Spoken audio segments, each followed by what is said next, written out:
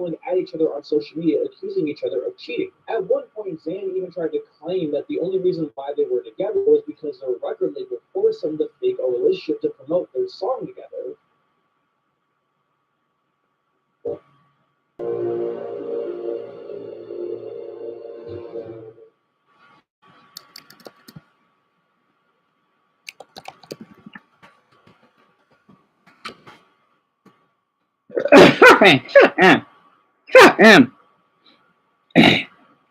And Dumbo, yeah, go ahead.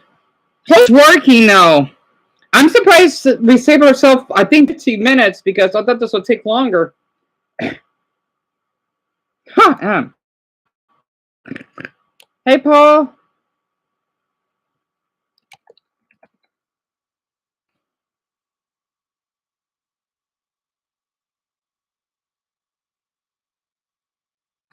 And Lika.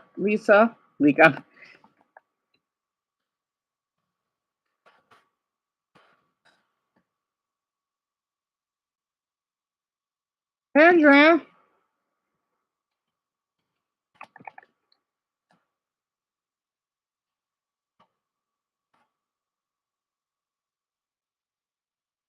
I think the ones that were alive.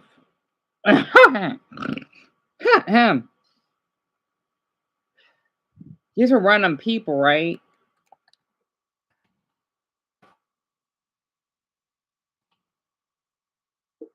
He had a different addiction that made him a much bigger joke.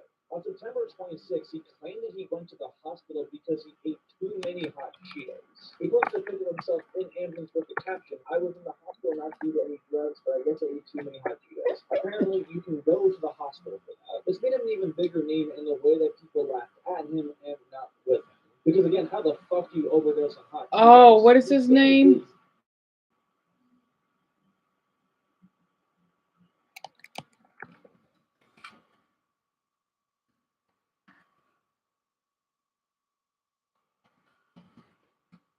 Let me turn on the TV in my mother's room. Hold on. I just watching a video about the dark side of One Hit Wonders, which is supposed to be these rappers, right? The video, I think the live stream is gonna get blocked because I gotta play my favorite song coming up, and I don't know why people would get like yeah, I know my brother has face tattoos, but for him it's different. I don't know why they do this. Literally, it just looks kind of ugly. Was written off this weight and lived off the big amount of money that he made in this time, but that's not what happened. After his initial blow up, he spent his money like there was no tomorrow. He spent thousands on designer clothes that he basically would just leave on the floor. He'd buy a fancy G-Wagon that was easily worth over $100,000 and then just trash it live on Instagram for the sake of flexing. But he didn't stop there. Lozan would even ball out on bigger purchases like buying multiple apartments in LA. And if you guys know anything about LA, the real estate is not known for being cheap. Not working on the thing that makes you money combined with spending too much money is a horrible combination for anybody. By this time, Lozan's career was at an all-time low. So, what do? Well, you start blaming your manager for a quote-unquote providing you drugs. It's the definition of going out sad. To make things worse, his clearly doctor was mental because in quarantine he would have anxiety attacks that were so bad his mom had to call 911. Now the situation has gone better in recent years as Lozan has appeared much more humble and mature in recent interviews and has claimed he has gone completely sober. It seems he has learned from his mistakes, but the success that he once had isn't coming back. But hey, that's not the worst way to go out. It's a hell of a lot better than being accused of murder, which is what happened to Ugly God. Now, just like how do I help us, Chef? Sorry, it took me a little while. At least I saved myself some time. Yeah. Eventually, it got over 33 million plays on SoundCloud. This was after he posted the song for the third time because his basketball coach believed that if he posted that song, it would really get in the way of any basketball colleges giving him a scholarship. But the real song that made him big was the track Water. This song was a hit on Mahaba Lucas. Seriously by record labels. Excuse me. Would drop the song officially on streaming services. Eventually, it would land up. I do like his channel. I gotta say, I gotta play this though because I just feel in the mood since I was watching his video about like one hit wonders. Even though I'm picky on the people that I use, get blocked though. Well, Aftermans, but I don't care. I mean, already at least the live stream earlier came out pretty well. Because I have to play this again. I'm thinking, let's see. I think I need to play the short version now. Yep, I gotta play the short version. It's been a while. Because I think it may be blocked just a couple countries though. I'm not sure. Hi Mason. Hi Lauren. I hope you both friends are doing well. Oh well, in the past 15 minutes.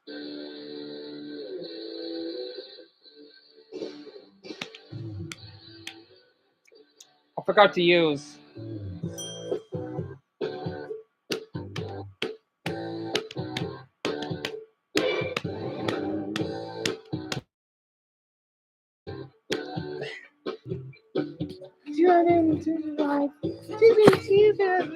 I love those parrots. Don't make yourself. Say yourself. You're the step to take. You knew way. Shake yourself. You every move you make. So the story goes. On our lonely hearts. On our the parrots are much better than on our broken hearts. On our lonely hearts. Wait, why are you doing that?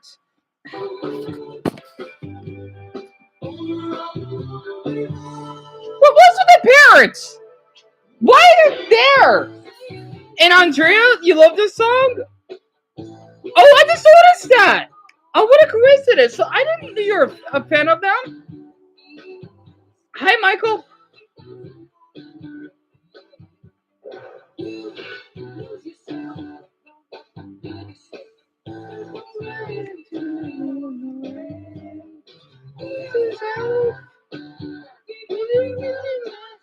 The word to succeed. Owner of a lonely heart.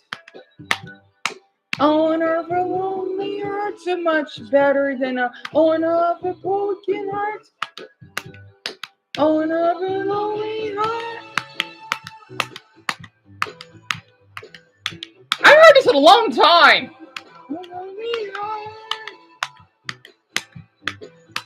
I love this song. Those parrots are distracting me.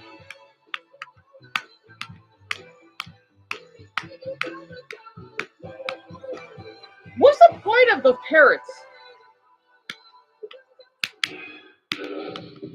I can't make as much noise because if I do, the dogs are gonna bark. I never happened last time.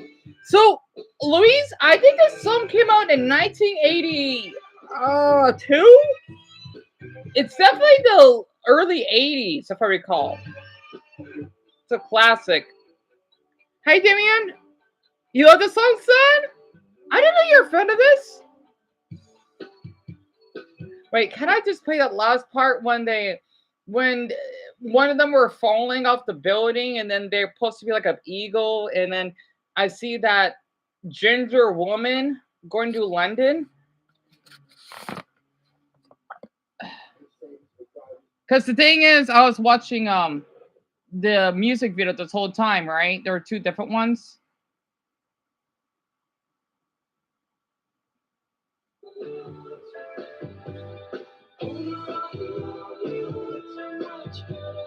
Owner of a broken heart. Owner of a lonely heart. Question mark. Owner of a lonely heart. Owner of a lonely heart. So much better than the owner of a broken heart. Owner of a lonely heart. I don't get the point of this.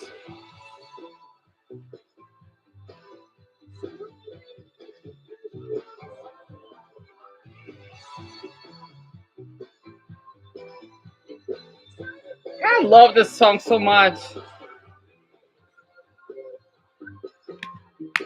Hi, Damien, Brian, Violet, Isaac, and Richard, and ni hao.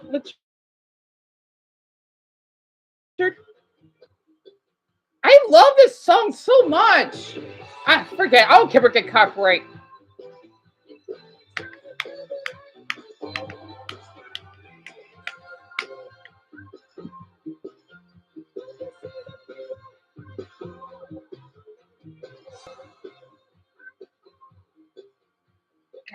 This makes me want to visit London so much.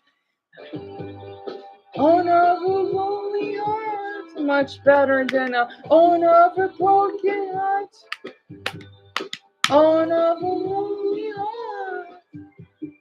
On a lonely heart. I love the transitions.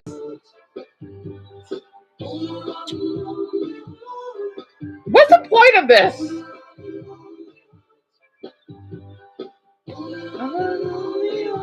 Much better than a on a broken heart. I love this song so much. Oh. Like, Dumbo, go ahead and get an apple. I like you say, do you want apple? You love this song too, Chloe? Hi, Mark. And yeah, it is good, isn't it? I can't believe this came out over 4 decades ago.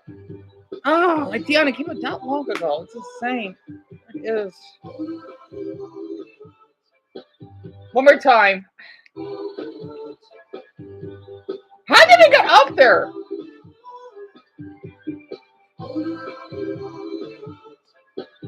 I'm sorry, like, it's amazing this is the 80s because it's so, like, the buildings are huge during that time.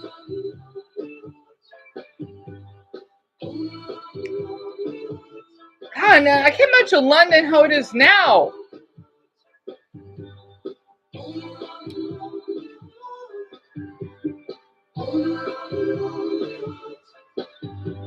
Oh my gosh.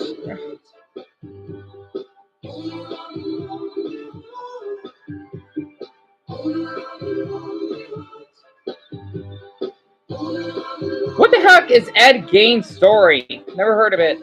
Looking hot on a lonely heart.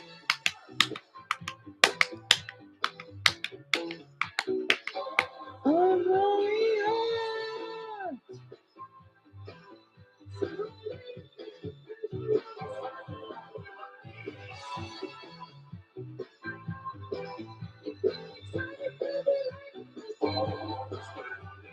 See, I love this part. You see the bus driving by? I love that part. Oh, this is that transition. I mean, the way that they filmed it.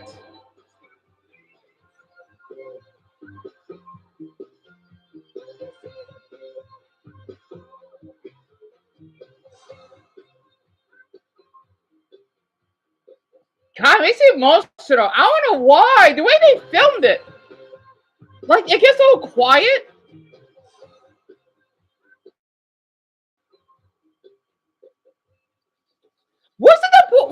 Why was the bird like flocking? And someone got a good comment here. You know, they got a dog as the profile picture by Mark. What a coincidence. Why does so much music from 40 years ago feel richer, more memorable, and just better? Good question. I don't know. I'm going to read the comments though. Hold on.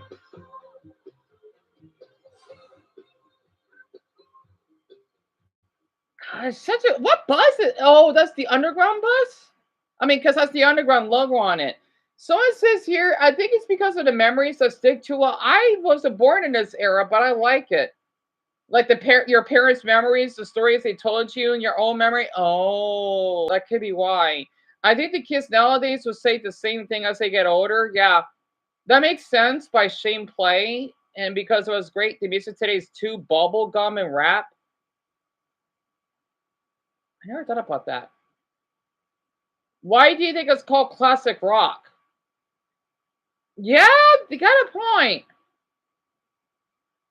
You got a point.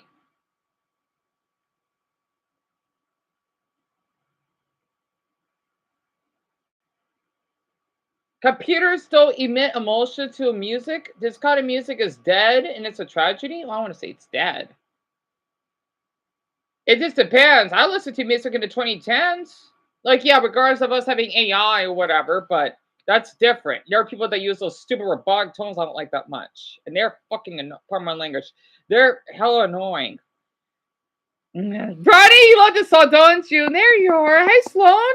And you used to listen to this all the time, PP? I didn't do that. And hey, Katie. I'm just amazed that a handful of you actually like this song, though. Hey, Eric. I just noticed that Eric was here. And damn that. Yeah, that's right. You forgot to turn this on. So most of you voted for Hitler, right? I got to check for the other ones. Because I'll play it at 6. It's a good video about Mr. Beastland, where the heck that is. One more time. I have to. It sucks if video's gonna get blocked. I don't care. I love my music.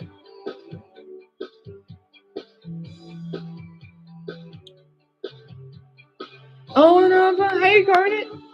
And welcome back, Danny. Welcome back, Amelia. And Chris, I didn't forget about you, of course. That's what I'm wondering too, Shelby. And definitely Joseph. It's good, isn't it? Oh no, lonely hearts. I just love the way they filmed it. I love old quality. I don't know why.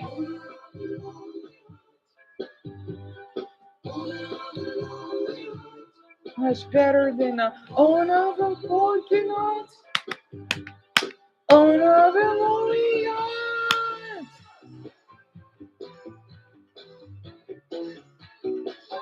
Lonely heart.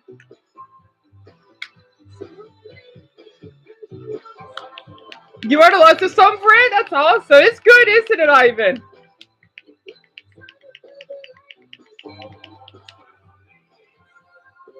I like how there's like a ginger woman in the background. You know, red hair. I love that buzz. It's such good timing.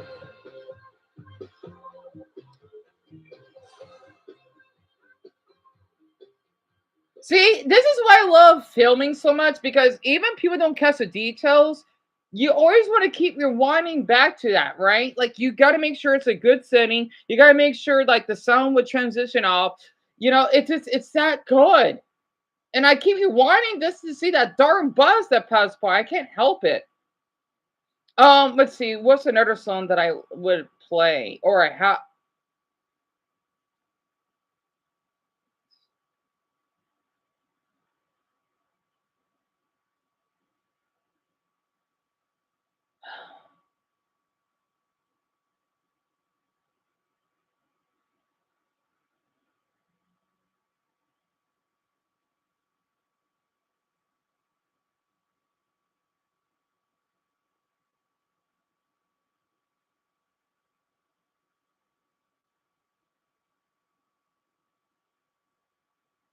Did I write the Soda video?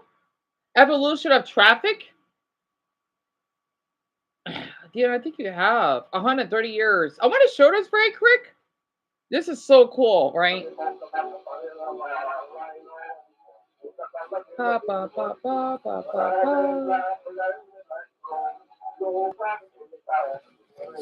Well, Cars was an event until 1896. Oops. Since I love him, oh yeah, since Greg. Well, no, that's why his son is here. But I think his son should look at this. So this video is by, I can't pronounce the name, Amaturas Urmikami. This is basically Evolution of Traffic, right? So you get to hear the music as well. And this is how life was, at least here. Well, I think this is here in the US. I don't know if it's here in the US or globally, but this is basically how we have our cars that were invented, right?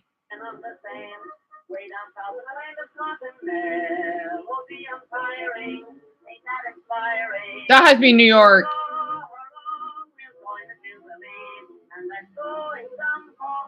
It's amazing how they drive back then. I wish they got the exact year though. Okay, that's a nice song. It's beautiful. Yeah, that's our country, right? I like how there's a black man though, because look at that year. Wait. Oh, okay, I got copyright. Sorry. I could let the audio play. It's so weird. This video got blocked, but the song did it. Weird. It'll go away though. Let me speed this up a bit. And this is the 60s? Oh, 30s.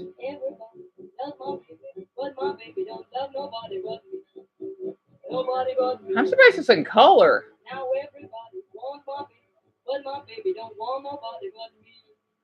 That's plain to see. This is the 30s? What? Wow, are you kidding me? Chin Lee, is that supposed to be a Chinese restaurant back then? And this is California in the 40s. It sounds like from Cuphead. But Cuphead's in the 20s, I think. I don't know. Yeah, Cuphead's the 20s. So that's the 40s. This is the 50s? Oh, it's still 40.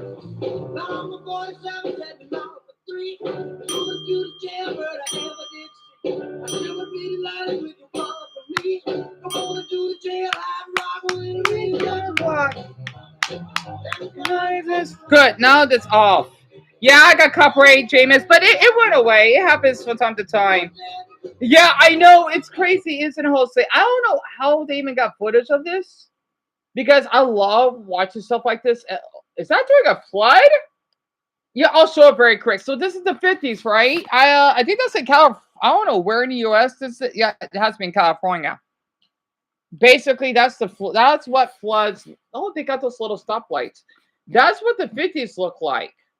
And that's when they start to get more colors of vehicles, right? And I just saw the poll. You don't like Mr. Beast, but how come you put him up there? Oh, Brownie, I'm so sorry. I couldn't think of any other people. And okay, here's the reason why, right? It's because, well, of the stuff that he does, I don't see. I know. I should have added him. The thing is, I just hate him, right? Because it says he's the most popular. Like, I want to give like as an example, because like that Venezuelan president, and what was the other person that I put? I couldn't think of any like actual awful people. I'm surprised Maduro is only 70%, because Hitler is hated more than Jeffrey. What makes sense? I want to give an example, because since he is the most popular YouTuber, right? He kind of acts like Hitler. Right, I know he's not evil, but the thing is, though, there's a video that I want to show soon. I'm thinking, you know what, he might as well be Hitler at this point, because the way that his trans friend, so to speak, that this stuff he was supposed to do when it comes to child sex abuse material, basically won over traffic, right, and not to mention kind of using people for profit. He might as well be Hitler. I hate him so much, right? I hate him so much to my guts, because you're gonna love that video I want to share. I despise him. Especially that Squid Game that I've heard about. He might as well be Hitler himself. I don't care how good that man is, because since I keep hearing rumors that Mr. Beast ruined YouTube, I'm starting to think maybe he did. Maybe he did. I'm not sure. That's why I kind of do use as a comparison. He's not as bad as Hitler, but like let's just say if he was, he kind of gives me vibes off of it, because he made chocolate that makes kids fat and unhealthy, but he gets a lot of money for it, right?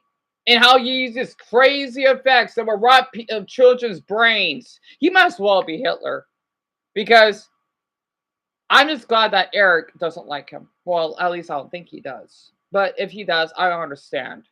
But I'm just glad that I didn't grow up, like, let's just say I'm Eric's age, because we had more of YouTube pooping in Orange and Fred. I was a little bit older than Eric, but now with him, though, that makes sense. He's not Hitler, he's not, but God, he must well just act like one, or he does. To me, he kind of acts like one. Right? You never heard of him, Brent? I'm so glad you haven't. He's really controversial, Brent. And Eric, you drew a snail. Oh, that's cute. That's cute. Eric, what color did you draw it? Jerry, you think so? I think so too. Because here's the thing, right? You got these other big YouTubers that copy after him, and actually, he does. I come to think of it, he's like the American Hitler. I'm sorry. This is why I love the Irish. So Jack Skepticeye, right? He basically predicted it that Mr. Prick is a bad man. If an Irish person would say that, you gotta accept it because he called them out, right? He would say, "Tell me what to your laddies" in his videos, right? Because he's like a gamer tuber, so to speak. Well, at least somewhat. I've seen a couple of his videos before, right? And he basically would say that he doesn't like Mr. Beast. And I think people may give him death threats or something for it. Yeah, he is like Hitler. What? That's because he's the most described person? I don't care. He could die of cancer. Like, sucks. I don't care. And I probably get death threats. Well, you would just get reported. So you have a big YouTuber that will call out for it. That's why I don't like him. Oh, purple Eric, that's cute. I love that color. And oh, Jose, I'm so glad you don't know who he is. I actually I don't think I want to show you and Brant, but I think to be on the safe side, I think I need to. After this is over, you know what? I'll show it shortly. That YouTuber that I kind of have a crush on, Tommy, he did a video of it or a reaction. I think he did it on YouTube. I don't want to say he did, but kinda. Oh, that's so 60s.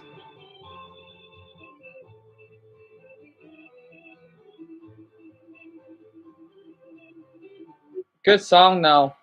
Is that the 70s? Oh, the Black Sabbath?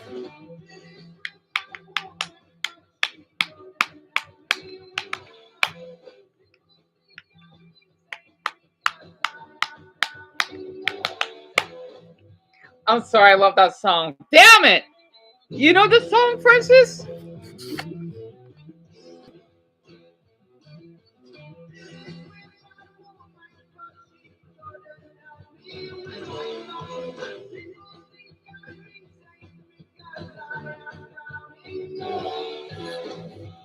Yep, that's the Black Sabbath, Haley. Love that song.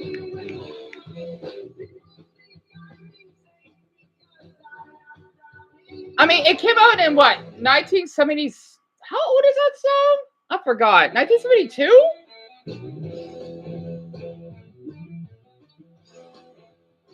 Such a good song.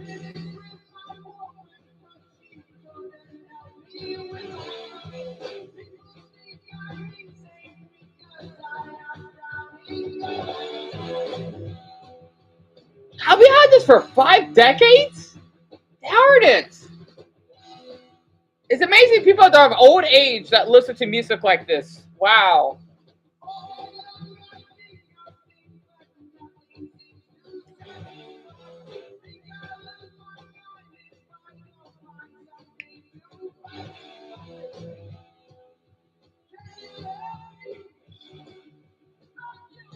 Is what your Billy Dave? Are you kidding me? Really? That's good. And then you like this too, don't you? So this is around the road, right? Well, because they show here in the US and then they show one in London and somewhere in Hong Kong. So yeah, this is how life was back then. God, it's kind of insane. That's London. I know I'm gonna get copyright, but screw it. And then it looks like Hong Kong is the next one.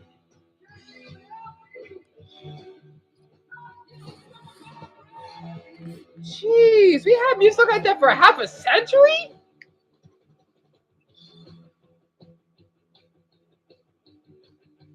Yeah, that has to be. Oh, I think that's. I'm not sure. Oh, that's Japan. I'm thinking like, why they got Mandarin symbols? 80s.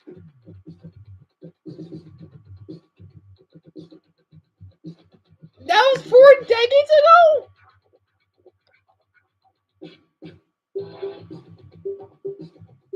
know that our great grandparents or whatever listened to music like. It's kind of insane. The 90s, my decade. Oh wait, we had music like that when I was born. They said the N word. I didn't know we did that for that long.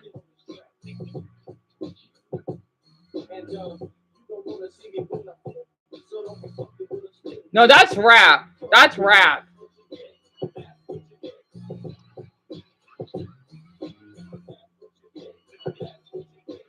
Where's 80s song? Jerry? I don't know. I don't listen to bad music, so I can't give you one.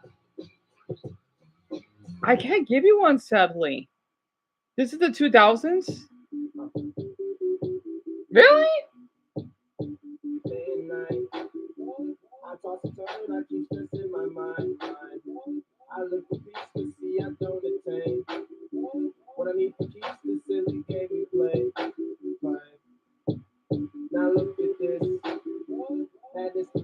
Wow. Are you serious? 2010?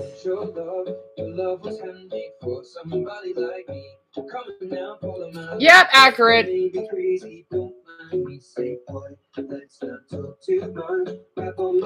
Yeah, The Shape of You. Everyone heard that song.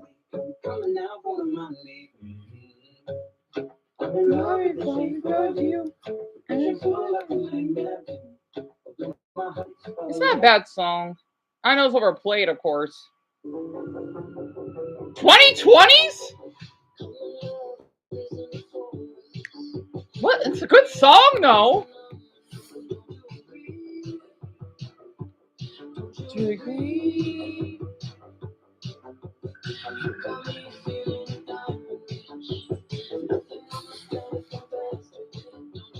You think you knew that song, Amelia? Yeah, it's Shira and Lisa. So I forgot. It's The Shape of You, Jada, the previous one. I don't know what song this is. It's a good song. It's not a bad song. Oh, this was uploaded 5 years ago. Whoops, I thought it was up to date. I'm sorry. Wait, oh god, I found a good video. The evolution of the alarm clock? And then I'll get to Tommy, because I know we're getting close to 6 o'clock, right? So, damn, let's see, we got... Technically, wait. I just noticed, it's not 6 o'clock yet, and it's already dark? Oh my Buddha. How's it dark already?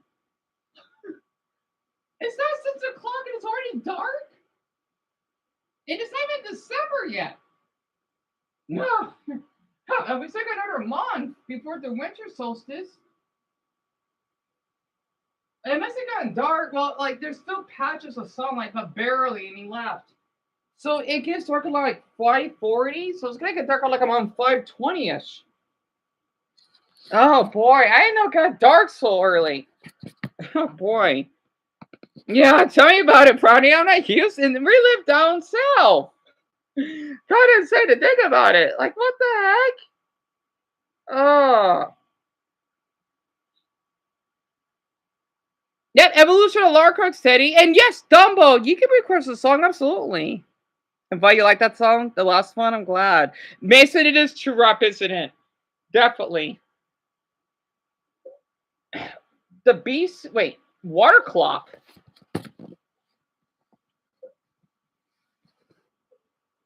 The Sebius? What? Oh, like a water fountain? How's it an alarm clock? The gong. Love that sound.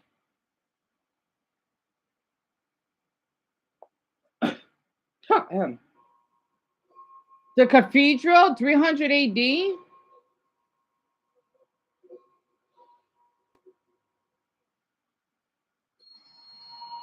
Tibetan Bell.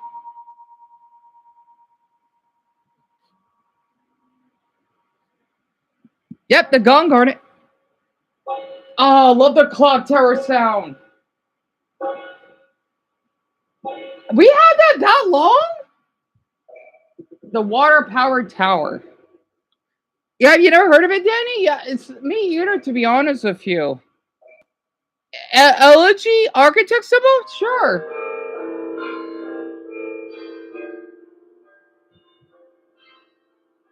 So that's where it came from? The Western European clock? Oh, that's beautiful.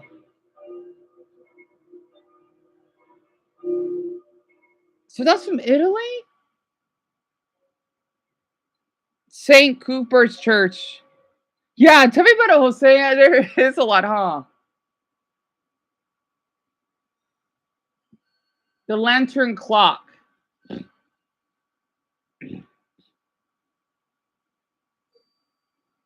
The Carillon clock? You have the Italian church ballot?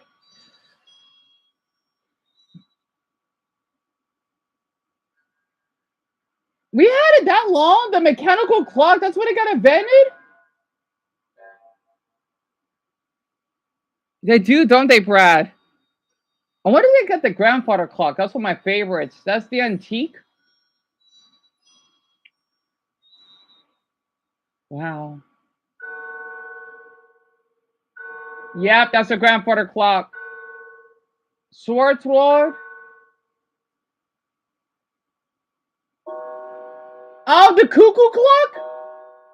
Cuckoo, cuckoo. I love that. Yeah, tell me about it, Isabella. It's crazy, huh?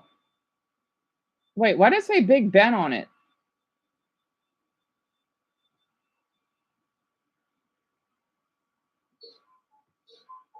Oh, wait, that's what it is?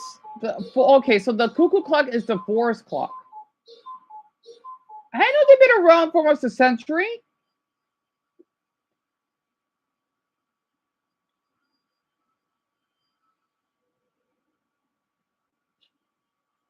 Wow, we had that since 1939. So that's a regular clock, like in those Mickey Mouse cartoons. The war alarm clock. Wow. The Atlanta clock. Huh, cool name. Yeah, the first one, Chloe. Yeah, that one has to be one of my favorites for sure. The West Clocks travel folding.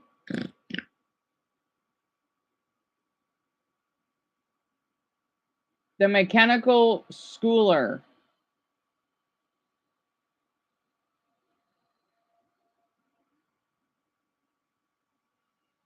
Oh, that's so cute.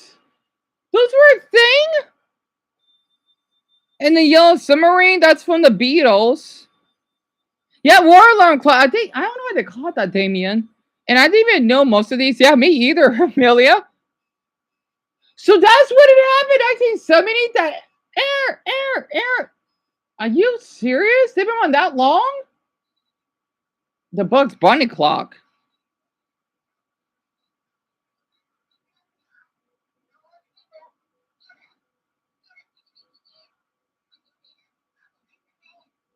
That's my favorite. Yeah, tell me about Ashanti. What the heck?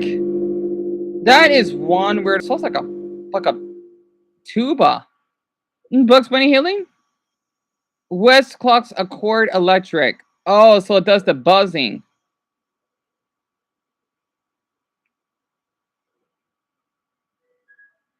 Tokyo Clock.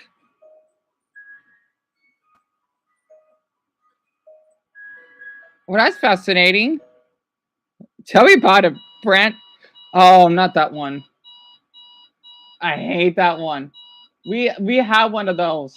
Well, not like that model, but a little different. Mason, are you serious? You have one? You mean this? I didn't do that. I guess it makes sense because you're from Japan, huh? I like the Japanese one. That'd be my second favorite. Actually, I think we did have that.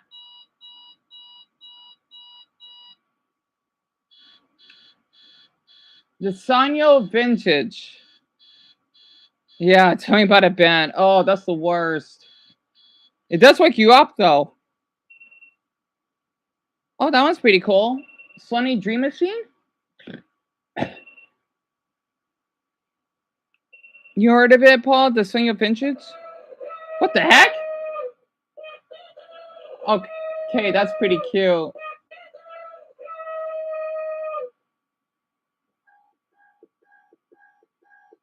Wait a minute. I think we have. Oh, that's the one we have.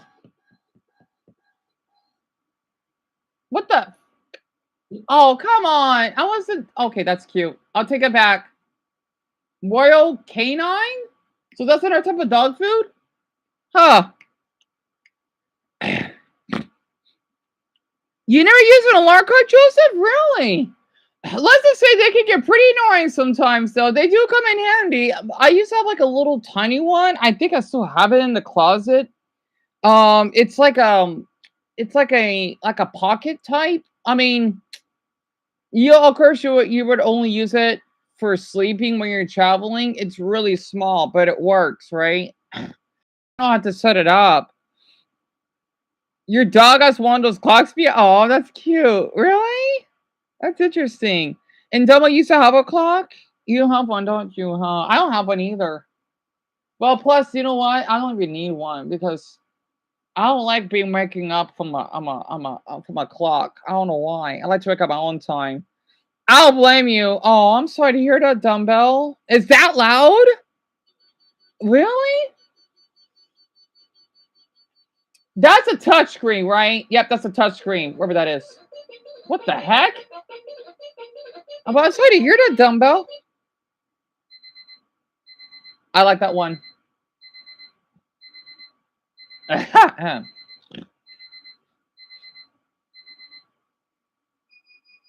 Oh, that's one of those cell phones. Oh, why are you only 12 though? I'm sorry to hear that, Dumbo. It happens. Yeah, I don't like that sound. Yeah, that's what I think too, Lisa. Actually, I forgot which one it was already. But yeah, those are cell phones, right? Really old ones. Yeah, Francis, you'd be surprised. Radio Shack Compact.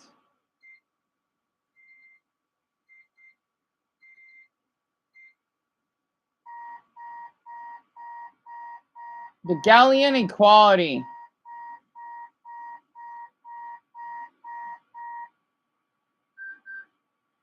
The Philips 2003. It looks like when you like send like voicemail. What? Oh, okay, that's pretty cool.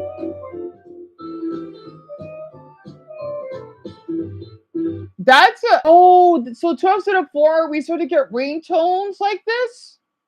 I like how it's in Russian. It's a Russian phone. Siemens? Oh, Vodafone. So yep, this is Russian because the keyboard or whatever that you punch in the numbers is in Russian. What the heck? That's insane.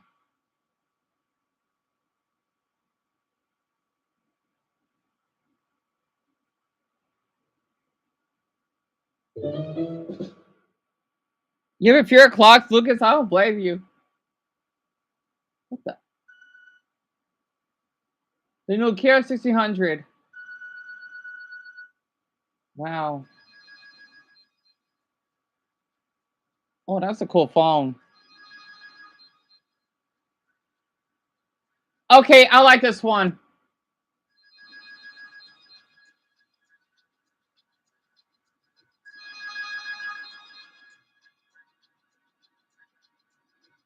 I like that one a lot. The iPhone, yep. Wait, why is it called 2G? Oh, for service. We come a long way.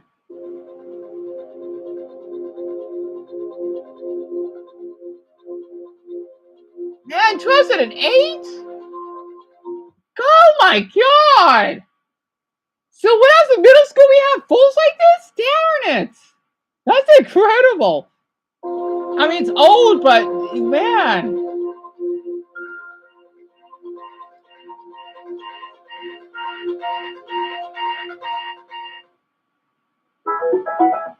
The Samsung. 2009? I didn't know we had Samsung 2009. It's cute.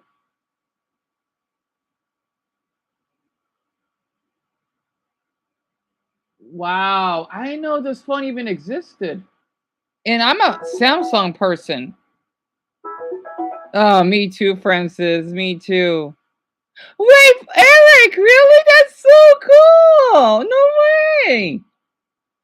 So, oh, that's right, Eric. I mean, Greg did tell me he had a flip phone once. Well, that he told all of us, right? Because what Eric is saying, he has this phone. This one? I think a lot of people have that. I'm surprised it's still usable. Oh, I went too far. 12 out of 10. I think we're slowing down a bit. Oh, I've seen that phone. I've always want to give myself one of those. Kinda.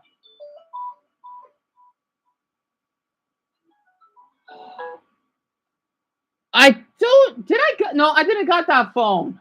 Yes, I remember hearing about this. When I was in high school, I've always wanted to get a phone like this so badly. So I have a Samsung Stratosphere, right? It doesn't look like this, almost, but a little different. The Google thing looked like this. The little charging bar looked like this. This is the phone, the type of phone I used back when I was in high school. It would look like this. This is what we had back then. I think this is the first time that we actually have live wallpaper. Oh my god.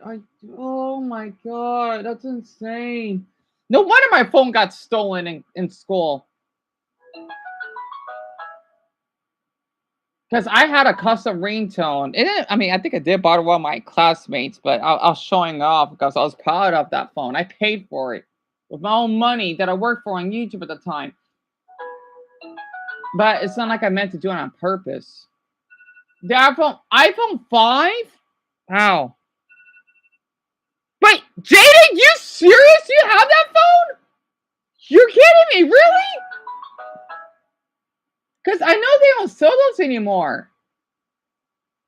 Like, you still have it?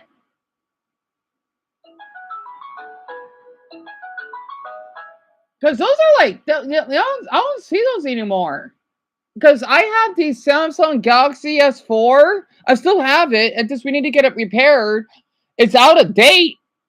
So I'm thinking, like, how do you still have that phone? Because that phone would have be out of service. Well, yet again, you're from Brazil, so I think Brazil may be a little different than here in the US. Ah, gotcha. But they barely work, right? So just like my phone, that makes sense. That's so cool, though. And then Sony, your dad has a 2010 Sony, Jerry. That's awesome that he does. You never had an iPhone, Shelby? Me either. I'm not an iPhone person. I think my teacher, when we had the economics, no, he had the iPhone 4S. We came a long way. Oh, that is a nice phone. That is a nice phone. I want to get one. And that was when I was my senior year? Oh my god. Are you kidding me? But yet again, I couldn't afford it. I had like the cheaper ones. Wow, that is a nice phone. Sony Xperia Z2. I've heard about this phone a long time ago. Oh my god. Wow, this is insane. Dumbo, your sister has the iPhone 6. Oh, she does? That's awesome. Because I thought your sister didn't have a phone though. Unless because it didn't have service. But your dad has the LG. Oh, gotcha. The LG flip phone from 2009. So that's also that your sister has a phone. I thought she didn't. Unless I probably was deaf and I didn't hear when you told me. Oh, that's right, because she had the like when you had one of those incidents, she had to call. Gotcha. Now I remember. So I'm surprised. She has an iPhone. The iPhone 6 is pretty old. I'm surprised it still works.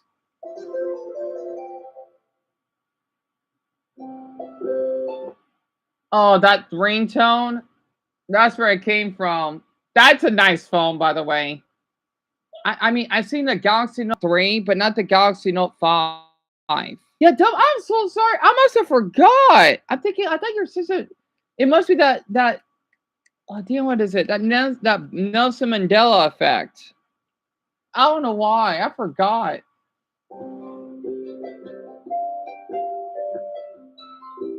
Yeah, me either, Violet. I think it's iPhone 17.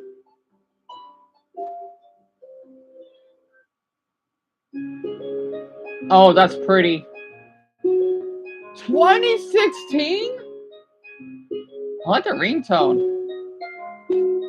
You never had an iPhone either, Haley? Right, Brody? The no. I like the alarm sound. The iPhone 8 was 2017? Golly. We had that for what? These phones are before COVID? Where have I been? The Google Pixel 3a.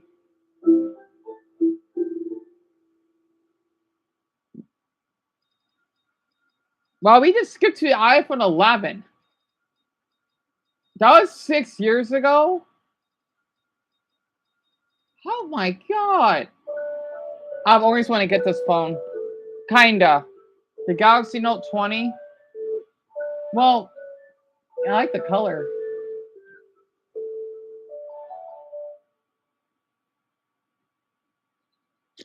Oh, I heard about this brand. That's from China. The Huawei Mate 40 Pro. Oh, that is pretty. That was 4 years ago.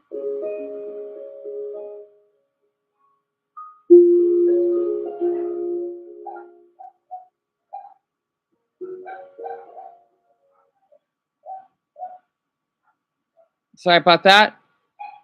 Yeah, it looks like a great phone, doesn't it, Jameis?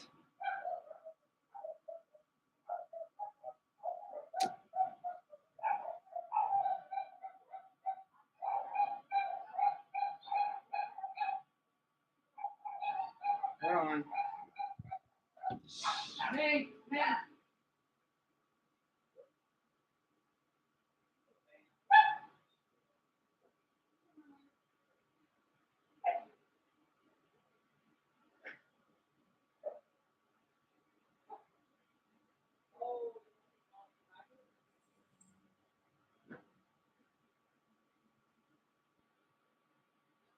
Sorry, that was our mother's package from Target. Excuse me. Oh, are we typing in of like what if we have a laptop or a smartphone? Hold on. How many people on our laptop? I'm curious, and who aren't on the phone? So Ricky has a laptop. Bronny, you're on your smartphone right now watching this? Really? Huh. James, you're on your smartphone. And Red and Haley are on their laptop. Yeah, we got a package from Target. I think it's I don't know what she ordered.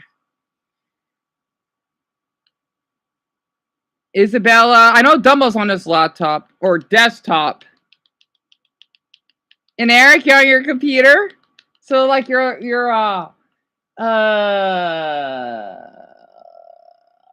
laptop, I think.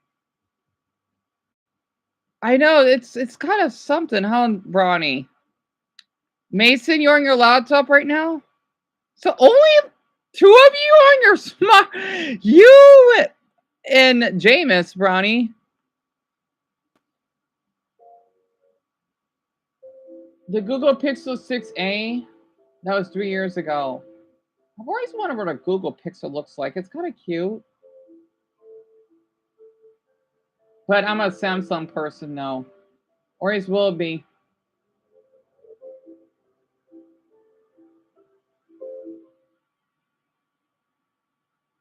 That's a name. Nothing phone. That is the weirdest name for a phone bite I've ever seen. So, oh, Lauren, you use your sister's phone? Gotcha. I'm surprised she allows you to use it for so long. So, only 3 of you. Everyone's on their desktop or laptop. Interesting. Okay, basically laptop, right? Because I mean, it must be a pain to time to sit around all day. Oh, good to know. I might need to use that on the shorts that will come on to ask people to use their their smartphone and laptop. Yeah, Francis, it's called Nothing. That is such. What the heck is that? It's pretty cool. Why is it called that? That must be the back. Why is it called that? The fuck is that? Right? Double my reaction exactly. And this is the Samsung what? Oh yeah, I'm way behind. Galaxy Z Fold 5. Wow, that's quite the name. You got me at Z. And then you got add Fold 5. I think that's the last one. Wait, I think we got one more. You heard of it, Bronny? It does look pretty cool, to be honest. The iPhone SE. It's a nice phone, though. It's not bad. Oh, I know why. Because it's better than the stupid original iPhone brands. Because this is a cheaper model. Which, I gotta say, it looks pretty. It just sucks I'm not really an iPhone person, though. Unless we're talking about Macintosh. Oh, you know what? I'm sorry, because I know I gotta do Dumbest Request, right? What the heck? What the heck is that? I'm sorry. I'm so sorry, Dumbo. I'm so sorry. What? Wait, we got a long ad. Yeah, that's what we have. That little T-Mobile thing. Yeah, that's what I say too, Ashanti. And I've heard a lot of the newest iPhones are glitchy. I think I've heard about it. I know there's some phone that people say that it was explosive. I think it was like a Samsung phone. No, I mean, because we had this in the past, but I don't remember the name of it. And Shav, you use a computer? Hmm. So basically, most of you do. Terrible phones that nobody can buy. And that's why in this video, I bought every phone I could find on TikTok with 1-star reviews, just so you'll know exactly what. Wait, these are phones? What the heck? Dino in the back, 214 in the front. Wait, is that a phone for kids? Yeah, this is for kids. Rear camera too, surprisingly. Except in my opinion, the quality of the rear camera is even worse. Oh, no pinch to zoom. You don't get that feature. It has video as well. We can try What is that? Dino fact number 1. They're really cool. They're okay.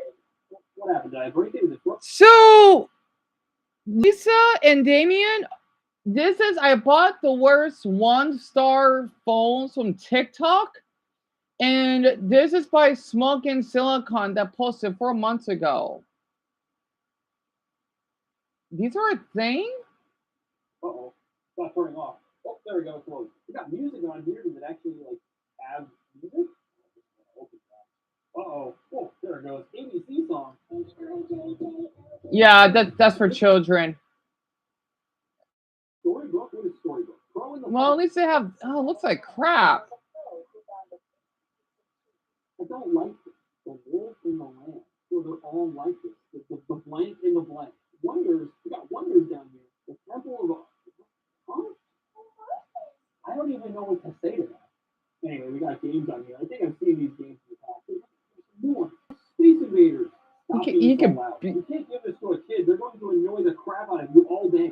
No, I'm done with that. In fact, I'm done with this whole call. It looks like crap. Tell me about it, Richard. And I do think my son will find more to play with than just the flashlight. 3 stars. Up next, I got this phone from Goofy. Got a 1-star review too. It shows that they had to call the Goofy hotline just to get their phone. Tell me about it, PP. I think so, Jerry. I'm not sure. Bag in my mailbox. And sure enough, they post photos of the empty bag. So was their phone stolen? What happened? Oh, and this one's my favorite. It's this person basically saying that they delivered to the wrong address, right? And then they proceed to provide their entire home address on the TikTok shop review. Most concerning one of all. So someone said this is what iPhone users look like when they use Android. That's funny. Yeah, bad news. We got the gold one. This is not the blue one. This is not the one. What is that? It is immeasurable, and my day is ruined. It's like weird sticker they have for the camera. there. The back of the phone is still pretty cool looking. It is. Note, an emergency of low battery state caused smartphones not able to power on. Please keep phone connected to the device for at least 30 minutes before doing anything. Anything at all. Don't touch the phone. All right, got that off of there. Let's take a quick look at the phone. What is that? It's a little weightier than I expect. Oh, an iPhone. Why is it gold? We got our iPhone layout, speaker microphone situation. In the back, we have two very large-looking cameras. Now, are they actually? Andrea. They could be. How much did he pay? That's what I'm wondering too, Katie. What phone is this? How is this animation so low frame? Interesting. We don't even have like a setup screen or nothing. It's just pictures right to an unlock screen. Oh my god. Bootleg. Yep. Yep. Oh, geez. Stop that. Oh, this phone is. It's a Samsung phone. It's all glitchy. Scan my face. There's no other additional setup or anything. I mean, Jacob, I need you to unlock this phone with your face. It does nothing. It does nothing. Perfect. Oh, it unlocked for me. There we go. That's proof. It actually works. Anyway, let me go ahead and connect to the internet and make sure this phone is all up to date. Ooh, this phone supports our 5 gigahertz of Wi-Fi. That's incredible. What in the world was that? What is this phone doing? It's been checking my info for 20 years. Like, open the Play Store. That's all I did before. Sign in. Hey, come on, phone. Do something. Oh my god, it actually supports. yeah.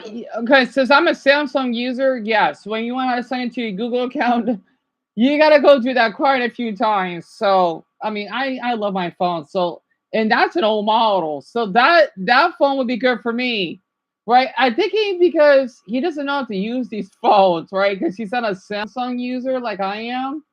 But yet again, I'm not an iPhone user, so I wouldn't know how to use an iPhone. It's a nice phone, though. Are we good? No. Oh, You gotta be kidding me. What are the chances of a system update for this phone? Technical updates, come on. That's not it. Okay. Last security update, 2022. Because I can go. it's not even that old. What? It was an Android 12.0? Wow, that phone is pretty new. Not bad, though. All right, so it has an 8 megapixel camera. Well, that's the front-facing camera, or the back, like when you take the selfies. The front-facing camera is a 13 megapixel. It has 4 gigabytes of RAM, which is really impressive. So 64 gigabytes. It's a phone, of course. Status is a IMEI. Nice. I think that's about it. My phone here. What do you think this phone is? It's a 12 model phone. Very nice. Yeah, It's a very lightweight Pacific. phone. Okay, well, since I can't download or install any apps apparently, let's see if the camera works. A lot of lag there. That's not even close to insane. Look at a picture. Oh, yeah. That's size I could. Look at the level of grain you're seeing. Yeah. Excuse me. Or in the video. There it goes. Oh my god, that is so much grain. Does this thing at least have YouTube? Okay, it does. Good. You can test out the speakers and, the playback speed and all that. YouTube has style. I don't even know what to say. An Android phone you can buy in 2025. It's so busted. You can't open any of the Google apps. Guys, after all this phone crap, I think we need to take a break. It's pretty hot down here right now. Oh, he's from Carolina. Sounds pretty nice. But I know what you're thinking. How am I supposed to use my mobile data all the way up there in this way? Well, thanks to the sponsor of today's video, Sandy, it can help make it easier to set up a eSIM data line for myself. Let me show you. Sandy is a super simple app that lets you quickly and easily get connected to over 200 places around the world. Oh, that's a VPN app. Oh, that's pretty cool. But wow. So the phone is so bad, you can't even get on YouTube. I mean, my phone may be outdated, but I can still get on YouTube. So yeah, that phone sucks. And I can't afford these. Same here, son. Same here. Same here. Yeah, I don't know what's up with these phones, to be honest. Brent. And then not to mention that it is obvious that these are used. Yeah. They're supposed to clean them up and factory reset them, which is like making the phone refurbished. So that was basically the owner's mistake. Well, I think they have. And I'm a little confused on why the phone is rated a 1 star. Yeah, it looks decent. It's pretty glitchy. If that actually makes sense. Wait, weirdest smartphones ever made? I'm sorry, we're supposed to listen to ideas, but I got so off topic. I kind of check that out, and then I want to do Dumbbell's request. I know in a lot of new phones, they're made vocal to make the camera, but Danny, absolutely, because they're supposed to be more higher def. And your phone is very old, but still gets YouTube, Jane, and that's good. The one that you told me about, right? Use two steps and see these phones deserve. So here I have a renewed and unlocked CCL30Z, but hacker reviews say the phone actually was locked, and the shimmy here says I'm a. Let's see. What does it look like? There's a bunch of Google stuff. We got this thing. What the heck is that? It's like a weather or a news kind of thing. Yeah, it's a track phone. Well, it looks like an LG. What the heck is that phone? Looks nice. Not too surprising, but it only supports 2.4 gig Wi-Fi, not 5 gig Wi-Fi. So there's something to note there. But we are connected. Let's go ahead and see if we can do anything with this phone now. And of course, now that the system update, now that it has internet connection, we're going to update a million other things too. Current setup. What is going on, man? Please stop this stuff. I just want to use this phone, please. It's not a bad phone. See how this thing looks. So no, that's actually a nice screen there. Normally, wear and tear on the body here, it's just like little stick residue. Which, at least this phone has a welcome screen, so I don't have it's not already preset up for me, which is a little less sus than the last phone or the phone earlier. So let's go ahead and see if we can set this thing up and get to this. No way. This phone needs a SIM card to work. You're joking, right? I can't do anything without a SIM card. Wow, I haven't seen a phone like this in ages. Let's go ahead and see if I can find just a random dud SIM card. You need a SIM card to use the phone? Whack. Someplace. And one of my favorite features is the ability to. Yeah, that's a sponsor. I feel bad. Okay. Utah or another state because of the minors requirements for internet content. All right. What? Anything, but, okay. Oh, hey, fingerprint. What do you mean for my what? Go ahead and click next here, and hopefully I can actually set this phone up now and use it. Oh, hey, this phone supports 5 GHz Wi-Fi. Hey, that's a nice little bonus there. Cool. What? Hold on. I have never seen this before. Utah law has specific requirements for minors to ask. You're kidding me, right? What? Utah or another state because of the minors requirements for internet content. All right, not sure that's a new thing, but okay. Oh, hey, we got a fingerprint. Okay. On the sensor on the side. Yes, indeed it is. What? On the side. Okay. So Eric, your dad said we can't get a new phone. Oh, I'm sorry to hear that. And I know phones can be so expensive these days. But a lot of people can't afford phones. There's nothing wrong with that. And yeah, tell me about it, Lucas. Honestly, I know this is even a stupid law that, we're not talking about like porn or anything. We're talking about like if you just want to go on the internet, that they're strict. And Ben, tell me about it. Honestly, the sponsors do my thing first. They do tend to get out of the way sometimes. I didn't know that was the thing. Me either, Jameis. Here it is. Oh, cool. It still will. Just trust me. And I will say the brightness is like, it's not great. I mean, again, it's really not surprising for a phone that's $45 to use. And yeah, really the first thing I noticed on this phone when I started setting it up is the poor vibration on this. Let me just show you here. I don't know how to explain it without you actually feeling it in person, but sometimes these cheaper phones have a vibration that just like it just doesn't feel right. You press and it's like the vibrations like overlap each other as you click the new buttons. I don't know how to explain it, but it's not a good vibration. But it's really just an annoyance to find. Oh, here we go, guys. We got all the games that are downloaded. Now I'm actually not sure if the games showing here are the same games that I unchecked that thing. But like, where did these games come from? We got Solitaire, Spades. So Lisa, Utah is basically a state above me. It's shaped like a rectangle, kinda, but like an L. If that makes sense. It's pretty square. And I think there's like about 3 million people that live up there. That phone didn't seem terrible, true, but not great either. Yeah. Speaking of phones, right? Because we'll see, it's 6:30 this about. I want to play what this one is. These are supposed to be the weirdest phones.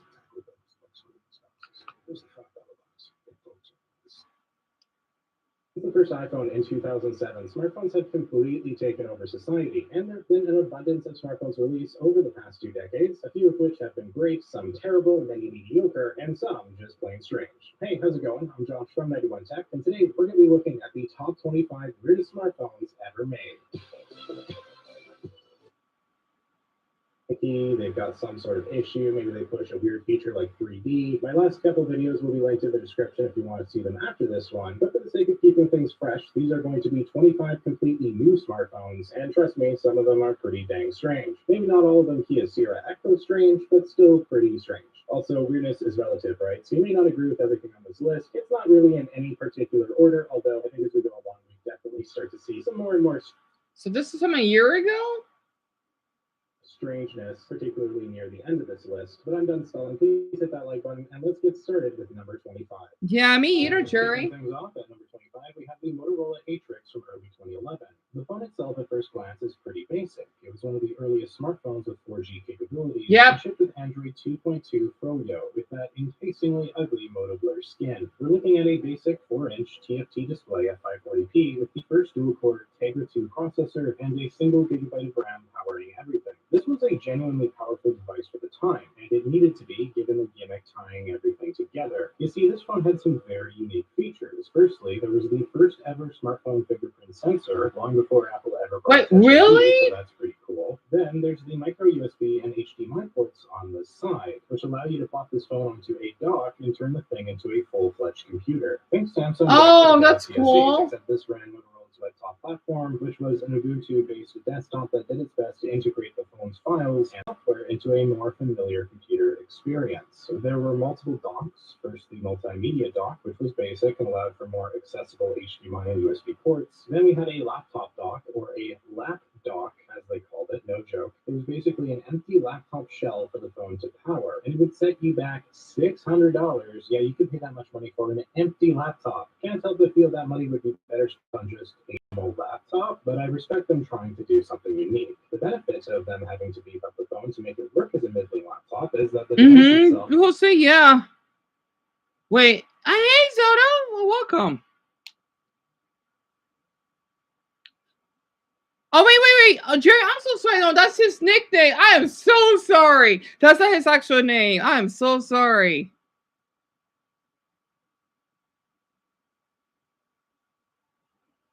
Yeah, I'm so... Oh, you mean his username, right? Yeah, 91 Tech, that's his username. Yeah, I know, huh? Mason, this was uploaded last year. Very powerful for the time, and it seemed to have received glowing reviews. So a little out of date. The lapdog, which naturally barely sold. There would be future generations of the Atrix as well, but the entire concept of it was flawed from the beginning. It just never made a whole lot of sense to turn your phone into a laptop when you had to bring the round to laptop anyways. You might as well just have a separate computer. And a smartphone is so small, it's never going to be as powerful as a regular laptop. All in all, I think this device is definitely worth being considered one of the weirdest smartphones ever made. At number 24 from 2016, we have the Nextbit Robin. Do you remember those Razer phones? There was only a couple of them, and if this phone looks vaguely familiar, that's nice. It was made by the same team. Nextbit would be bought out by Razer only a year after the Robin released, which had followed a very successful Kickstarter campaign and mostly positive critical reception. Moto Z. Is that my phone? It almost looked like my phone at first, but it's not. I've been hearing about this phone. Oh my Buddha. Wait, no, that can't be. What? Oh, I think I remember hearing about this. These are pretty old, though.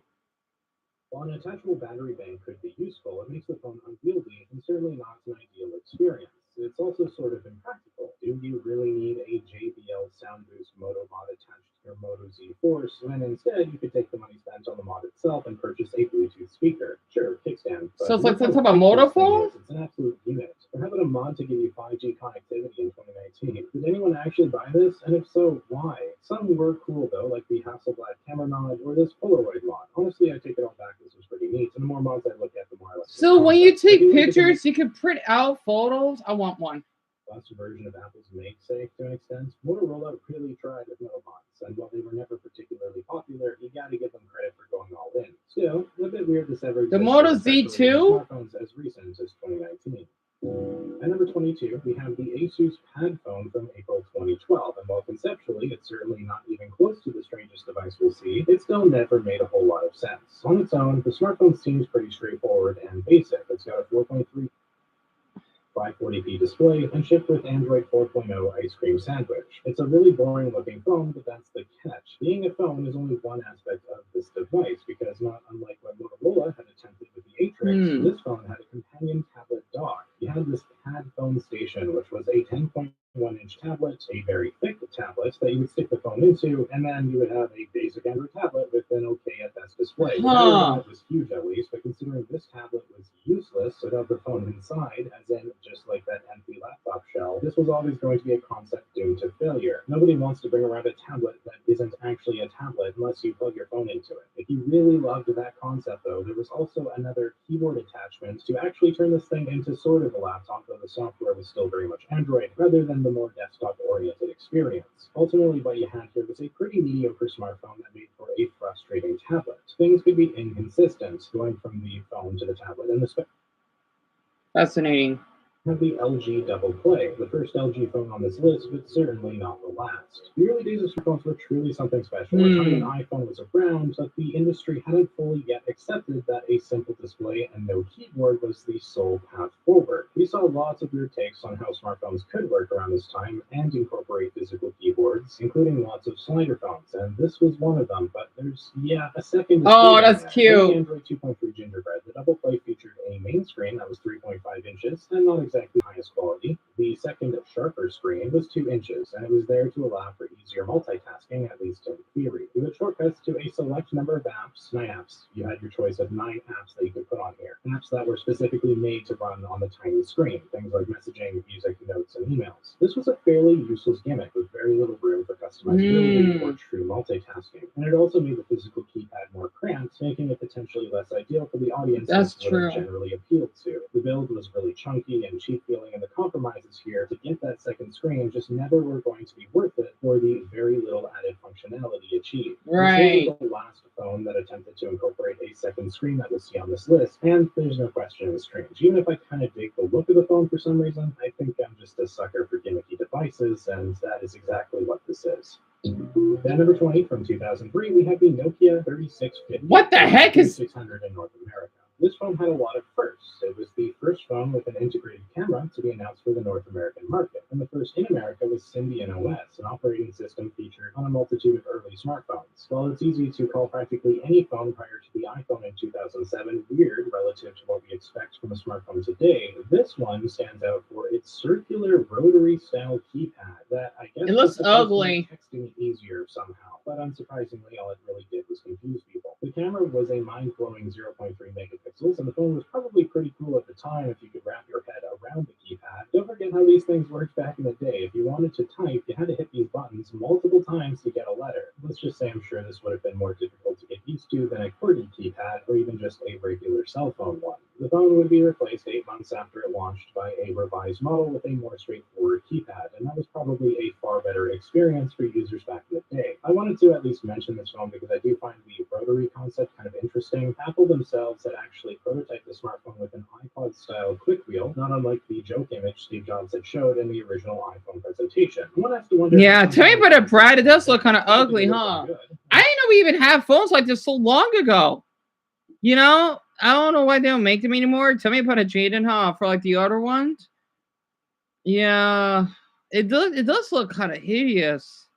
Yeah, Nokia has a lot, Haley. I'm not sure they're still in the works anymore. My bed keeps getting flat every darn time. Oh, this bed's a lost cause. How about I cut up everything? And oh, Eric, I'm sorry. What phone do you have? What phone do I have? I have a Samsung Galaxy S4. It's a really nice phone, pretty old, but it does work. It's just that the little butt of it, to charge it, doesn't work. So I need to get that repaired. It is a solid example of exactly why it was just weird to use.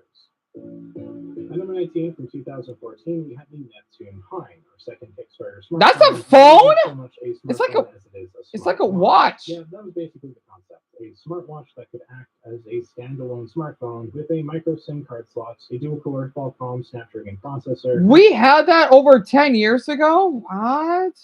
GB of RAM, and 16 or 32 gigs of internal storage. The display was 2.4 inches, and we even had a 5-megapixel rear camera along with a VGA quality front. Are you serious? Wow, Star Trek really predicted. Camera, Wi-Fi, Bluetooth. This really was a smart. Well, imagine you're playing Fruit Ninja on your watch. I can't even imagine that. That is pretty cool, actually. I suppose I like watches. I wouldn't mind getting one of those. Yeah, an 11-year-old phone. It's older than Eric. Isn't that insane? Eric hasn't even existed yet when this phone got released. Oh my goodness. Running Android 4.1 Jelly Bean. Within 27 hours of the campaign launching, Neptune had hit their goal of $100,000 and ended up raising over $800K in 30 days, which made for the highest funding of any Canadian Kickstarter. You never had to watch those to me either. The coin from the wristband to become, I guess, a little easier to use as a smartphone, but if you're already squinting your eyes skeptically, I can't blame you. This was never really a good idea. But don't forget, while smartphones by 2013 to 2014 were fairly well established, smartwatches were still a new and foreign concept. Right. The Apple Watch hadn't been announced yet, so there was a gap in the market for a product potentially like this to really take off. And I mean, well, there was never a second model, so you can probably guess how it went. The battery was small, the camera quality was mediocre, both the device and even Watchband itself was clunky. Android 4.1 was already out of date at launch. Performance was middling at best. Look, if you ever used a lower-end Android from the early 2010s, just imagine that experience on a 2.4-inch display. Yeah, not great, and the biggest claim to fame for this device was probably being featured in 2017's Fast and Furious 8 for some reason. Overall, weird smartphone, and not a great smartwatch, but still, someone had to give it a shot. And Canadians have never done anything wrong in the history of the universe, so I guess I'd give the pioneering score of 91 Canadian geese out of 19 double-doubles. Huh. Since it's hurt to say, this is a stupid joke. At number 18 from 2015, we have the BlackBerry Crib, which is one of many BlackBerry phones that could probably qualify for this list. At first glance, it looks like your typical 2015 Android phone. We've got a nice 5.4 Among Us, stupid display that's actually curved on the sides, pretty cool. Up to Android 6 Marshmallow, an impressive 18-megapixel rear camera, a Snapdragon. Man, we had phones like this back then? Operating system. Oh, like a little BlackBerry board. That's pretty cool. I'm sorry, everyone. I'm so sorry, literally. I keep getting distracted since we're talking about phones, right? Oh, that's an old phone. Because it still lets them be relatively. Oh, that phone is old. Pocket. 2011? Smartphone that was attempting to evolve hardware in a unique direction. Specifically, the Pocket was wider than almost any phone on the market. Not taller, mind you, but wider, making for this sort of square-ish design. Jeez. LG Flex. I think I've heard about that phone. Oh, I did. My nephew's and niece's uncle has that. Of course, I got pretty stupid ads. All right. You did? How to use it? You use a BlackBerry? How's it like? And you had a math day. At least it's not a terrible day, right? Man, I swear you need a day off. I always wonder how it's like. Oh, Miss Vicky's, those are good.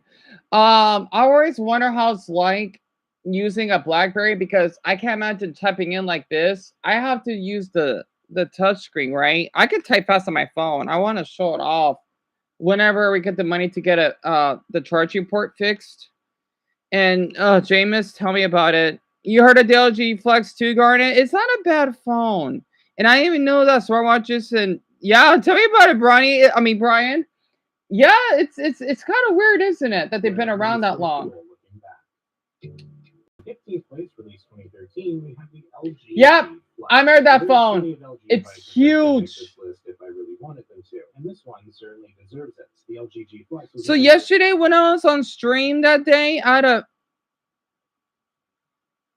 Zelda, are you kidding me?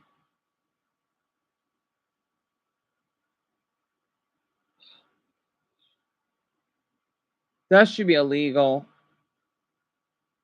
They're working you to death.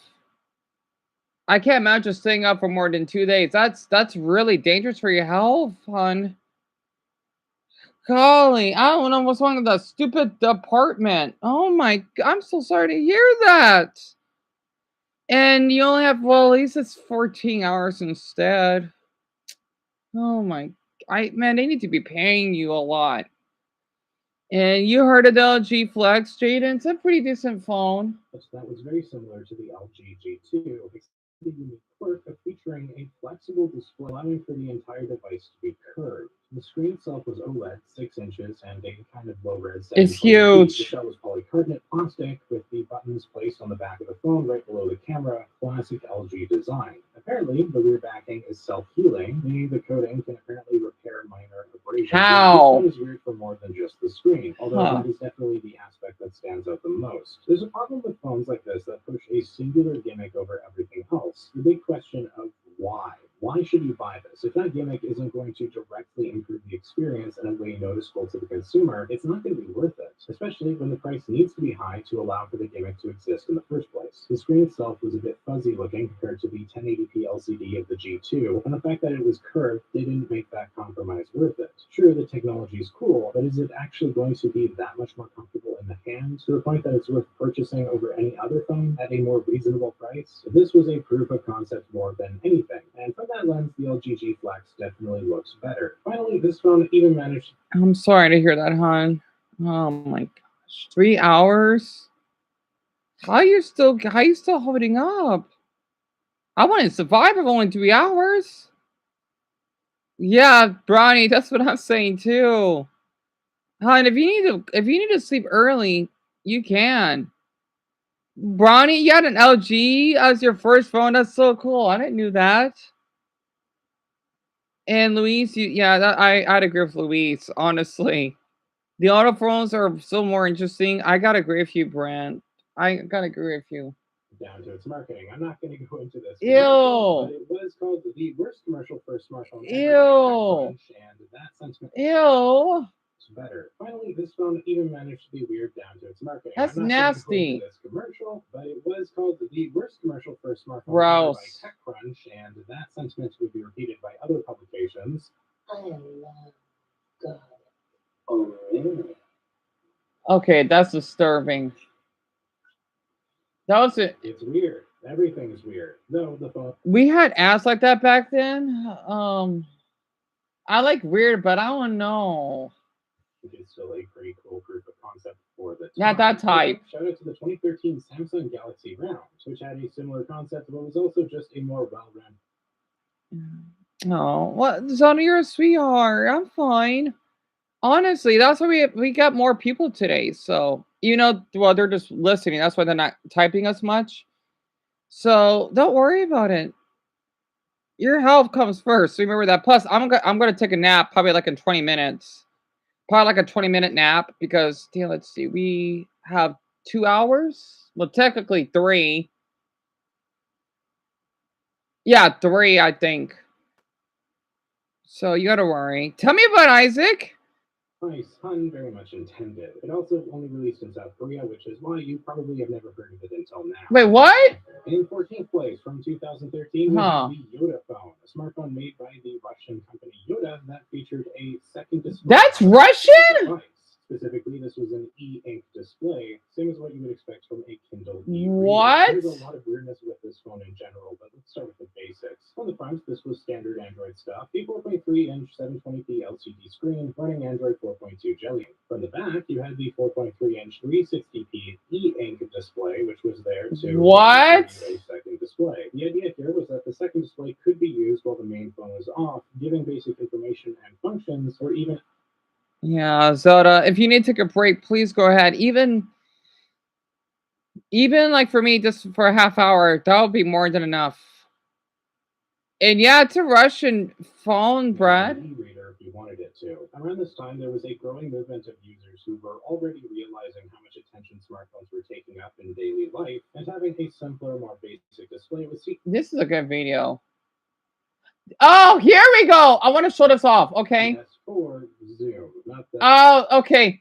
So this is gonna be a little bit weird. This is what my phone looks like, but without the camera feature thing. regular S4, which was very much a normal So that's my phone, right? I miss my phone. My brother still has it. We need to get this darn piece fixed. This is my phone, right? Oh, at least the image. This whole thing. That's my phone. But this is the camera version. There's a lot to like with this phone, but it's obvious where the big gimmick comes Yeah, it looks kind of ugly. Like if you take it like an actual camera. You know about this phone, Jose? from. The built-in zoom lens, which gives the device the I mean, if without the camera thing, this is how my phone looks like when I turn it on and every. I want to use my phone. Darn it. So basically a classic digital camera. There was even a grip and a shutter button. The lens made for Yeah, that's the wallpaper. zoom, which is still pretty My impressive phone is pretty glitchy. It still works though. this day. And the camera sensor itself was 16 megapixels, capable of taking video in up to 1080p at 30 frames per second. This was basically a lower to more mid-range digital camera, but also, of course, a smartphone with all the benefits that come with that. The display was downgraded, however. Yeah, I can see why it's downgraded. Yep, that's what my phone looked like. Well, when I very first got mine, I forgot what year it was. A 540p, 4.3 inch. Yeah, because my phone is a little bit more updated. You know, it's obsolete now at the same time. A sharper 1080p 5-inch AMOLED on the regular S4. We were basically trading off the better display and far sleeker builds for a more robust camera and a whole lot of bulk. This thing is chunky, and it was basically like having a digital camera in your pocket, something people were often trying to specifically avoid by buying a smartphone in the first place, being as digital cameras had been ridiculously popular. Yeah, it looks pretty good. It's just it's different, you know. Oh, you talking about my phone, Amelia, the S4. Sloan, are you serious, dear? Really? That's so cool. I didn't do that. I wish phones were like this again. I hate the newer type of phones. Tell me about it, Mark. Actually, I haven't kept track with what phones look like now. To be honest. 2000s, but they were basically killed off fully by smartphones. In 2013, phones already had cameras good enough, but the convenience made up for any drawback. Oh yeah, definitely. Often when people saw this phone, if I want to bring a camera around, I'll just bring a camera around alongside my phone. 1 year later, we also saw the Galaxy K Zoom release, which was a similar concept, and there were some Galaxy cameras as well that made more sense. Oh, that's nice. That also just so happened to run Android. Overall, Galaxy S4 Zoom is pretty awesome, and I want one, but they're quite expensive on eBay, and there's a reason they didn't stick around. Also, shout out to the 41 megapixel Nokia Lumia 1020. It didn't have the same zoom. I've heard about that phone. Kind of similar, cool phone. Intermission. It's a little break. New smartphones I hadn't already talked about in that worst smartphones ever video. Not an easy task. I know, shocking, right? It would have been far easier if I just cheated and used a bunch. I feel bad having skipped because I'm going to save us time. It's a good video. If you haven't already, and let's get right back into this with the top 12 weirdest smartphones of all time. At number 12, from 2024, believe it or not, we have the Huawei Mate XT Ultimate. Oh, that's a cool phone. We've seen plenty of folding phones. Oh, wow. That's last year. It's nice. It's nice. Have gotten much better, especially in recent years. A phone like the Galaxy Fold is arguably already weird on its own. Certainly the concept was novel when it came out. So how do you shake things up? Oh, that is a nice phone. Are you kidding me? How about a tri-folding phone? The Huawei Mate XT. Oh, I want to get one. You know what? Phones now don't look bad than I thought. That's a nice phone. What? Perfect, not just unfolding once, but twice. How? So 3 smartphone displays connected into one big tablet. It's a really cool concept. Oh, it's so nice. Are you kidding me? You get a mini tablet? Yeah, the Wi-Fi does look nice. Let's see the print. Because it is I swear, China does have to do everything good. It's a Chinese brand. Oh my goodness. I want to get one. But where can I get like came out last year, so it's a brand new phone. 222, what a coincidence. iOS-inspired software skin may not be the most ideal. The hardware is still very impressive. It should like a Z? In 3 modes. As a single screen, as a more normal size. Oh. And then you can unfold it one more time for that Oh. It doesn't exactly look normal from the back either, with this huge camera setup featuring a 50 megapixel main shooter 50? alongside a 12 megapixel ultra wide and telephoto. Price wise, you're looking at around $3,000 US. Ooh, yep. I had a feeling it'd be expensive. $3,000. Actually, that's a little expensive. $3,000? Whoa, dear, that's a lot. I think $1,000 and maybe 400 would be a good price. $3,000? You gotta be pretty rich to get a phone like that. Yeah, we're all the question marks, right? Maybe at $3,000. That's more than even some TVs. Whoa, boy, that's expensive. Actually buy this in the US, given that it's from Huawei. Overall, at the moment at least, this is a very novel phone. It remains to be seen whether or not these tri-fold phones ever actually catch on, in which case, like foldables of the past, this will no longer be that weird. But for now at least, I think the Mate XT deserves a spot on this list. Yeah, tell me about it, Brian. At number 11 from 2016, we have the Caterpillar Cat S60. Oh, that looks cute. Never seen that phone though. I'm not sure if I knew that Cat. How is anyone going to be able to? Tell me about it, Jaden. That is, I mean, especially this time right now here in the U.S. Like, we're not gonna be able to afford that. Before this, to be honest, Still nice I feel phone like though. I probably should have known that, but it's worth a single eyebrow raise, I think. As you would expect from Cat, this was basically the definition of a rugged smartphone, a device built for anything, and I do mean anything. Aside from having a weird, bulky build, it was also the most waterproof phone ever at the time. It It's also is. the first phone to ever have a built-in thermal imaging camera, which is extremely cool. There have been a good few Cat phones over the years, and Oh, so this is for people. This would be for Amelia. Are you kidding me? the only one to include a thermal imaging camera, but for a feature like this with such a niche gimmick to even exist, for those this appealed to, this was the absolute perfect smartphone, and there was nothing else quite like it on the market. Ultimately, the last Cat phone would come out in 2023, with the phone maker shutting down in early 2024. These devices still have a level of demand. Oh, that is so cool. What? Normally, you would need a dedicated device for that, which could cost upwards of thousands of dollars. Just having that feature means this phone will continue. I've heard of the Caterpillar phone, but people don't like it. Really, son? I think it's pretty awesome though, because like, let's just say you had to do your construction job, right? Or if you're out at night, I think it'll come in handy, especially for me. And I wonder if they are selling that. That's what I'm wondering too, PP. Relevance for users as long as it still turns on and functions. Weird phone, but I kind of love it. And number All right, 10 the for top 10. 2014, we have the Sharp Aquos Crystal. The Sharp what? Aquos Crystal 2014. We're getting there. It was arguably more of a concept device rather than one truly built to sell, but it was still extremely impressive by 2014 standards. The phone was very plain from the back with only a single 8 megapixel camera sensor, but from the front, we're looking at a nearly bezel-less display along the top and sides, with only a big bottom bezel hosting the selfie camera and microphone. Note, there's no speaker for phone calls, which normally would be on the top bezel. This phone uses an odd in-ear sound wave receiver, which channels sound waves to your inner ear, thus avoiding any need for a proper speaker. Oh, nice! This isn't unique to this device, but it's still very uncommon, and apparently the quality was mostly lacking here from the reviews I've read. Basically, while this phone looks cool, it's not one you would want to actually use if you made a lot of phone calls. This was still very much a mid-range smartphone despite its futuristic design. The 5-inch display is only 720p, pretty rough for 2014, and the rest of the specs were just as middling. It was also priced in the mid-range, at least however, which isn't what you would expect from a decade-old phone that looks like this. I would argue being from Sharp in the first place is kind of weird. You don't really... You never heard of this phone? Red? Me either. I don't think I have. Cam Talaga! Your sister has this phone? Really? Yeah, I'm not surprised in the Philippines you probably use this because I know it can get pretty loud, like depending on the neighborhood that you're in. So I can see why. Your sister has that phone? It's nice.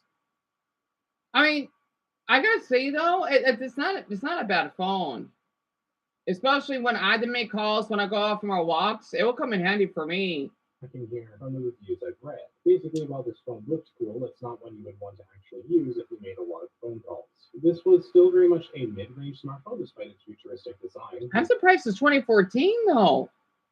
That is so This is the cool. first Yeah, I never heard of phone it, Purple. deserving of this list. All right, number 9. From also 2014, we have the Vertu Signature Touch. I'm What not the sure if hell's I'm saying that? right, but whatever. It was a phone that would cost you the meager price of around $11,000 US. How much? What? Number 9, from also 2014, we have the Vertu Signature Touch. I'm not sure if I'm saying that right, but Tell me about whatever. it, It was a Jose. phone that would cost you the meager price of around $11,000 US. So really, 11 grand for this thing. The design was very What? luxurious, as you would expect, with classic materials like titanium. And I thought, wow, that other phone was expensive. Oh god, wow, that's a lot of money. Oh my god, wow, that's expensive. That is, yeah, Mark, 11 grand, and I don't know what the heck. With leather and sapphire. I would also say the design is a bit much. Clearly, Vertu doesn't follow the Apple mentality of Why? minimalism, though if you're spending 11 grand, I don't suppose you'd want them to. The actual specs are fairly standard for a flagship phone of its era. Snapdragon 801 processor, 4.7-inch 1080p display, 13 megapixel camera. The build is thick and heavy, and there are plenty of different finishes to choose from, including a blue lizard skin option, apparently. And this is all well and good, but clearly none of it amounts to a smartphone worth so much cash, and that's where the main gimmick comes into play. These days, AI personal assistants are much more relevant and more useful than they've ever been, but they still can't actually replace a human. But with Right. the Signature Touch, you get Vertu's concierge service, which amounted to 24/7 access to a real human who could essentially act as your assistant. You What? can do things like make restaurant reservations or high-end exclusive bookings or purchases you may not have had the means to do by yourself. Of course, you're still bankrolling all of this, but the service would come free for a year with the purchase of the phone. So basically, it's like if you're working a business, like if you're CEO or something, I guess it makes sense. You could call anyone at any time if you had to make reservations or something, or for a dentist appointment or whatever. So it's like an emergency phone, right? Kinda, but for business reasons. That's pretty cool. So that's why it's so expensive, because they'll do. You got like really like rich people in those companies. So it would be like my mother's old boss would have been able to get a phone like that. She would, with all the reservations that she would have to do. She would buy that phone if she wanted to, because I know that her and Joshua, oh boy, they travel nonstop. So that's definitely a business phone, not more like a phone that you will get to play on. It's definitely for business.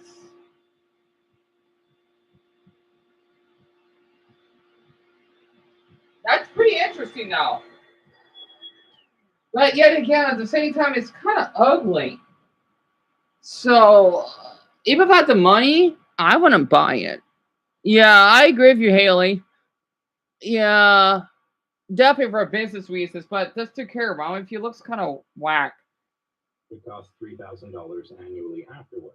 Having constant access to a human capable of doing the dirty work an AI might struggle with is an interesting proposition, and one I find dumb, and definitely not worth 11 grand. But then again, I'm making YouTube videos for a living, while the actual owners of these phones, assuming anyone bought them, are probably much better off. So, you think I could get one of these assistants to write a video script for me? I kind of wonder. But regardless, extremely weird phone with a weirder backstory behind it, and it all makes for a perfect fit as one of the weirdest smartphones ever made. At number 8 from 2018, we have the Palm phone. What the heck is that? Both for the history behind it, as well as the device itself. If you Yeah, know tell me about it, smartphone history Joseph. at all, you'll probably recognize the Palm name. And you may be aware Palm hadn't made any devices branded after them since 2010. And yet, in 2018, here's this tiny little device popping out of nowhere, promising to be an ultra-mobile companion used in conjunction with Oh, the main small! smartphone. The hope here was to capitalize on those who wanted to distance themselves from how much time they spend on their phone, while still having a device they could bring around with them anywhere. The size is what stands out the most, with a tiny 3.3-inch Oh, it's small. LCD display. Not ideal for your actual smartphone, but as a companion piece, it might make sense. Other specs were fairly standard: USB-C, IP68 water resistance, 12-megapixel rear camera. Power was limited with a Snapdragon 435 chip and only 3 gigs of RAM, but considering the aim of this phone, that was no surprise. And it was all capped off with Android 8.1 Oreo. Look, this one had some neat ideas, but the problem with a companion smartphone like this is that it just doesn't make sense for hardly anybody. It's not good enough to be a main driving smartphone, but it's not dumb enough for someone who wants to give up smartphones altogether. It's at somewhere in the middle, and while that may have appealed to some niche groups, I don't think it's particularly surprising. There were never any more. Tell me about it. You'd be surprised, Katie. There's something a little smart in that. The phone is now 6 years old, but you would think it was brand new looking at this site. Ultimately, this was a strange phone from a dead brand, so it's sort of a cool. See, like that one? Because if I remember correctly, damn these ads. If I remember correctly, I think the smallest phone that has ever been made is like 1.5 inches. Or yeah, well, it's kind of ugly. I've seen it. Like someone did a review of it online. I'm gonna show it tomorrow as well. I think it's like 2 inches. It's really small, and you can still have internet. You could basically. I get emotional seeing those big commercials. You basically can still have internet and everything on it. It looks like a candy bar. Like, it's not edible, but like if you think about the shape, right? Because the screen is so small, you're thinking like, are you holding a candy bar? You know, it does exist. Incarnate, tell me about it, honestly. Yeah, Paul, and that was only 3.3. Yeah, again, it's so funny how 3.3 inches is so small, but it's weird how that works. 2003, we have the Nokia 7600. This is another weirdly shaped smartphone, and actually was only Nokia's second 3G cell phone. Mind you, 3G was a very new thing around 2003. What the hell? 7 only supported 2G networks for some perspective. But 3G is not what makes this phone weird, nor is it Nokia's Series 40 software platform. No, what makes the 7600 stand out is the design, which looks more like a teardrop-shaped fashion accessory than a practical device. With a 2-inch display in the center and the keypad split. That's a weird phone. Typing on this phone was unique, to say in the least. Each hand had to work separately on opposite sides of the screen, making texting a bit of a challenge. It was compact, which was a plus, but that unconventional layout left for a lot to be desired in terms of usability. On the hardware side, you had a VGA quality camera, which was somewhat of a luxury for 2003, and there's not bad for 2003 for the time. The 7600's battery life was solid, and the phone was apparently fairly durable. Shocking, it is from Nokia after all. But holding this device up to your face to make a phone call, yeah, just doesn't look or feel like. Oh, you drew a cactus, Eric? That's awesome. How cute. That's so awesome. You drew a cactus. That's so cool. Brian and Isaac, yes. I don't know how. I do not know how. Well, think about like a flip phone, right? But yet again, it is a touchscreen, so that does make it pretty weird. Yeah, I wondered that too, literally. Yeah, Cam, I'd agree. It is pretty ugly. This one, yeah. It is like an eye, like an Asian eye. Not that pretty. And red, yes, this came out in 2003. Which is insane. The 7600 might not have been a mainstream hit, but it left an impression as one of their boldest designs. It's a quirky relic of a different. I mean, it was the mid 2000s, so it makes sense. It still is. For some perspective. What the heck is this? With the 18K pop. It's so thick. And number 6, we have the Energizer Power Max P18 what? Pop from 2019. What a mouthful. And yes, that Energizer with the 18K Pop housed a massive 18,000 milliamp hour battery, which was unheard of at the time and honestly still is. It's kind of cool. The iPhone 16 Pro Max has 4,680. Oh god, that is one big phone. Holy crap. Brad, me too, to be honest with you. Because the battery life is so good. 18,000 milliamp. Mine is only 2,600, which means if you're stranded, your phone can last, what, 4 days? Straight? I'm just guessing. Well, okay, maybe not for it. Well, yeah, I think, well, like 3 days? That's not bad. I have no idea why it's big, Andrea, literally. Yeah, compare that to 18,000. So Energizer was aiming to create a phone that could last for literal days without charging, and it did. The P18K Pop could reportedly play music nonstop for over 100 hours and stay in standby for nearly 50 days. Are you Was serious? This impressive? Yeah, absolutely. Was it practical? No. With all that battery power came a serious drawback. The phone was huge and looked more like a portable power bank with a screen than a traditional smartphone. It was a brick in the hand and probably wasn't going to fit too well in your pocket. True. Now, on the hardware side, it was a fairly standard Android phone for 2019, with a 6.2-inch display, 6 gigs of RAM, 128 gigs of storage, and a dual pop-up selfie camera, hence the name Pop in its name. Yeah, this had a motorized selfie camera. Of course it did. Huh. Fine, but the phone is so big, who cares? This is so impractical, you would never want to actually use this thing. And at the end of the day, the P18K Pop went down as an experiment in how far battery life could be pushed before there was a complete breakdown of the phone's practicality. You think it looks goofy, son? I agree. The idea of having a massive Energizer battery. The execution here Me is too, terrible. Teddy. The phone is more of a joke I'm not than sure. anything else. It is a phone that people remember, but probably not for good reasons. Top 5. The Motorola MPX from 2004. 2004? And that's a touchscreen? That's a nice phone for back then. And they say the iPhone is the first phone that's a touchscreen. Well, okay, technically it's not. Well, it's a stylus. As I believe the MPX 300. The MPX was Motorola's ambitious attempt to merge a PDA, that's a personal digital assistant, with a smartphone in a unique dual hinge design. This phone flipped open. Wait, what does PDA stand for? The MPX Digital was Motorola's assistant? ambitious attempt to merge a PDA, that's a personal digital assistant, Got with it. a smartphone in a unique Yeah, dual hinge 2004, design. Isaac. This phone flipped open horizontally And Joseph, like yes. a mini laptop, revealing a full QWERTY keyboard, and it could also be rotated vertically to be used as a For standard 2004? Oh my! I bet those were so like hot pockets. 2 devices in one, with the flexibility to type emails That's or so browse the internet in cool. landscape mode and then take calls in portrait mode. For 2004, this approach was fairly ahead of its time, considering we do rotate our phones regularly now. And there's a lot of promise here. The specs were also ambitious, with a 2.8-inch color touchscreen. Not bad. Screen with a 1.3 megapixel camera and Windows Mobile 2003 as the operating system. The software might look pretty ancient, but at the time it offered surprisingly robust functionality, letting users run apps, check emails, and even view documents. However, the potential for the MPX was always going to be restricted by the hardware of the time. True. Just 32 megabytes of RAM and ran on a 200 megahertz processor. Still, specs or actual practicality of using a device like this aside, what makes it really stand out from the crowd was the sheer ambition of the design. The double hinge mechanism was an engineering feat, but it was also fragile, leading to durability issues. Motorola aimed to create a productivity powerhouse. While the MPX was certainly ahead of its time, it was too ahead of its time, bogged down by underpowered hardware and just the general limitations of early mobile tech. All in all, another weird phone that I kind of like. You don't have that phone, Shaft? Yeah, it's a really old phone, huh? Yeah, for trusted and four standards, Luis. Oh, definitely. It was a different time back then.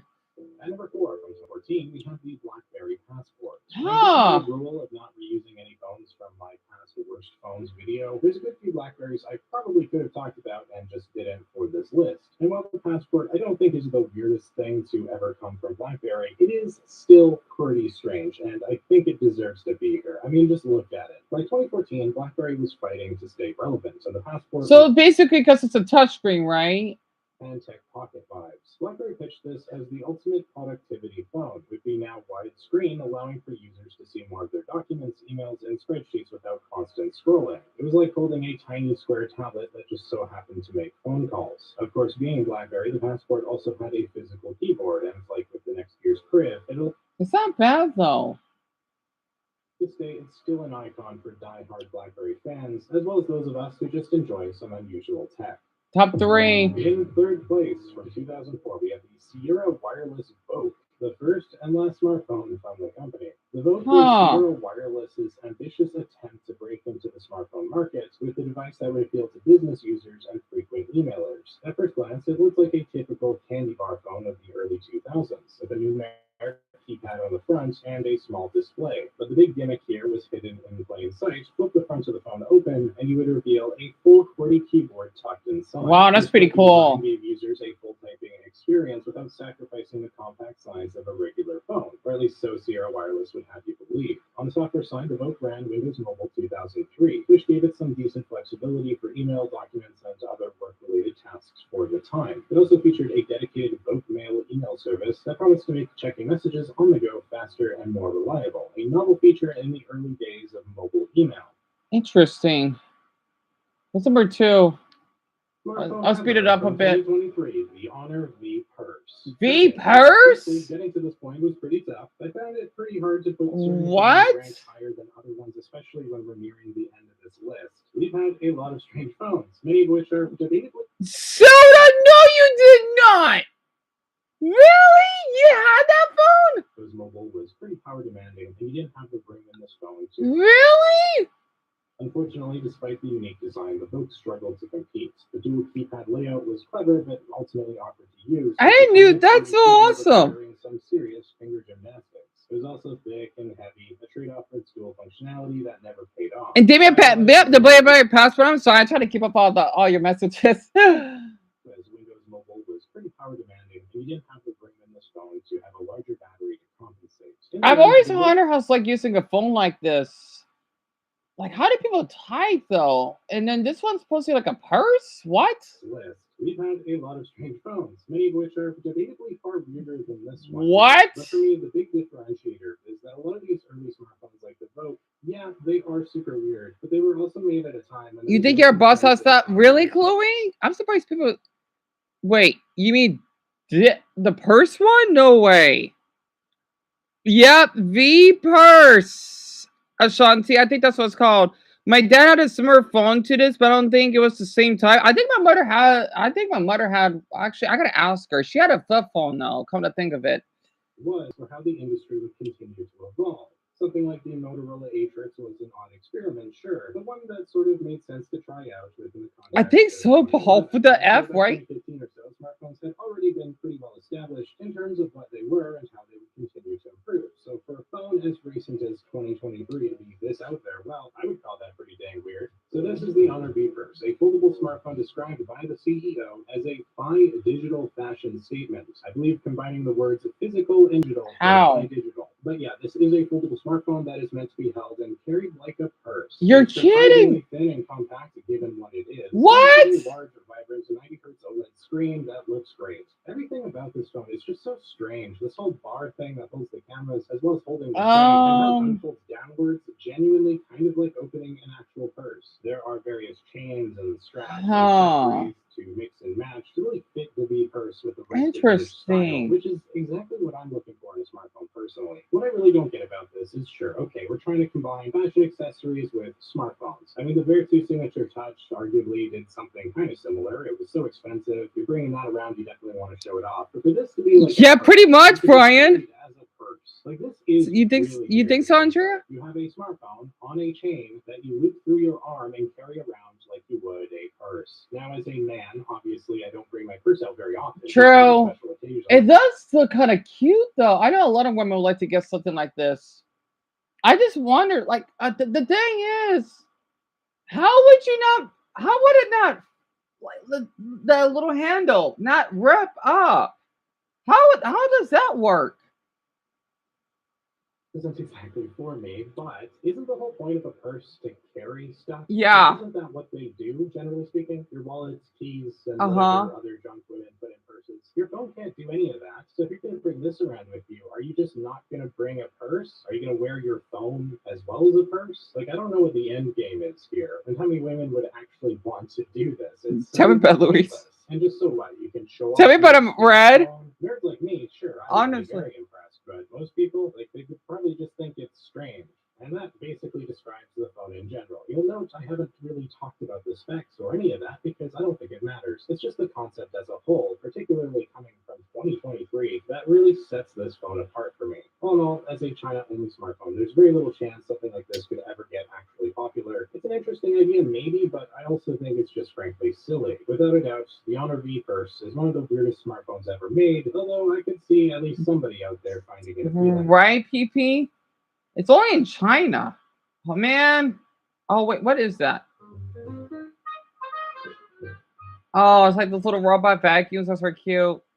It's kind of funny because he said it's only in China. It's just so weird to me how some hush mamas. It's so weird to me how some phones only sell depending on the country of your origin. You know, because I know there's some phones in India that I would never hear of. But yet again, I know a lot about, well, a decent amount about phones. Yeah, only in China, Damien. You never seen it, Richard? Really? What? That's it. I think you may have heard of it. Interesting.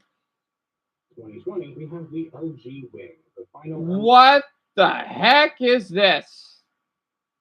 That is the weirdest phone. It looks kind of off. Oh, I guess they got back from church. What the heck? Flagship smartphone ever made before they shut down their phone division altogether. At first glance, it might look normal enough, but well, it's clearly not. It's called the Wing for a reason, and yeah, the main 6.8-inch 1080p display can be rotated like a wing to the top, making a T shape, and then you've got that smaller 3.9-inch, also 1080p secondary Whoa, screen. that's so basically it's two phones in one.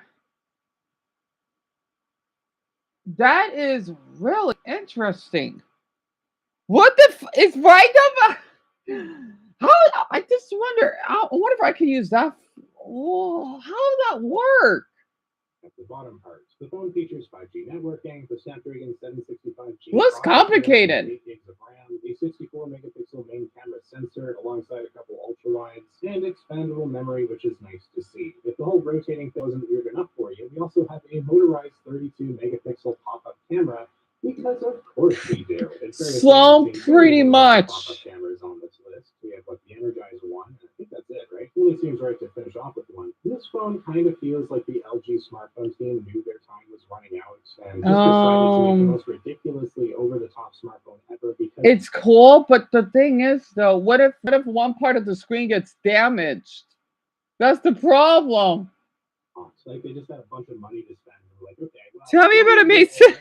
We'll have some fun with our final phone. I'm so confused. The final LG smartphone. There were some more mid-range and budget models that came out, but for all intents and purposes, this basically was their last hurrah, at the very least, their final flagship, their final good phone, if you will. If we look at this a little more critically, it's so strange. And what's yep, LG ring? I think the real question Ricky, tell me about it. That's a lot. Useful. There are so few use cases that I can think of where this swivel functionality would actually make your experience better. Perhaps for filming or taking photos, sure. They have this gimbal mode feature where you could get smoother video, and they obviously put a lot of time into the cameras and making those good. But beyond that, there doesn't seem to be much utilization of the unique design. Sure, 2 screens at once does give you a lot of options, but is it truly worth the form factor? And also, is it just me, or is this kind of a redo of their double play from, a decade earlier? It is. Like a sidekick? Yeah.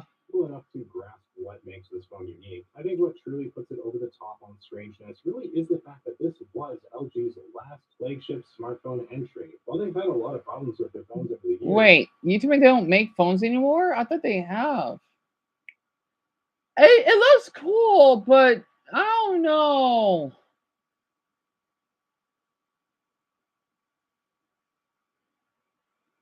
Wait, someone says they have the wing?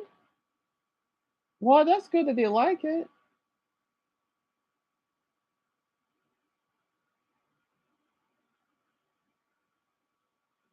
Huh. I gotta say, it's such a weird phone. And I thought the first one was weird. Tell me about it, Katie.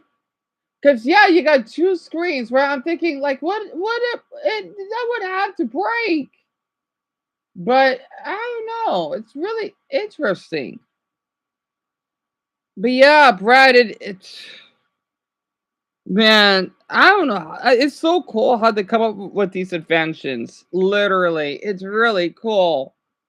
I gotta say, even though the phone is kind of a little too quirky, I do give the company credit. Literally. So Lauren Hunt, I don't think. Well, maybe for that brand they don't anymore. I'm not sure. I wasn't paying attention, but I think they did stop. And Chris, it's my pleasure. Now you know what about phones. You want to know something before I play this video? My old classmate Salvador, that's Mexican. We would talk about phones nonstop in class. Like we were such dorks at the time of it. That's how I kind of, feel inspired to learn about like technology and whatnot because I don't know. I always want to be an inventor myself. But yeah, that's a little bit something about my past. And basically, I think it's the stupidest thing ever that Ronnie told me about. This is gonna be weird. Oh, this is the entrance. This is the way out. There's only like 5 people here. I'm 3 hours early. I just wanted to scope out the place to make sure, like, I don't know. I wanted to play it safe. I wait. It looks like a dump. It's And the outside. See that guy? That guy's excited.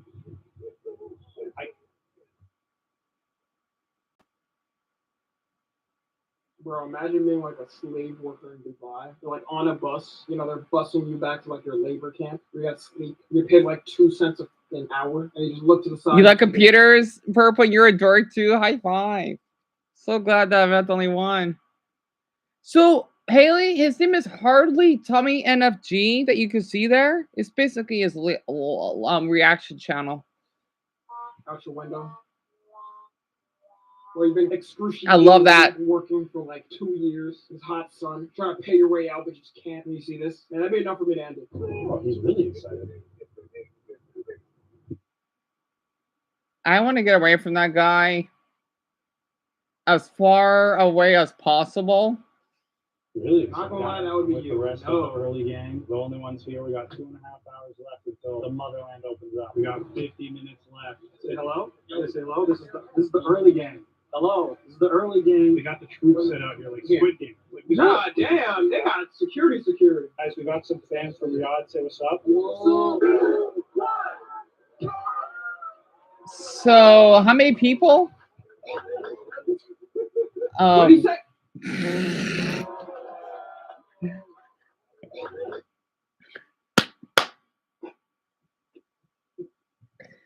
He's a kid. No big deal. Brain rot is Saudi too, bro. Western brain rot has cooked the whole world. You gotta ask the dentist from like 6, 7 in cabin. Well, he's like an 8-year-old. My teeth did not look that bad when I was young. He's tough. I make it fun. But like you, Blaney, what do you say?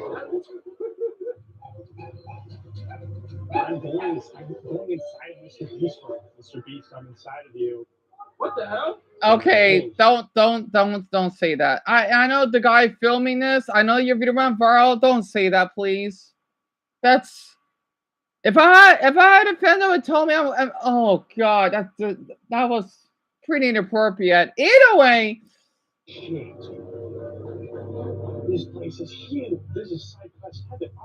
What is this place? It seems so empty, y'all. Like with Six Flags, even in the empty parts, it feels like there's scenery. You got scenery. Tell me about it, Violet. So Eric, this is a boy that named Tommy, right? That is reacting to this weird man that is going to Mr. Beast Land, which is supposed to be this poopy amusement park that's not good for some odd reason, and it takes place in the Middle East, which is the country of Saudi Arabia. I don't know why. Cafe here, this restaurant, little food. It's just like a building setup, and then like it's just dead, bro. There needs to be more decorations. Well, it is Saudi Arabia. I can't. That's too much to carry. Oh shit! This is crazy. It's so big. Shit, that ass is like, dude. Oh, there's so much. I don't know where to go. It's Mr. Beast. And personally, all people are coming out. In about 30 minutes, we're gonna open up the gates to the back, and I can't wait to see what you guys think. I'll see you guys around. Take care. Yo, y'all think in a way, Mr. Beast, like, do y'all think he's gotten confused with his own personality? Like, he's a character. That's Mr. Beast. Yeah, basically what Tommy's saying, he's a brand. He's not a human. Okay, he is a human, but he doesn't act like a human. He acts like, I don't know what the heck he is. He acts like that, whatever that man from Squid Game. That's what I'm trying to say, right? I don't know. Oh, not a music park. I'm sorry, Brian. I can't say the word. Amusement, right? I feel like there's something. Fuck. I wish I was still Mr. Beast. Tell me about Chloe. Fan with a lot of people were like, Why, Shelby? My reaction exactly. Oh, Andre, me and you both. Yay, Mr. Freak side. I forgot he doesn't act like a human. I know, it's weird, isn't it, Mia? Can't be your old stuff anymore. But like, especially with Mr. Beast, he's just always literally like every time he talks, there's like no personality, no jokes. I mean, he's a corporation at the end of the day. Yes. I wouldn't want to be a creator like that. You know? Like, I'm sorry, you would not see me like some creator like that. And like, you can make good money still and be like, really, like I'm doing good. I could be doing better, right? I'm doing significantly different age. And you could still be making crazy money and shit, and like still be yourself and not have to be making like they're making multi-millions. Like they're in the business of that. If I gotta act like sanitize myself super and I can't be myself, I'm good. I don't need to make that. Bye, Mr. Beast. We have to side quest for 30 minutes. I think you get points by winning games. We need to stack up points so I can win $1 gazillion. Yo, watch the conversion rate for the points be like 1,000 wins, and then like you get like one chance to get in the card giveaway. You're like, oh yeah, finally I got my win. I got my first win. Well, I got Mr. Beast. I got a win. He's like, all right, 999 to go. Then you get one entry to get the card made. Thank you. So I try to make it in every loop. Okay. Okay. Nothing's easy. I'm about to get so many. Like Chuck E. Cheese. What gets me the most points? Okay, I'll do it. 3 chances. Okay. So I have to make all of those to get there. Okay. Oh wait, there is a ride. Hold up. Oh, they got a ride. A roller carnival ride. A roller coaster. Plus points. Okay, I'll do it. 3 chances. Okay. So I have to make all of those to get there. Okay. Okay. Oh, I'm like Michael. I'm like Michael Jordan. Oh my gosh, I'm gonna get so many points. Michael Jordan, please, and these guys come over here wherever you need to go. Give them your strength. Ow! He's shot. So, give them your strength. Whoever this is, never played basketball again in your life. Damn, you didn't even aim for the basket. You literally just aimed for the backboard. Oh, all right, Michael Jordan, here we go. Michael Jordan. Damn. So, what happens if you get all 4? We're gonna talk. So now I go to this one. Oh, this is the best day ever. Oh, Michael Jordan, that's me. See, Michael. Oh, crowd. Who's here? KSI? Look at that crowd. You want to push Beast? Yeah, that would be me if I was there. Except you want to see real world, watch this. Oh my gosh, I just lost so much. I like when he yawns. It's adorable. What's that, 1,500 points? So, what does he get then? I thought 1,500. Yeah, you saw all of it. Oh yeah, shower me in those points. Thank you. Yeah, it's $1 million. I'm not sure, Louise. That's what I'm trying to wonder, to be honest. And Dumbo, lay down if you need to. I'm sorry to hear that. Because I know you had a long day today. Ben, I'm afraid of roller coasters, to be honest. I'm just surprised this is Saudi Arabia. I am. I really am. High score, okay. I don't know, Teddy. High score. Yeah, of course. Oh, Mr. Beast, please give me $1 over there. That's the big game. Yo, is that Mr. Beast coaching you? Oh, he kind of dripped out. Oh, Mr. Beast, okay, bro, I see you. Got a little bit of drip. Oh, this is AI? I don't think it's AI. Okay, I hope not. Mr. Beast can be fitted out. Not bad. High school jock ass fit. It does look like that. It looks like stereotypical Disney type of fit. It's an upgrade from his regular shit. Please give me $1 over there. That's Yeah, Shep. It's a lot. Damn, this dude famous. Anybody want a picture for me? I guess they know him.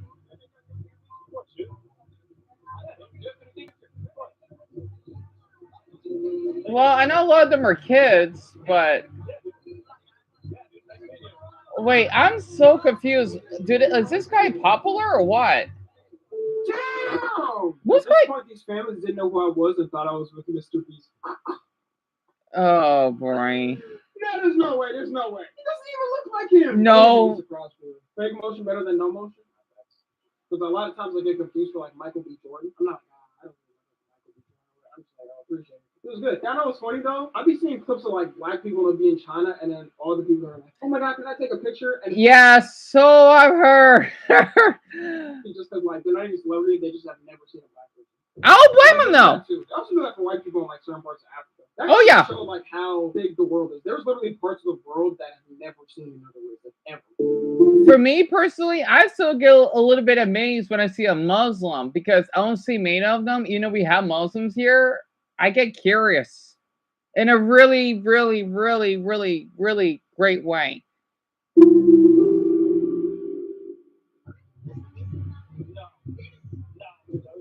Oh my god, I thought he was Mr. Beast. Just a picture. So funny. The worker told me the person who wants $1 million. Yeah, let's see. The guy, this is my guy, Lane. Can you see the thumbnail of this video? He helped me take the picture. Oh, this is the boy. He's from London. He talks cool. We're gonna win the money. Let's do it. Let's go.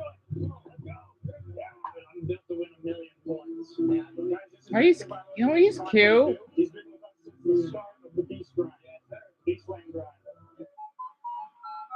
Oh my god. That was random. Is that real? I'm sorry. I love that. I love that ringtone or notification. Oh my god. That was random. Look at it. Is that real? I don't. I mean, Saudi Arabia shit, that could be real. I would steal that. Like, actually, nobody would steal it. That's the whole life, bro. You steal in Saudi Arabia, you take even $1 here, your ass getting executed. It is. It's so real. It's so disgusting. Everything around us is like a cloud of smoke. Yeah. Sure, say what's up. It would be worse if, like, imagine a whole dust storm just hit them. No more Mr. Beastland, and we're gonna have to leave. Wait, no way! Frozen? There's Moses and Flagstaff? I didn't know that. You're kidding me? Really? That's pretty cool. Yeah, there you go. What's happening? I need to win games. I need points. Because Flagstaff is, well, it's a decent size, but not that big. I'm just one person. I'll team up with you, kid. We'll win together. We're teaming up. Actually, I'm surprised a lot of these Arabians do not mind being on camera. I know it's a public place, but ahem. Blue team, blue team, blue team. What's this about to be? Blue team. Let's go, blue team. Guys, if we don't win these points, I might like die. Yeah, if I would have won it today, I would have been. You would lose this race. You never Domo, there's Moses in Georgia? to the end of misery.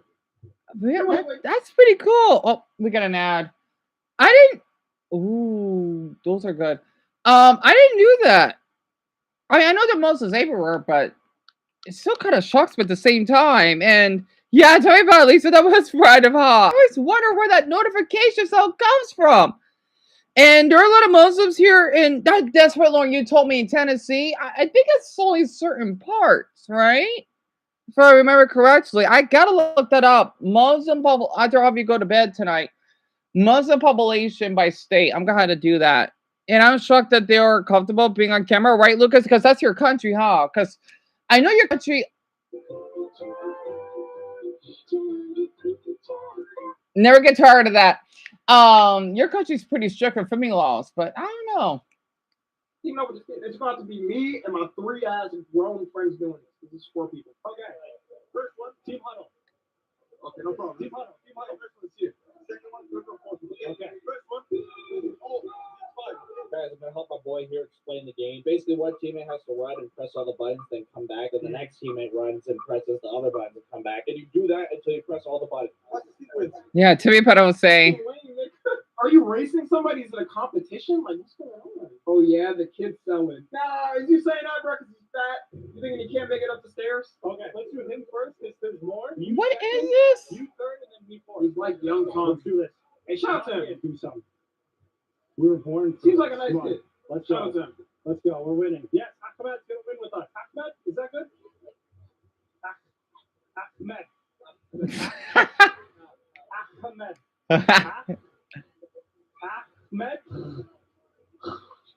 Ahmed. Sorry, I'm Damn. Ahmed. Okay, Daddy. Yeah, let's do it. Dude, thank you so much, man. You guys record for me while I play? Thank you so much. Let's go! Let's go! Okay. So fast. Go! No! Here we go! No, he ain't do that bad.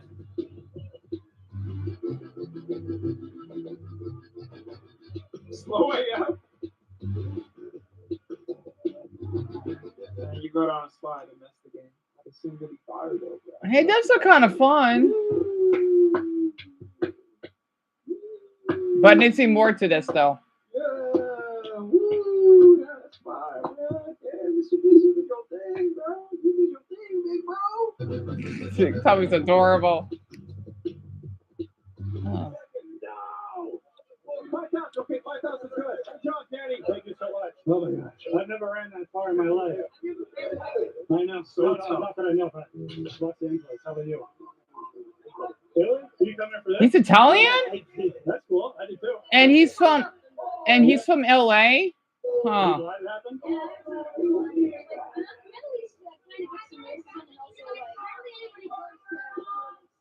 Do you think it's cool that Oh, he brought up this kid is smart. He says that people don't go to the Middle East because of racism. That's what he said. He's a smart boy though. Yeah. Are you glad it happened?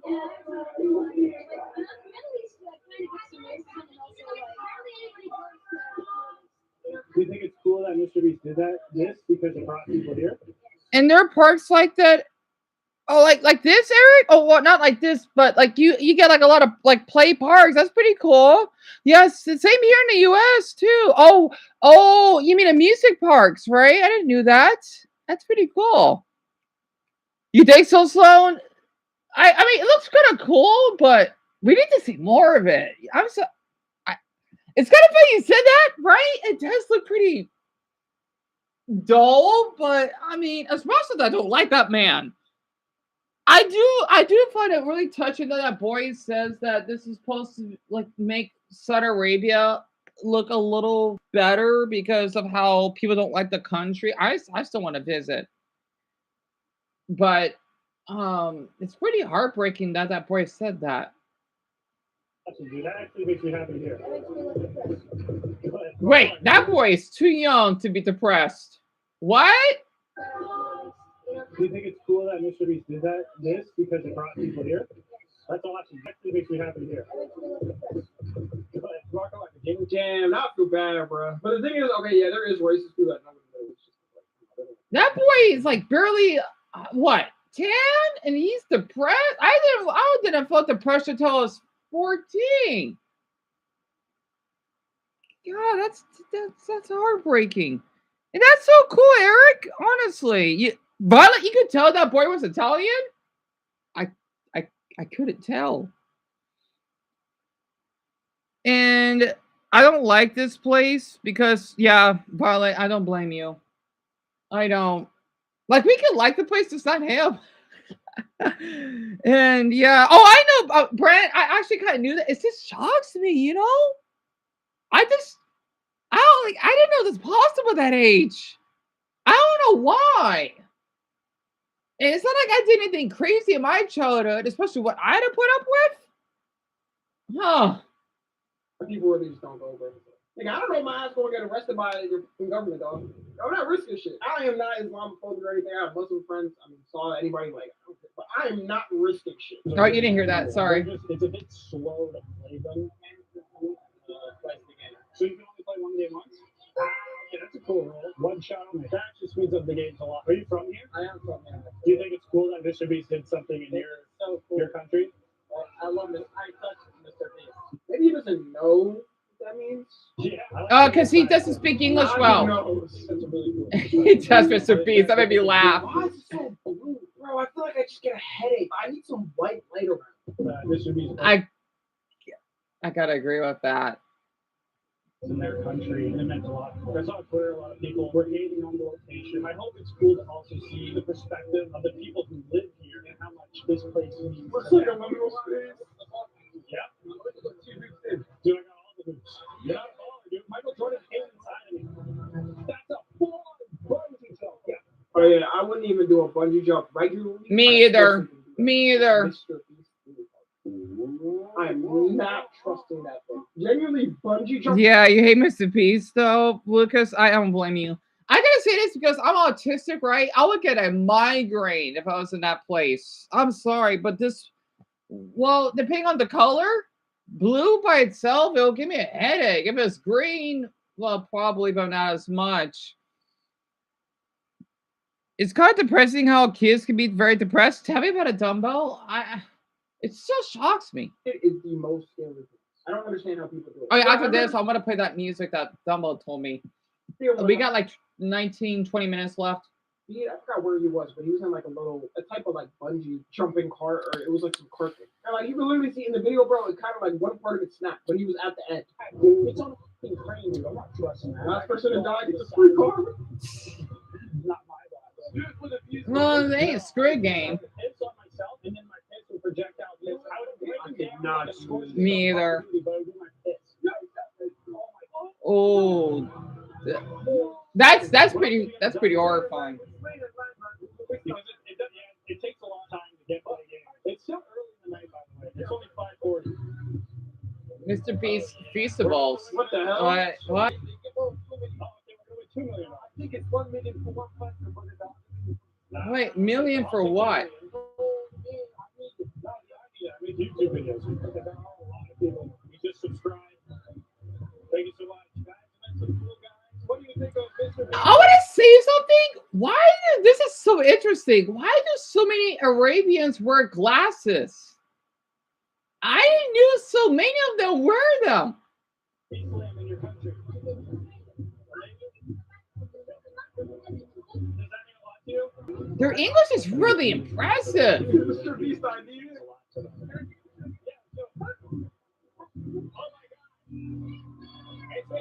Oh my god, this is such aura, yo. If I see Mr. Beast on a stage like this, I pass out. You got the same aura as Michael Jackson. But he would never be Michael Jackson. And thank Buddha for that he won't be. Honestly, right, Paul?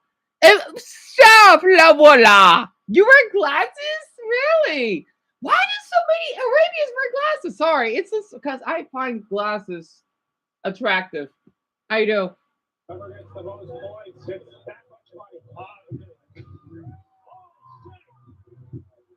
Boy, slow down. I love you, dude. Yeah, you want to say hi? What do you think of Mr. Beastland in your country? Amazing. Yeah, say what's up. My question is, for all them saying it's amazing, like, have they seen any other amusement parks? I don't know if they have other amusement parks there. I'm gonna assume they have. Well, Saudi Arabia is a pretty dry and strict country. They do. I think it's only inside the malls, but not like this. So it's kind of new for them since I know in their country they do have certain restrictions compared to here in the US. Like, especially if you're going to swimming parks, right? You can't really be, especially for women, that you cannot, the outfits and whatnot. The boys, well, I think it's fine. It depends, though. For your first amusement park ever, yeah, this is probably very fun. All right, let's win these points. It's time to make $1 billion. Wow, there's actually a lot of people here now. There's so many people here. Oh, this is really cool. You can redeem the points you get, and you can redeem the new prizes as well. Yeah, say what's up. Hello. Nice to meet you. Nice to meet you. I'm doing an interview. Whoa, what the is this game? We're gonna try this game. No, okay, we finally got in. Whoa. Wait, the game was a what? Nice to meet you.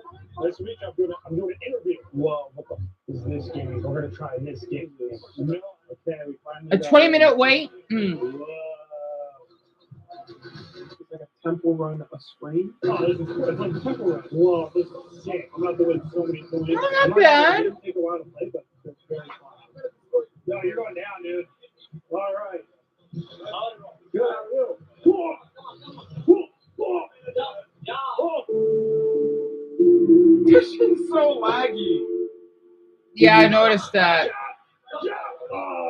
It is kind of a cool concept, I will say, but this is something that like would be fun at Dave and Buster's. Like I agree. Arcade. This at an amusement park, like, bro, what I care about is I'm trying not to ride. How about that again? Tommy's being honest. Nice start. just gotta say, their English is so good. 6,000. Let's go. Let's go. Oh, that's the most running I've ever done in my life. Oh my gosh. I'm so out of breath. This place is crazy. Person in the middle of Saudi Arabia. All right, guys, we're going. The maze game. The games here are very cool. They do take a while to play, but to give credit, I think it's still a very cool and unique experience that I've never experienced at any park in my life. So us Saudi Arabians aren't really used to places like this. Lucas, I can see that. I can. I really can. Chloe, tell me about it. Yeah, Jerry, I just don't know why he even chose to be here, to be honest with you. And I think he probably got special permission, Rick. Most likely, my opinion. Especially since it's like in a deserted region outside of the city, because I saw the skyline. So that probably had to be why. Yeah, definitely Brad. Sorry.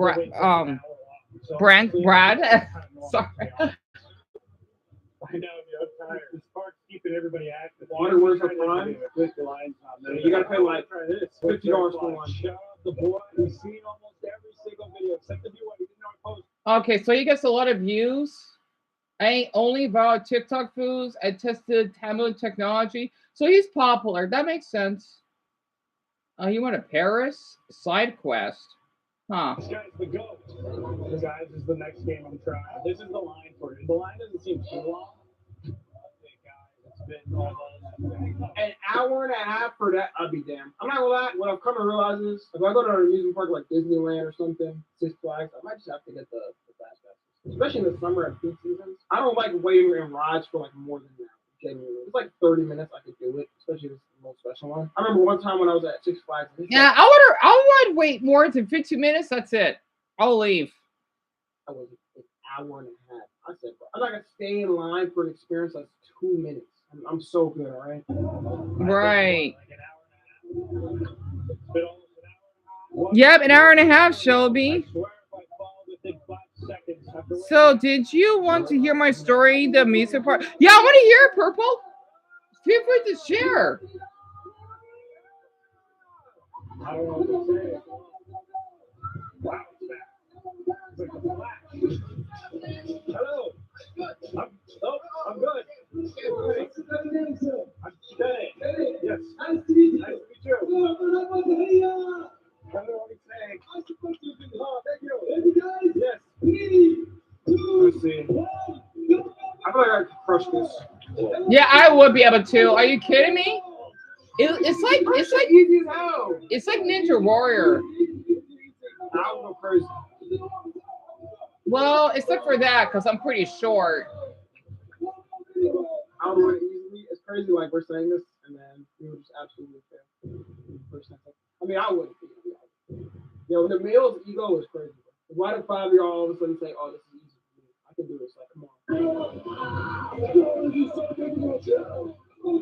on. So the incident happened when I was 9, and there was another kid going on the slide. I hope he didn't get severely injured, Purple. And the most I had to wait, Mason, are you kidding me? That's ridiculous. And the way he came out of the slide, his neck broke, and that's terrible, Purple. I feel awful to hear that. That's terrible. That's horrible. I'm so sorry I had to witness that. What the heck? Yeah, maybe that's a good example why I don't think I want to go to music parks. I think I'm fine. That's terrible. This would probably be the thing I struggle on, but I still get through it.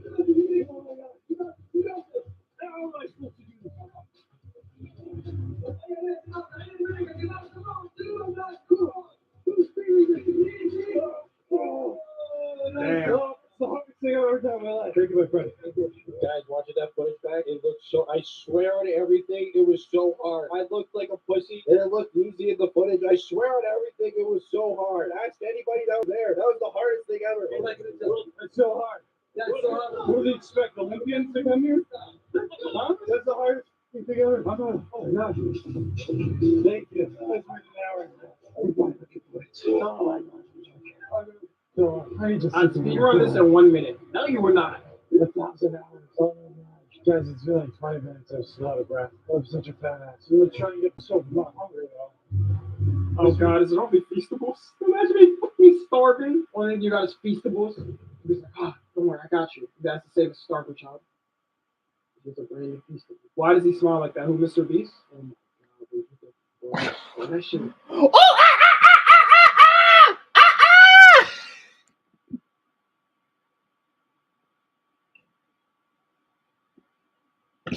I'm so sorry.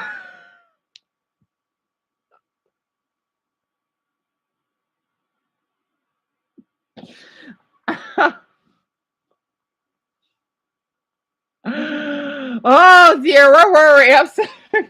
Where were we? So, that's why I'm afraid of pulls and slides because of the trauma as a kid. Purple, I don't blame you. Come to think of it, I'm afraid of slides because I know like in our amusement park we actually have here in Arizona. Well, let's see. I think it's called Sunsplash. I think we had like a pretty decent sized one. I would never want to go up there. I do not like slides that much. Not to mention if you go too hard and you burn in the back of your skin. There's an episode of American Dad when they did that, and I'm not going to show it around Eric, of course, when Roger, he basically, I'm sorry, that face is, that face is something else.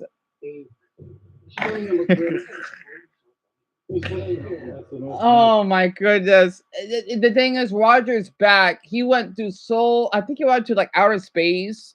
All the flesh basically was just gone. Oh god. I don't know how people like slides. I mean, I used to like slides, but I can't. I just can't be on them. And Violet and Lucas, right? Well, thank you, Jerry. You kind of deserve it, to be honest. Speaking of park games and ideas, you ever been a roller coaster, Paul? I've been to a little one. I'm not sure if it's a Disneyland or somewhere. It's a little one. Well, actually, here in Phoenix, I know from Arizonans, you know about. I'll show it. After when this is over, and then I need to play that song for Dumbo because I know that some of you had to go bed in like 40 minutes. Bench I've ever seen in my life. They're so beautiful. Okay, well, only 2 benches. That's it. It's just all clear, bro. And then it looks fake. It looks like a movie set. Like, why not just add more plants? Maybe like Mr. Beast. I don't know. Bench, I'm gonna plop my juicy little butt on you. They need a better interior design. That's just and the whole other part is just completely open. And this place is huge. Oh, I'm so dead. But yeah, we're trying to get some food. There's so many food options here.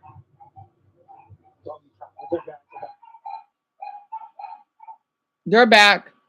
Shawarma, chicken shawarma. There we go. That was better. I'm really sitting on the floor over here, a random part of these things. Dude, I'm not gonna lie. I've never met so many fans in one place. Yeah, Mason, me, you both. Yeah, you never like slides, Ben. I totally get that. And I know it does bug me too, Andrea. I mean, that can give someone quite the headache. Right, and every single person I've met, I've never met nicer people in my life. And I felt so bad a lot of the times I met everybody because so many different people ask me, like, how are the people here? I'm like, they're amazing. And then they ask, like, does it beat the stereotypes? I feel like a lot of people judge this part of the world. Holy shit. Now, there is for sure a lot of judgment. I think what people got to realize, people in a country don't represent their government. You know what I mean? Like there, for example, it's not like everybody agrees with like what the government does or whatever. I'm pretty sure they don't even vote. They don't even vote there. They don't even vote, bro. I doubt it. They don't even got a choice, bro. Yeah, I think it's kind of like ignorant just to hate on like people of a country. Like it's the same thing in America, bro. Like over like what is like 60-some% of Americans don't even like Trump. Yeah. They're gonna say like think everybody here all of a sudden just loves Trump. Nope. I'm not one of them. Nope. That don't make any sense. I think it's very dumb to think that. Yeah, Isaac, what question do you have? And you heard the dogs, Lisa? They just got back from church. Every country has bad police governments. That's all we focus on. Did you ever see those train rides? Oh, Isaac, what do you mean by that? Train rides? Oh, you mean like they... What do you mean by that? I'm sorry. I think we may have those. Yeah, we have them here. Oh, me and Josh. So we used to ride one of those when we were little. But that's like, I think in Scottsdale. If you mean by that. And, huh, Chef? Oh, you never been to a theme park? Ah. But I'm gonna try and You're see not if I missing can much, find Chef. a solution, 'cause I still have a lot of points. I got like 15,000. So far, my only complaint is I like play just a truck that's crazy. And of course, Lucas, if you want to translate for Chef, you can. 15 people in front of me. It still took me like an hour and a half to actually play. Ah, geez. It's pretty awesome. If I can find some games that don't have as many people, I think we can do this. I got a new wave of energy after that chicken soup water. Give you guys a scope of the landscape and the layout of Mr. Beast. I'm gonna walk all the way to the games and fast forward, and then you guys can see what this place looks like. A lot of people, though. It's the fastest. Maybe they thought there was a lot more people that were gonna come, but if they shrunk a little bit, it would have looked a lot more like packed and better. Like the machines wouldn't look like all scattered.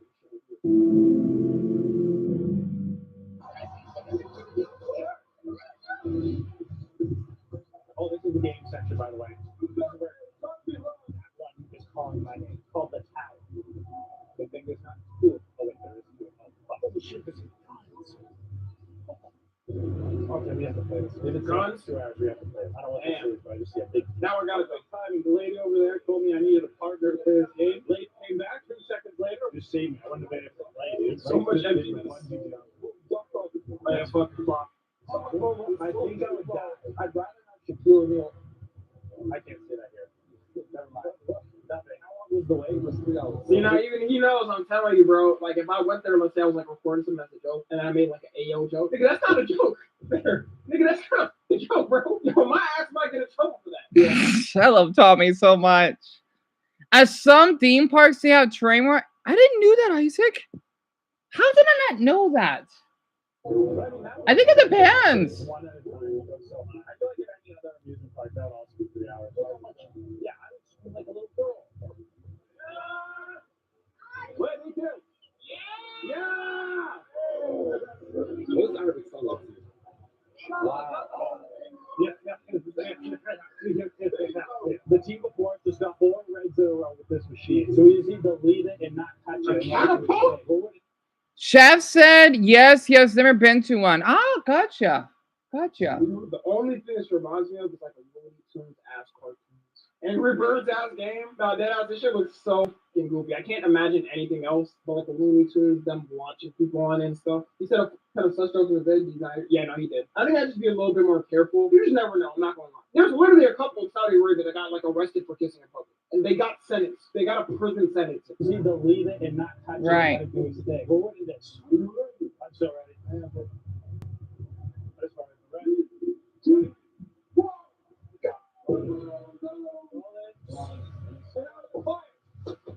Oh, they actually got it pressurized.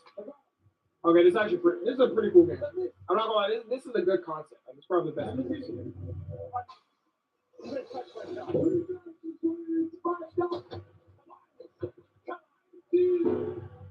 We're so bad, it's too strong. Okay, we don't want to do this. Right there, right there. Yo, what if they launch it so much the whole thing just explodes? Yo, Mr. Beast. I think the one I was at had one. Oh, really? Purple? Didn't do that. I do like that the place is colorful, but you hate Mr. Freak. Same here, Brad. Same here. There are parks like this. Paul, really? Right? They're not from UC. Yikes! I love that, Paul. I love that. It's almost over. We got 7 minutes left. What are they doing? This is the worst day of my life. Let me see the hand. Nice. We got 15,000. Yeah, we will. This wasn't even filmed that long ago. This is a week ago. We got some fans here. They've been looking for It will die out. It will die out. Don't worry. It will die. I know. I don't know how old that boy is, but he's a little old for be doing that. It will die out. Mr. Beast testicle. I can't. Thank you, my friend. Yes, it is. I will never. Oh, thank you. It's free water. It's so kind here. So they're. Oh, never mind. Not a big. No. Mr. Beast just announced that there's a final surprise in the plot. So we're going to the plot. We were about to do the craziest bungee jump ride. Right, Haley, you saw that, didn't you? And we talked about that earlier too when Bronny brought that up.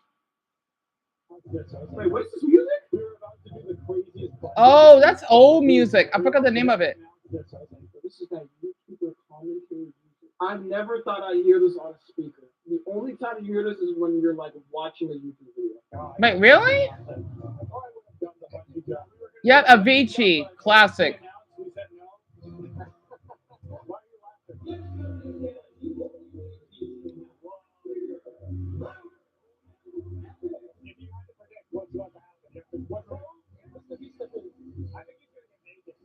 Oh my god, that's such war. Yeah, I'm already feeling Mr. Beast. Oh, I should give this to somebody too. I've already met him before. Sahab? A golden ticket to him to meet Mr. Beast. That's so nice. What a good person. Definitely. He's very nice people out there. Very nice people. I want to give you something. I want to give you a gift. Some fans came up to me and they gave me a gift. I'm going to give it to you because I've already done it. There you go. It's real. They give it to me. I just realized Mr. Beast is basically all Willy Wonka. Golden ticket. Now that I think of it, he needs to make like a Willy Wonka type of business, right? Where like he's the one that runs it and take. Yeah, Chloe, it's really difficult to explain. But I think it's best we don't know. We just know it's stupid, right?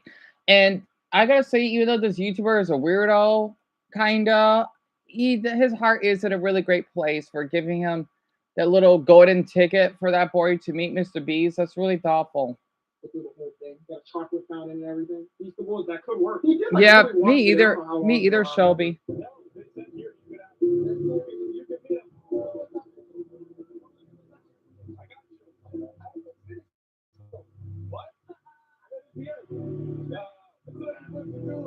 Oh, is that late? 11:22?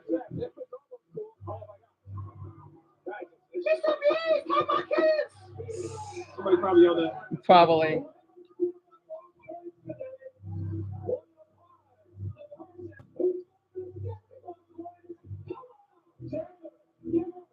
I like how that boy's wearing a Luffy jacket. That's adorable. Well, so good to see Arabian that loves One Piece. I don't think I could put that in my video, but that's a crazy pizza there. Wait, what is that? I don't think I could put that in my video, but that's a Like a wait, me 9/11 pizza or 9/11 pizza. Probably 9/11. I mean, shit, you know, it probably just don't. I mean, maybe it just means something else. crazy pizza there. In the Middle East, it's insane too. I love you. I love you more. No, I love you very most. Salam alaikum. That was good, right? Was that good? Yeah. Bye, guys. That's diabolical. Yes, I understand. Wait, what? He said dick? I'm sorry. In 7 years, Shelby, I think it will last only a few months. I wonder, is this really permanent? Yeah, that's a lovely jacket up, Paul. Yeah, Rick, they love One Piece. Actually, I didn't know that until recently.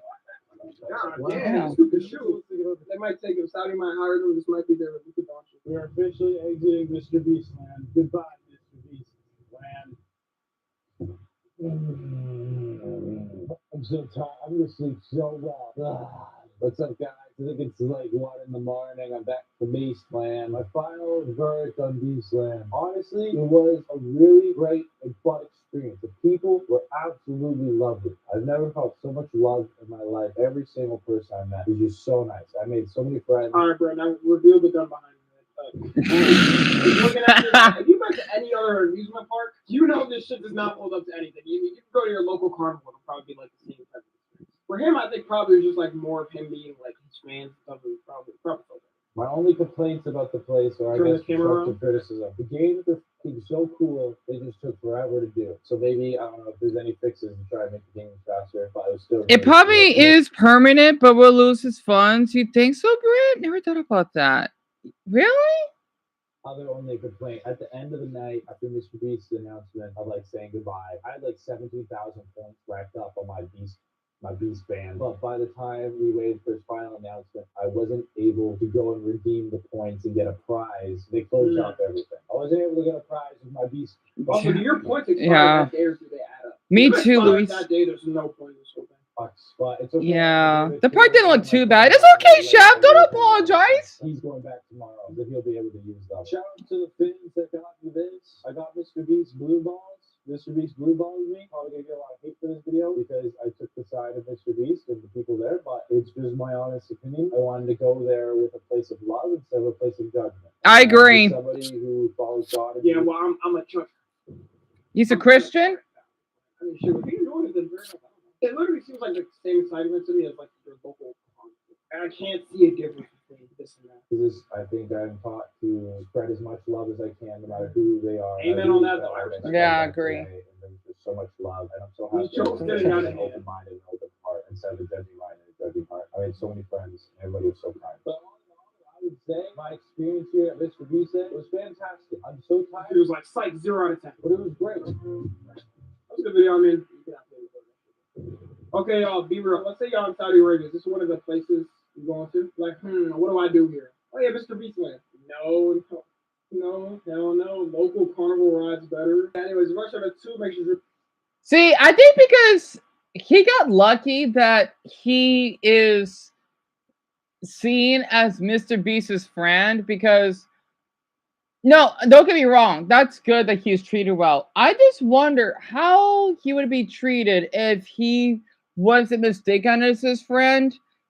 He might just I'm sure he'd be treated well, but I don't know. My opinion, if that actually makes sense. What the heck? What's this? Wait. So I think he got really lucky. And for instance, with my pleasure. Oh, Dumbo, if you want to remind me of the song, you can. I'm sorry. Mason, I think you need to hear this. Oh boy, what's this? Prosecutors say he lit a woman on fire aboard a train. What? Meanwhile, there are growing questions about why he was back out on the streets despite a rap sheet reportedly going back to the early 90s. Mike Tobin is live in the Windy City with more. Hi, Mike. And Dana Lawrence-Reed will be once again before the judge today, this time to determine if he will be held behind bars before he goes to trial. And that really is the backbone of this case. On Monday, he was out. What is up with that screenshot?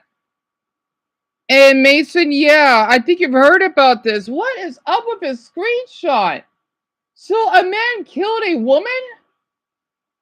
This makes you so awful for being black sometimes because people think we're animals or Chad History, he could go to hell. I'm not a fan of him. But oh my God. The street, despite a pending case for allegedly knocking a woman out, able to ride the L train What? where a woman was set on fire. Now, we have What? from her family through Cook County Health. It's a pretty simple statement. They say, we'd like to thank everyone for the prayers and well wishes as our daughter receives care for her injuries sustained earlier this week. We're also grateful. Come here, Ashanti. So, Red, this is about Chicago tourists stunned at. What, he's not a teen, though. He's a grown man. I don't know what the hell is going on here. Chicago marking its 1 millionth. Yeah, no wonder people in Chicago are moving out. Now I get it. There should be zero tourism in Chicago at this point. Wait, what am I missing here? I can't think of a single reason to go there as a tourist in the first place. Well, Chicago's awesome, though. It's just these thugs, parents, and politicians, judges to be held accountable. They're making us blacks look like animals. I don't like this at all. It's bad enough for the way Arabs are treated. Soldier Hospital. It goes down to the family to say the family will not be providing any more updates. Now, the criminal complaint against Reed says he went to a gas station, filled a plastic bottle with gasoline. The images get brutal here.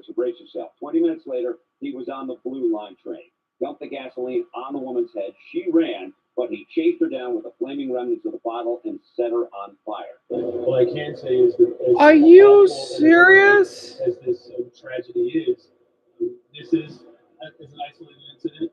As we continue to invest more in our public transportation system, we want people to feel safe as they ride. So many working people rely on our public transportation system across the city, and that's why I'm doing my part to ensure that these investments are getting right to the people. Garnet, so that, yes. of course, people can continue to enjoy. I'm not sure.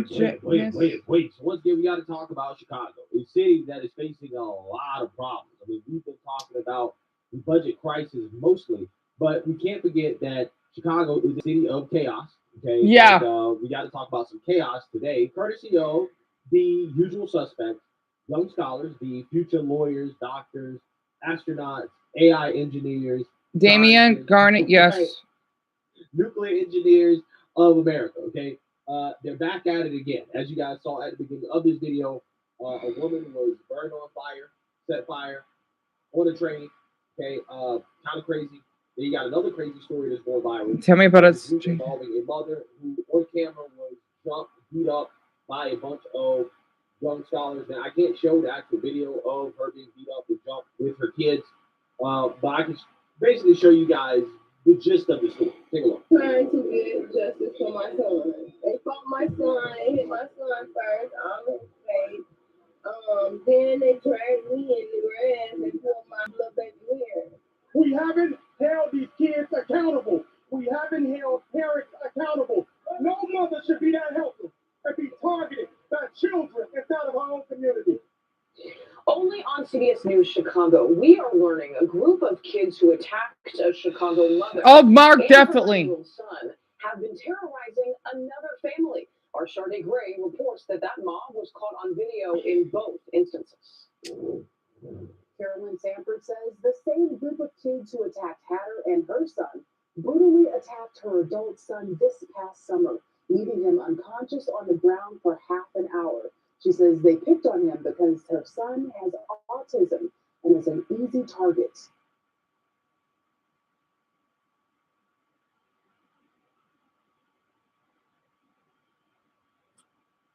One of those incidents, a boy in the video slapped her 10-year-old daughter, Brown's younger sister, at Orville T. Bright Elementary School. The same school, several parents demonstrated this past week, calling for an end to bullying. My daughter didn't want to go to school.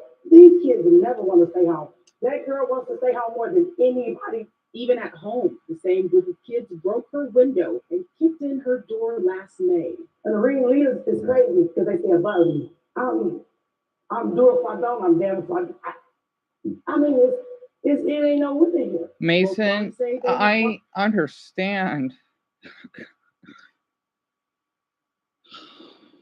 Complaints to the school with no results. Sanford says she's upset because she warned the school about the kids for months, and she says nothing is done. Why y'all haven't done nothing a long time ago? Again, this been going on. This ain't just started here, and it's not going to end here. She contacted us after seeing the viral video. We reached out to CPS. We are waiting for a response, and when we get one, we will post it on our website, CBS News Chicago. Yeah, some wild stories have been coming out of Chicago. You have people being set on fire on trains, public transit.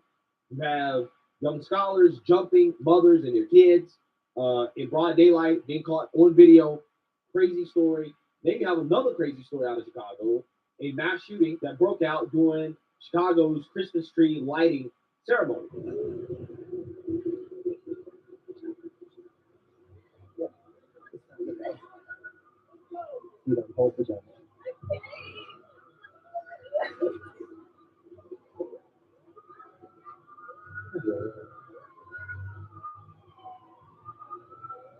Take a look now. This is actually moments after this happened. You see, look at that. The people responding to the sound of gunshots right there. People scrambling, running, ducking, going down into the subway. That is the east side of State Street, as you can see. And moments later, police officers, dozens of them, coming down south on State Street in front of the Chicago Theater, running towards the sound of those gunshots. This is right, that Walgreens right there. That's where we saw at least one person had been shot. They were on the ground on the sidewalk. Again, that's the moment right there. We've got this on a little bit of a loop. And another person who was shot that we had seen was on the ground in the northbound lanes of State Street, just in front of that Mason, Walgreens. I hope you're safe. I want to cry too, just seeing at this. No wonder the people I met from Chicago moved down here. I'm so sorry that your city is like this. I thought there's only a few incidents. Here in Phoenix, this would never, well, we would get every now and then, but not like this. And we're the 5th largest in the country. Don't feel bad for the people of Chicago. They voted for this for over 100 years. Oh, because of the mayor, right? So I've heard. I'm happy I don't have to live in a blue city. Well, who cares about politics? That's not important right now. This mayor needs to be impeached. He's the worst. So because of the damn mayor, right? This is what's been happening. So he's the one that is the problem, huh? That's what the black male I've been hearing about. He's black himself. My God. Every time he speaks, it's just lie after lie. And when one confronts him, he pulls a race card. So that's why Chicago's like this, because of him. Uh-oh. Damn it. It has to fucking restart again. Pardon my language. I hate this TV. But, yeah, Louise, it's, oh my God. I have not, I don't know what to say. I don't. Okay, good. I get to continue where I left off. I don't believe this. I know it's getting late, crud, but I had to share this for Mason because I thought it's really important. So, Katie, oh, you know what a race card is? Wow. Yeah, it goes to show you, even in our state, that doesn't really happen. It can, but not, actually, I don't think it happens. Racial discrimination does.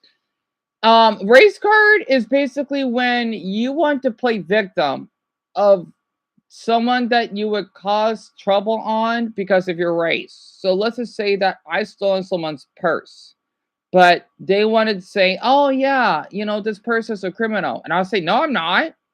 I'm black, or I'm Hispanic. You can be doing that. That's what a race card is, right? You pretend that you're a victim based off of your race, but you're not a victim. If that makes sense. This is right, that Walgreens right there, that's where we saw at least one person had been shot. They were on the ground. They went downtown, and you have a bunch of young teenagers of color, right, gather in a place. Chaos breaks out, and that's exactly. So Damien says, so they think it's the mayor's. Yep. Let's go ahead and get it. Dumbo, pretty much. And Damien, I saw your comment that went through. Yeah, I've heard about how bad or corrupted the mayor is. Yeah, he's basically at fault. I don't know why he hasn't been fired or in jail even. I don't know what the heck is going on. Basically, the domino that you see here, that's him. Right there. That's him. So, because of him, the city's dying. It's so funny because Chicago has so many black people, and he's like, at least he would be more aware, but apparently he's not. Let's start right now with breaking news.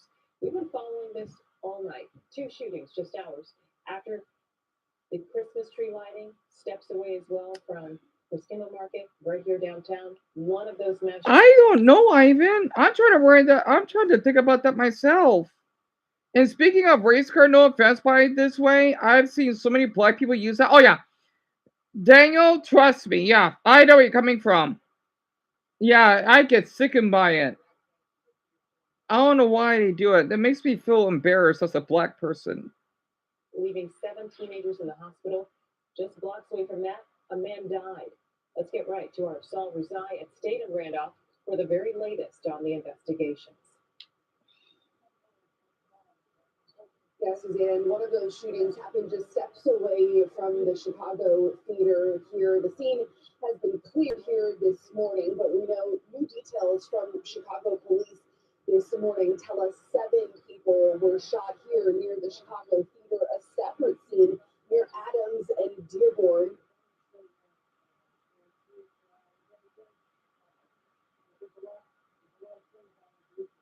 Two other people that were shot. The person at that scene, we learned 17 people got shot? The victims to be very young in their teenage years. Teenage years. Confirming this morning, the youngest victim is only 13 years old. The youngest victim, So, like you 13. mentioned, these shootings happened just steps away from multiple big holiday attractions. Mason, in the loop. I want to say this. I actually kind of like your flag.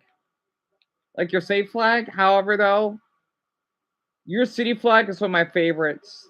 Oh, I need to know that, Mason. I'm so sorry to hear all this. Because I care enough. Right? I'm sorry, Dumbo. I know we're supposed to play that music video, but I thought this would be more important. I just hope you're safe, Mason. Honestly. But Dumbo, I still want to play your song, of course. That video, Chicago police saying they saw a large group of people on the sidewalk. You'll see the scene video is aftermath. Dozens of Chicago police officers and first responders on the scenes here downtown. The victims between 13 and 17 years old. In total, 7 people shot here at State and Randolph, all said to be in good condition, thankfully. 1 person in fair condition. 2 more people shot, as I mentioned, at Adams and Dearborn at a different scene.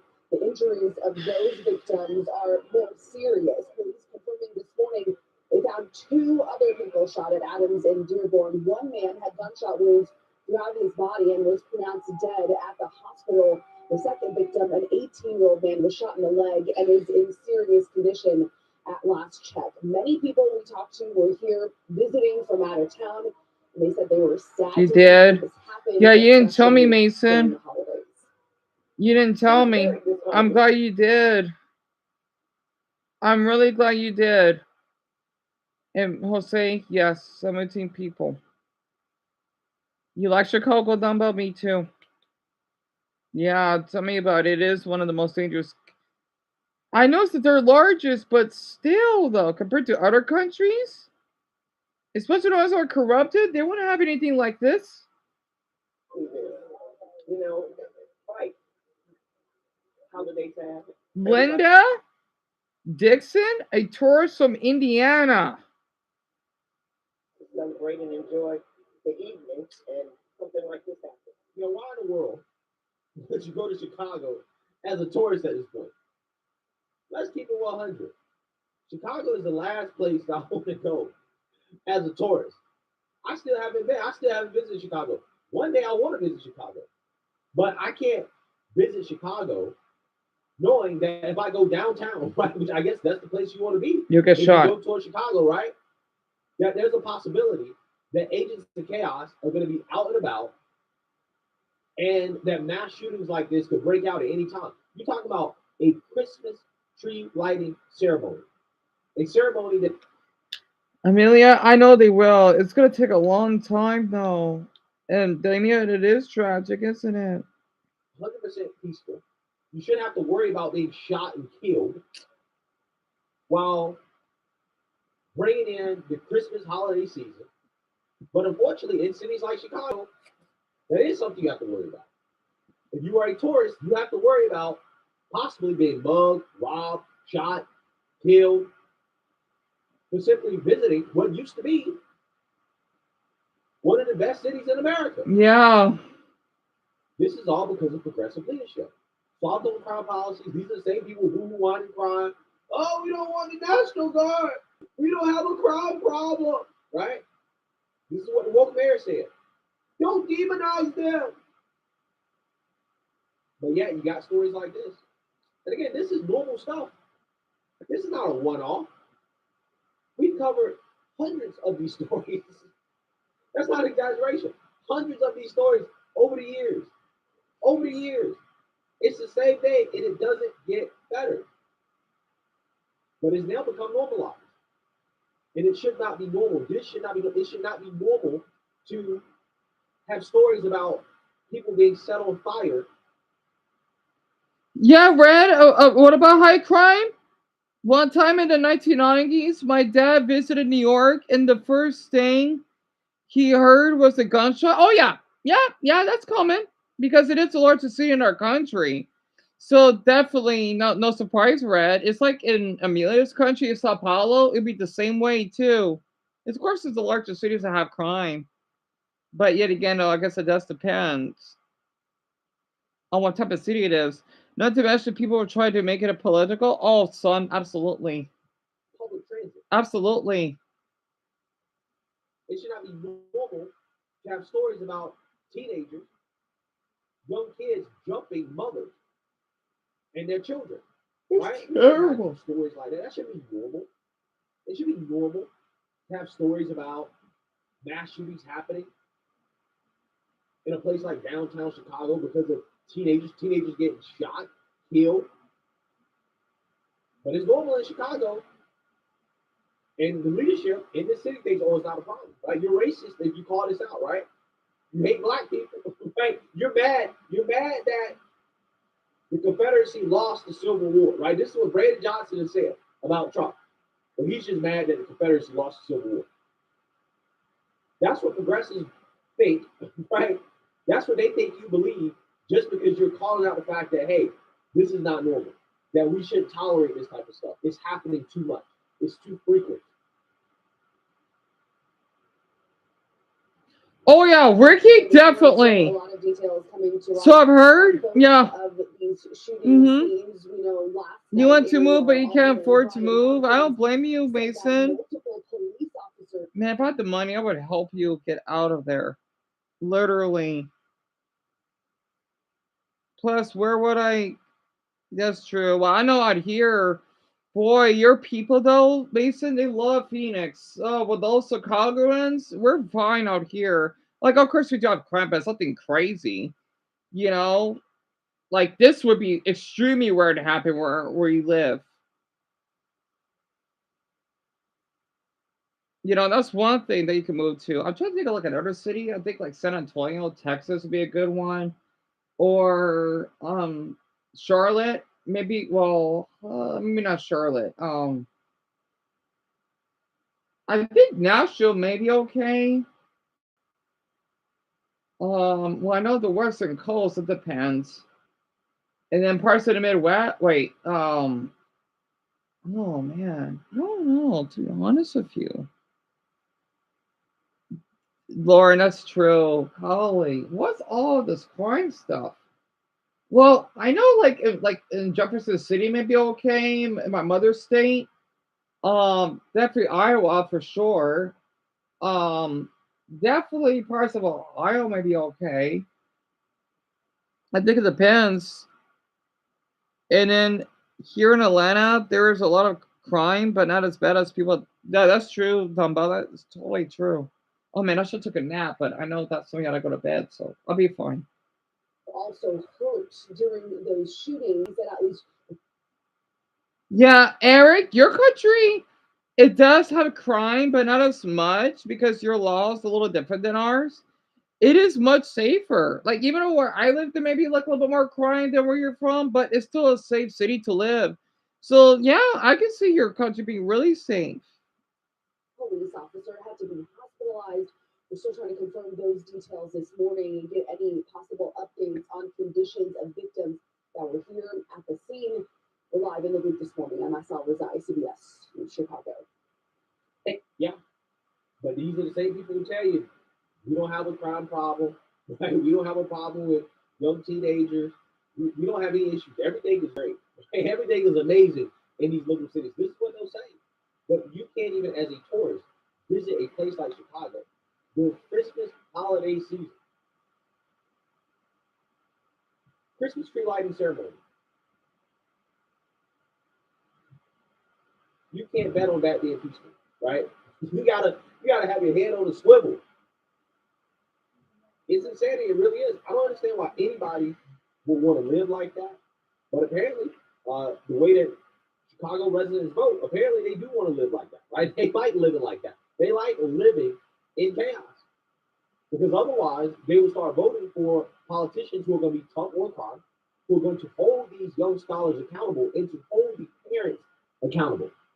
Parents have to be held accountable. Until parents are held accountable, you're going to continue to see this.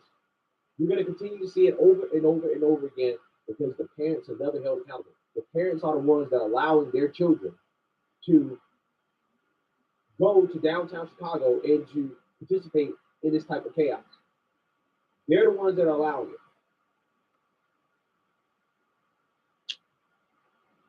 Oh, Alex the Spider.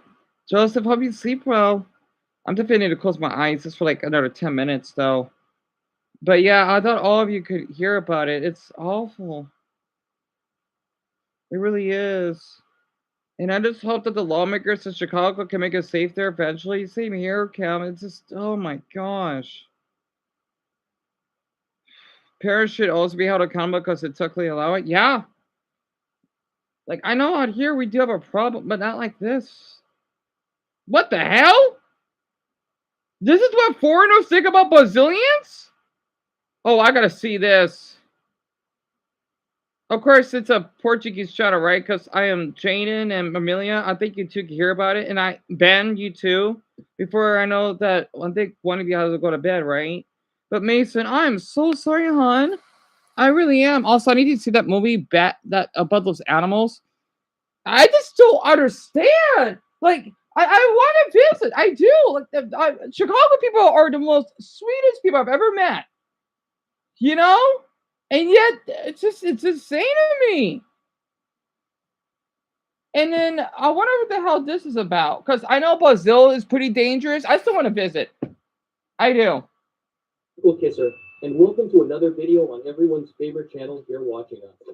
Who am I with today? You already know. Francisco Sales. Hi, Myself. Wait, what does he sound like in Portuguese? Dude, what would your I wanna play the Portuguese one very quick. This was last month. Caralho, eu não faço pergunta muita coisa, não, mas eu vou firmando o Chico. Eu aqui também com. Wow, he's missing quite a few teeth. Qual seria o seu nome de samurai? Oh no, Amelia went to bed. Crud. Well, we still got Ben and Jaden. Do jeito que é, os caras eram capazes de botar próximo de China. Né? Só porque. Até porque te perguntar, né? Qual seria I wish I knew more of my Portuguese. Let's see. Tem aqui alguns estereótipos das pessoas. A agenda tem de nós brasileiros. Bora ver então? Bora. Como fazer brasileiro? How to make what? I love how they talk. God, let's see. Yo, bro. Fuck, man. Fuck you. Oh, you didn't hear that? Okay, it's more or less like this, man. Sometimes you meet an old man on the street. A drunk old man like that, man. Shut up. Say, go fuck yourself. Oh, you didn't hear that? Yourself. I remember a bit of that part. Fuck. Huh? Bro. I want to put it in Spanish. Damn it.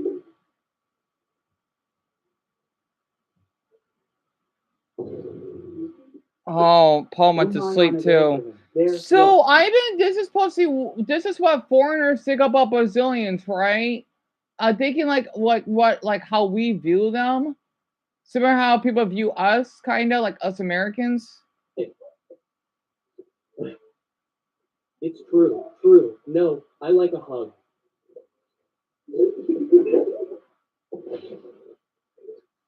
So it looks like play fighting. What's the next one? Go ahead. Okay. Kissing culture. Oh, I heard about this. I love you. I love you more than you. Kissing in Brazilian culture. Oh, he's cute. Beach. Yes. Go ahead. Okay, thank you. Do. You want to give me a kiss on this one? Wait, that happens?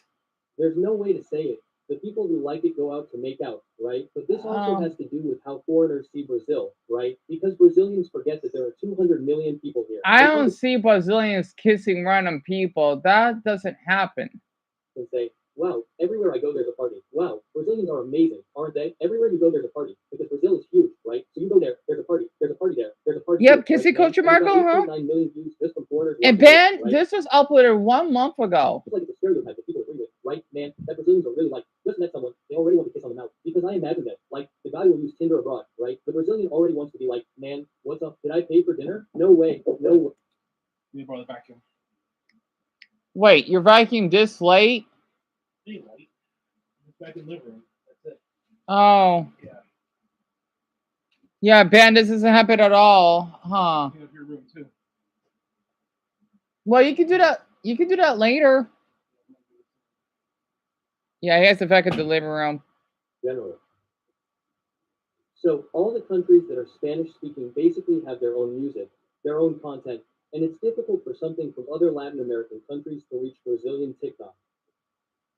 Brazilian social networks in Brazil are quite complicated. There's another thing, right, man? That's something I was noticing, right? That Timbin, who is an American producer, said that in Brazil, a guy can become famous and a millionaire in music without playing outside of Brazil. The guy can become huge just by playing in Brazil without playing anywhere I don't else. believe that. You know, man, our celebrities are from here, you know? Like people, it's just that nowadays we're starting to like Kenny, Speed, and all that, right? But back then, Right. man, they thought, they were surprised we didn't know the foreigners from there, you know? So basically, this is supposed to be about Brazilian stereotypes. It's like here in the US, kinda. That's pretty interesting. And Brad, that was my brother. He has to vacuum. I'm sorry, he doesn't have time to say hello because oh yeah, he has to work tonight.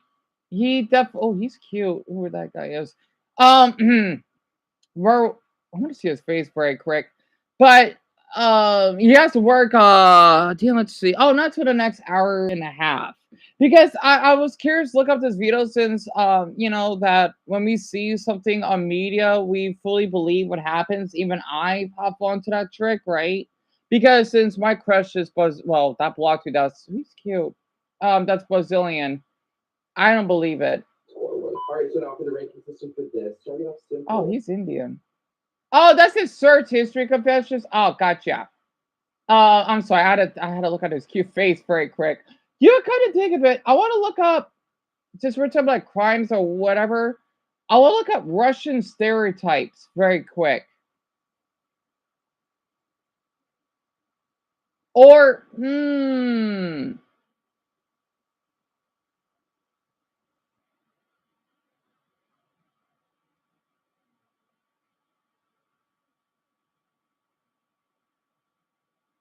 Jose, thank you for being here. And Chef Shuklan for being here. Honestly, assalamu alaikum. You have a good night as well. I want to play this, right? Because I'm really curious. Russian reacts to Russian film and TV characters. I forgot to play this earlier because I know what's going on in both countries. I want to visit both, especially Russia, right? And I've seen this guy videos before. My personal hometown in the seventh largest city in Russia. Wait, Moscow, St. Petersburg. That one is Novosibirsk. Yekata. I can pronounce that one. Kazan. So that's where some of my viewers in a long time ago were from, I think. And then Nizhny Novgorod. So man, I forgot how big Russia is. Point to that because my beautiful hometown of Chelyabinsk ended up being featured in the newest season of Family Guy. Chelyabinsk actually appears in 2 episodes in which Meg, Brian, and Stewie go to Russia to apparently search for an Instagram hacker who hacked Brian's Instagram account. I see the flag, Michael. And look at some people. Episodes take place in. I just have to make a reaction to this, especially considering that the stuff that I've seen from these episodes online actually. Oh my Buddha! Is that the Ukrainian flag? That's sort of satirical and critical.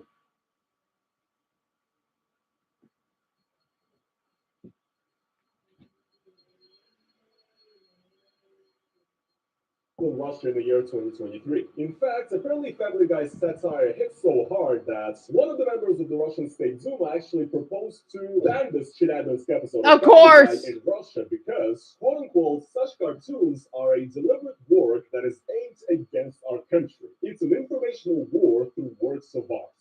The West is deliberately creating an image of Russia as a country where everybody is unhappy with life, everybody drinks, everybody takes drugs, and everybody takes bribes. I mean, it kind of is true. Anyways, what's up, everybody? It is your boy Roman. It's kind of true, though. That's the problem, though. Забрать девочку из Новосибирска. Ну, вы не можете забрать Новосибирск от девочки. I don't know how to speak Russian. Okay, so here's the thing, guys. Wait, hold on. Вы можете забрать девочку из Новосибирска. Ну, вы не можете забрать Новосибирск от девочки. How do you know how to speak Russian? Okay, so here's the thing, guys. I need to come clean right now. I really have not watched a lot of Family Guy in my lifetime. It's a show that was aired in Russia. In Russian, Family Guy is called Griffin, which basically literally means the Griffins, because I guess in Russia they wanted to make people want to watch the show by sort of making people think that it's like from the creators of The Simpsons. And I've seen it, but I've never really watched it. I have seen a lot of Family Guy clips in my life. Where'd you go, my little pumpkin eater? Some of them may be altered. But anyway, I actually didn't know that Meg Griffin was voiced by Mila Kunis. Mila Kunis is actually an American actress of Ukrainian descent. And she speaks Russian, actually, and she's actually spoken on multiple talk shows before. So it's definitely better than if somebody who didn't speak Russian at all was trying to speak it, you know? Yep, just what I thought. Chalabi. That was fast. We gotta move fast in this world, bro. So, are we gonna go find this guy or what? All right. Looks like we're going to Russia. Russia? We can't go there. They're at war with What, Ivan? They are. Whoa, crazy. Most politically aware American, by the way. Man, I wonder why they picked Chelyabinsk specifically for this show. It's a big city, but it's not the most famous or not the most obvious city to pick, you know? Oh, нет, нет. They had to make this so dramatic and depressing. I mean, I know Russia's like that, but golly. Because that's Moscow. This is the best. This is, I mean, one thing about Family Guy that I know and that I've heard of, they don't care about making racist jokes. They don't care about making insensitive jokes about different cultures. So I just want to say the people in like the governments that want to ban this, stop being such a snowflake, like literally, and just realize that Family Guy takes the piss out of everybody equally. Are you?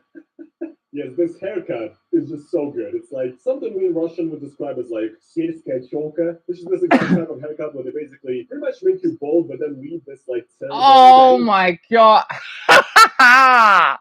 forehead, and it's just like the most outdated sort of gothic type of haircut. Business or display. We're here to find that. Oh, son, thank you for being here. I hope you sleep well. I used to love Family Guy Pride. Me too. It really went downhill, to be honest. And yeah, right, James, because the voice Dr. Marcona, she's Ukrainian, but she could speak it, right? Because Ukrainian and Russia, they're pretty similar. It's like Indonesia and Malaysia. They can understand each other, kind of, but they're still two different languages, or at least that's what the language of those countries are from. Follow your Instagram. Yes. Enjoy 10 square kilometers of country that don't make Geiger counter go beep, beep, beep. What? Hey. Stole? It's the story of my life, honestly. Should have Is that supposed to be Chernobyl? a very polluted city, so. Oh, what the hell was that? Okay, look, let's just watch this and then I'll comment.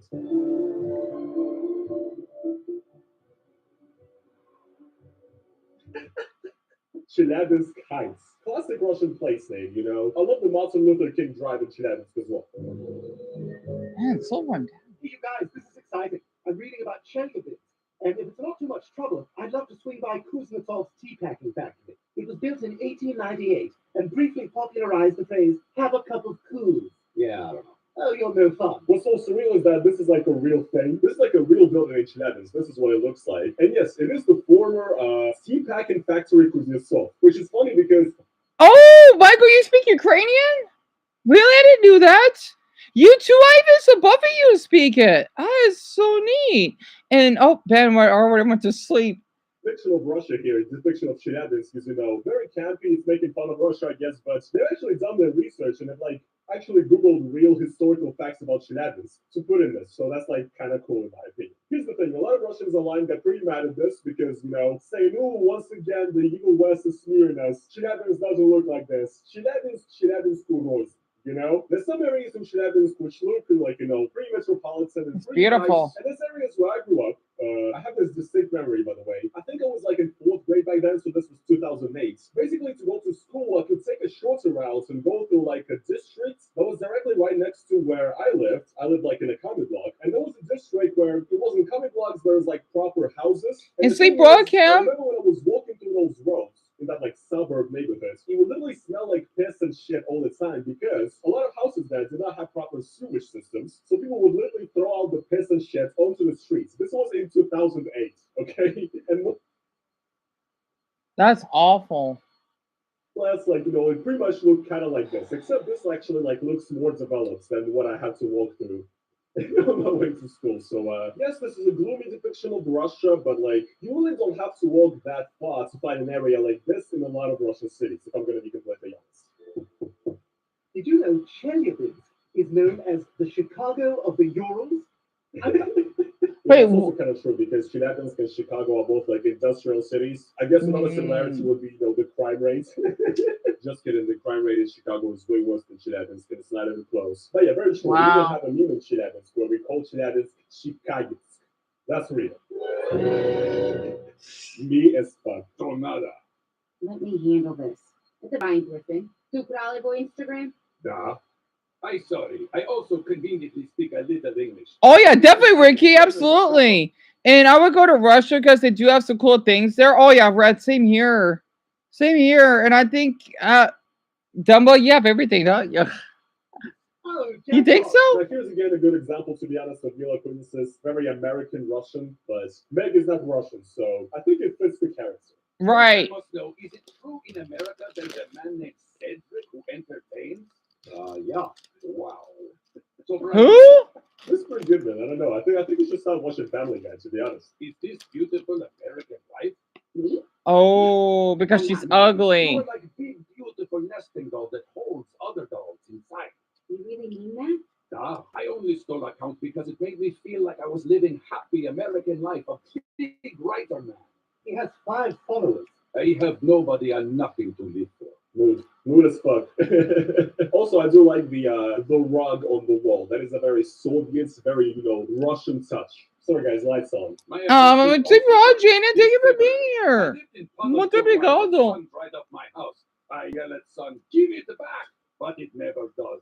That is why every day I wake up and shoot single bullet at sun. I would say the only unrealistic part is him being able to shoot at the sun because Russia has like no gun rights. So Go back home. What?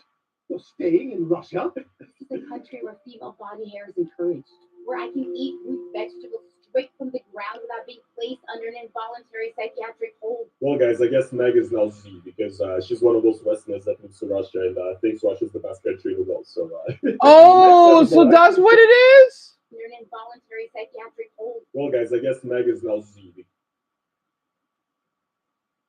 So that's the group I've been hearing about? The awful group? Oh my. Oh my. They're like the Nazis of Russia. Or but yet they're like the KKKs of Russia. No, I understand. Yeah, me too, Gardner. It's beautiful. I love how Russians speak. And Ukrainians too. Yeah, Daniel, I think I've seen this episode once.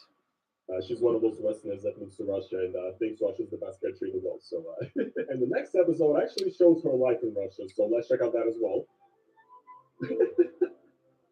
This is already good. This is already pretty, resembling of Chelyabinsk because our city is just so polluted. I've literally been told this to my face many times. Oh, When where's my people from other water? cities came to Chelyabinsk, they always told me, like, your city smells like shit. And I was Right. like, man, I don't feel it because I've been living here for 24 years, I'm already a Chernobyl mutant at this point, right? The house is being this dilapidated, though. I think it's more like Karabakh, like the most polluted town in Russia, which me and Boulder bankrupt is. So, oh, I think I heard about it. That's one of the worst places on earth. So that's Karabakh, huh? Is, I'm already a Chernobyl mutant at this point, right? The house is being this dilapidated, though. I think it's more like Wow, it looks so run down. like the most Oh, yet it's so run down. town in Russia, which me and Boulder bankrupt as I said years ago. And coincidentally, of course. Oh, Eric, you finished enjoying. That's good. Glad to hear that. And PP, yeah, they still actually doing more episodes. I don't even know where the heck I'm at, to be honest with you. Katie, I have no idea. I don't know how to pronounce. I'm really bad at pronouncing my Russian words. And yeah, tell me about it, Brian. Sad face. Most polluted town in Russia is also in the Chelyabinsk region. This kind of feels to me like more of a Karabakh, but I'll let it slide. This old town, this old crumbling village. Why is she singing? Golden gray, like a town that door. It's so bleak, but to me it's perfect. I like how Meg basically turned into this is basically Disney. This is Anastasia too. Oh, yeah, that's right. Because I gotta wait for the stupid ad. I forgot. Yeah, Anastasia. That's based off in Russia, so it makes sense. My mother actually used to have that. And oh, I didn't know Richard this whole time, but Richard, don't be sweet, bro. Teddy, I don't know. I think it's supposed to be like a reference to that Disney movie, and also supposed to be a Russian joke because even though it's so depressing, since Meg likes the Russian culture, it doesn't bother her. You know, because the certain parts of Russia does look like this, sadly. This is one of those like stop feeling so down, just go outside and you'll feel better. Meanwhile, Yeah, Mila Kunis, it's about me either.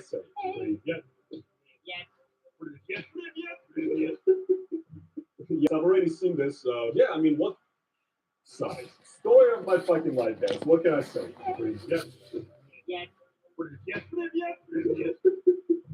Yes, I've already. Oh, seen you this. guys go to bed, Yeah, I mean, Michael? what can I say? Spasibo. Thank you for being here.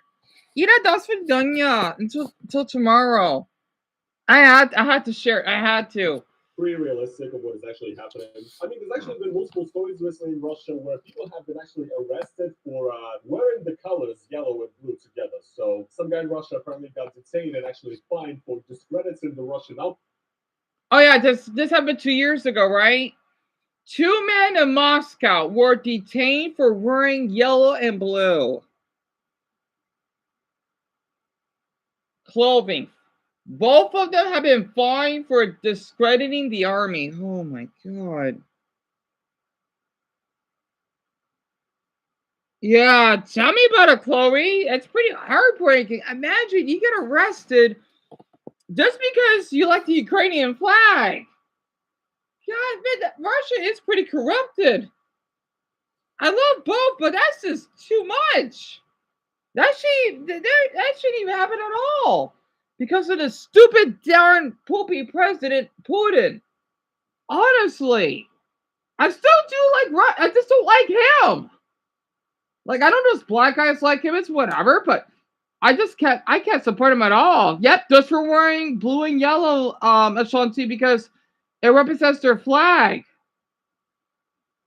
So it's for wearing a blue and yellow jacket. So, and if a person actually tries to come out with a Ukrainian flag on the street like this, I'm pretty sure it wouldn't be just a fine. They would probably start a whole ass criminal case against the guy and put him in prison for like 10 years. Are you serious? Wondering why I'm so depressed. 10 years just for a flag? I'm pretty sure it wouldn't be just a fine. They would probably start a whole ass criminal case against the guy and put him in prison for like 10 years. So, and you guys are wondering why I'm so depressed. There goes the onion man. It smells like heaven already drunk at 9:15. But the air is bitter cold. This is like the way that everybody's dressed. It's like essentially according to Family Guy, Chelyabinsk is like the USSR in like 1985. Just the way everybody's dressed. It's like it's literally 1985. The USSR. Have a great day at work, Space Dog. Yeah.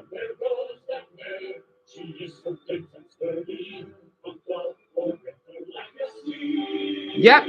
Apparently 10 years, Damien. With Meg and just the way she looks. And I'm not gonna lie, like the way Meg is dressed right now, I don't know. I've seen a lot of couples walking around looking like this, where the man basically looks like one of these, and the girl looks like these, and like they're pushing like a baby stroller and smoking a cigarette and drinking beer at the same time, or just watching their babies play at like a shitty playground while smoking cigarettes and drinking beer. So yet again, looking exactly like this. So once again, it's pretty realistic. And she's only just 18. Exact same age as me. So I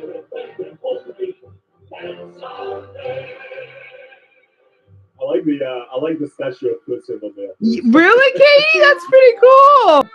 That's really cool. 6% Russian. I need to take it. Sorry, because I'm just getting like a little tired, but I'll be fine. Because I definitely got to try to get more sleep, though. I've always wondered what my DNA or ancestry is because I don't know everything about it. And also, welcome back. Did you slept? I hope you did. Because I should have took a nap, but I couldn't. I got too carried away.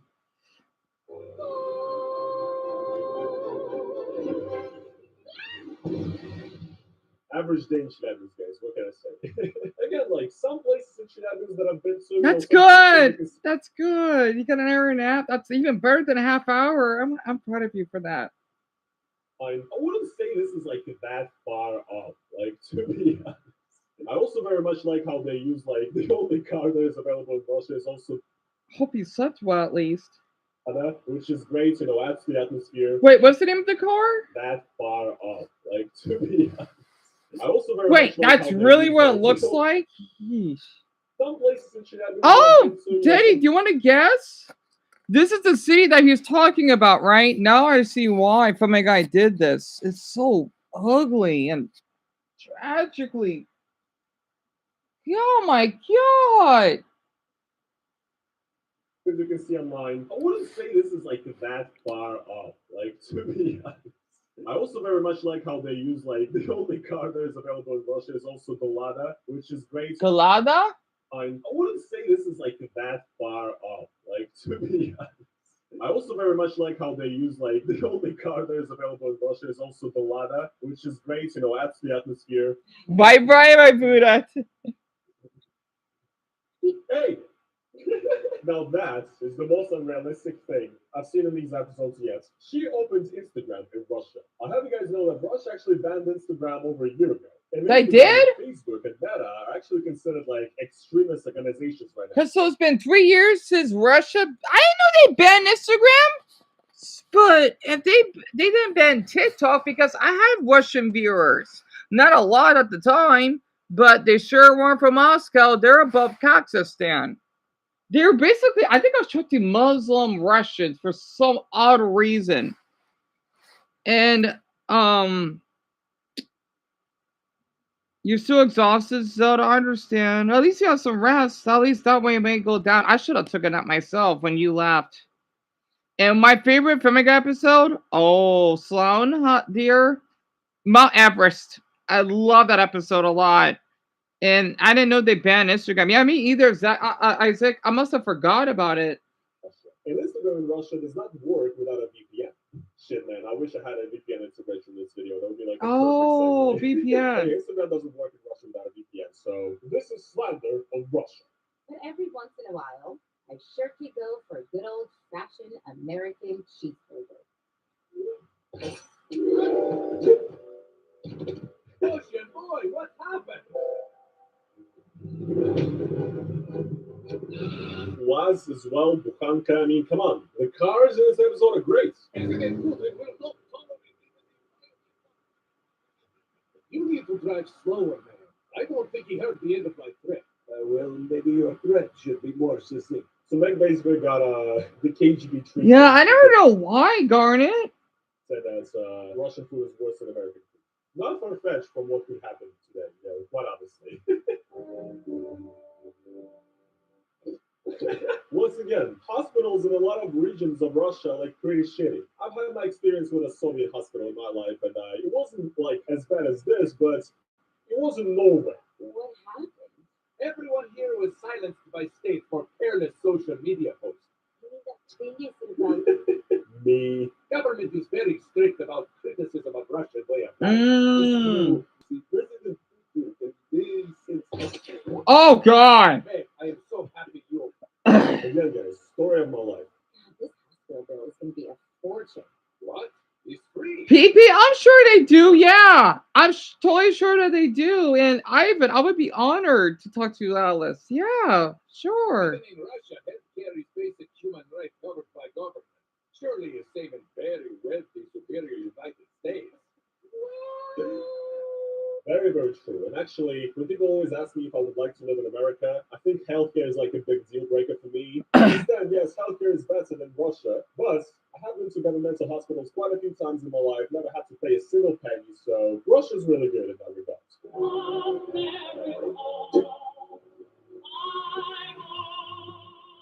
This is precisely what I'm saying, that, people getting offended by this. I'm just completely unaware of what, Family Hey, Guy is doing, Elias! because in a way, Family Guy takes the piss out of How it. are you? You've been gone for a while. Your husband's been keeping us company, and so I've just been a little bit tired. And Brent, that's Ivan's wife, right? That's been on here for a little while. She's a sweetheart. She's from Ukraine, and it's so good to hear from you again. Oh, you did, Francis? Well, that's great. I'm really happy to hear that she's doing well. Honestly, and Tara said hi. Because I know you told me that she's been sick. I'm doing okay, Alice. Just a little tired, a little sleepy. Because I don't want to doze off in a live stream. I will afterwards. And I'm just watching about Family Guy from this YouTuber named NF. Oh, you're done? So my porch got dressed.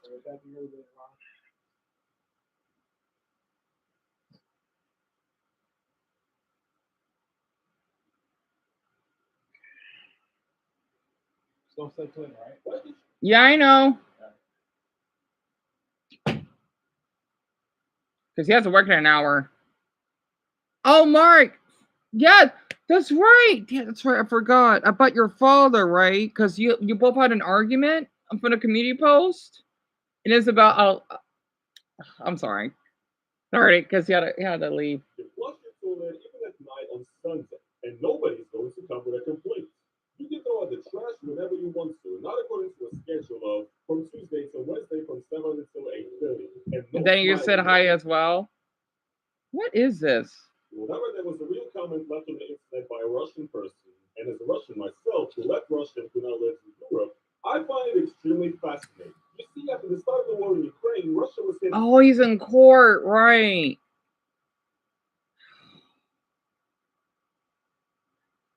Mark, I'm so sorry to hear that. I hope this doesn't mean that you're going to be homeless or anything. I hope not. Oh my God. Oh. Sanctions and kind of became a pariah. What the hell is this? Total Russia sanct. What does that mean? And a ton of Russians, apparently about 1 million now, actually left Russia searching for a better life. Because oh, these are Russians that left? At the start of the war in Ukraine, Russia was hit with a lot of sanctions and kind of became a pariah.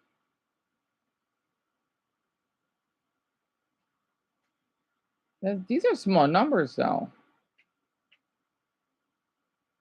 And a ton of Russians, apparently about 1 million now, actually left Russia searching for a better life. Oh. Because all the sanctions, the restrictions, the censorship that's going on, it is becoming absolutely impossible to live in this country.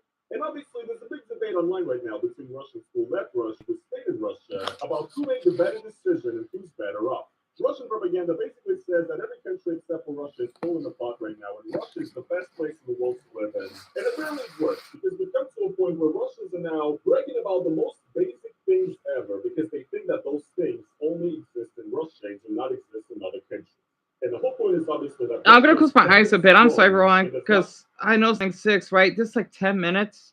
This video's kind of long. 21 minutes. Hey, Bronny. I was about to close my eyes for a bit because they've been a little bit heavy. Are you serious? He punched her. I'm so sorry to hear that, Mark. I'm so sorry to hear that. He deserves a little sentence, definitely. How long is he going to be in jail for? I'm going to close my eyes for 10 minutes. I'm sorry. I can hear it with my eyes closed. And thank you, Brownie. I've been trying to get more sleep, honestly. I feel bad. Also, I did feed my pups earlier today. I forgot to mention that. Buttered toast. So, they're doing well. And thank you, on. Because I know it's getting late because it's 9/7. This video is 20 minutes. So, if it's over, at least I'll see all of you, though, before the, right after the video ends. I hope I don't sleep that long. But you can hear in the background because I thought Oz could hear it. All the puny sanctions and Also, it's so awesome to hear Alice being out of the hospital. Here's another post by this person. The Western propaganda has failed in a very interesting way. 3 years ago, they decided that Russians are going to be so sad and so scared of living without McDonald's and H&M. Oh, so I've heard. And storm the Kremlin. However, the It's a opposite has ripoff. happened. The people have come together and have started being even more proud of their country. I guess they simply mistook the Russian people for the characters from their comfortable little worlds, where there is nothing that is more important than consumption. So, folks, this is I, Roman, your favorite neighborhood Russian, and in today's video, we'll get down to the bottom of the truth of why Russia is the best country in the world right now and why all of you Westerners should be insanely jealous. But really quickly, guys, before we get into it, I actually have something to share with you, and I'm actually talking about the Babushka plushie that I just released in collaboration with Makeshift. I have the one and only 24 karat gold Lagoon. Oh yeah, that's like his merch. The service. The first point is cashless payments. You don't have to carry around any cash with you. You either pay with your card or your phone everywhere. So like China? In the market, in a taxi, Huh. even in the deepest village. Even the average grandma that is selling flowers in the street could be paid. Essentially, if you just send a quick money transfer to her mobile phone. That's point one, guys. Using credit cards and not having to use cash. Remember this. Point number two, the restaurants. We have incredible cuisine, great service, and also great prices. After which guests from Europe look at their bill with a big surprise. I have tested this myself many times. Okay, so Russia is the only country that has good restaurants and good service. We got that. No good food in any other country, and also, it's really cheap for rich Europeans to come and buy food. Let's go on to the next one, number three. Anything can be delivered in just an hour. Food, groceries, pharmaceutical drugs, any kind of merchandise from Ozon. Everything is delivered quicker than you ever expect. This is not a luxury. This is the reality of life, even in cities that have less than 1 million people. So yes, fellas, once again, delivery. Only in Russia you can deliver pizza. I know, guys, that's crazy. You in America, Europe, you've never heard of this before, but yes. In Russia, you can actually like order food so that they bring it to your house. I know, guys, Russians are just the best people ever, the most genius people ever that came up with this. I don't know why you guys in the West still do not have this basic stuff. Beauty masters and also all sorts of people that create handicrafted stuff, basically. It is not a problem at all to find a great person that will do your brows, your nails, and your haircut.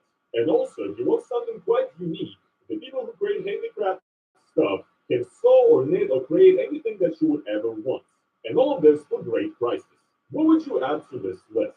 So yeah, guys, and that was the final point of the list. Good beauty technicians. You can get your nails, your brows on fleek in Russia. In the West, nobody knows how to do any of this stuff, and it's impossible to get. Okay, guys, so the thing is, right, some of you guys might say that this is just rage bait, that there's no way that this person is actually being serious, but no. But this is actually the code of a lot of Russians these days. Let's say that it doesn't matter that McDonald's and Zara, Apple, whatever, all these Western companies left Russia, it doesn't matter to us, don't care. And also those traces of Russia, all those liberals who don't support Vladimir Putin, who went to Europe and to America now and so on, now they really understand over there in Europe that life in Russia was actually the greatest, because Russia is way more advanced than any of these countries actually. And essentially every single person that chose to left Russia made the wrong decision. Now before I dive into it, I'd like to read a couple of replies. Here are the disadvantages of living in Russia. In order to tell somebody about the advantages, you have to turn on a VPN.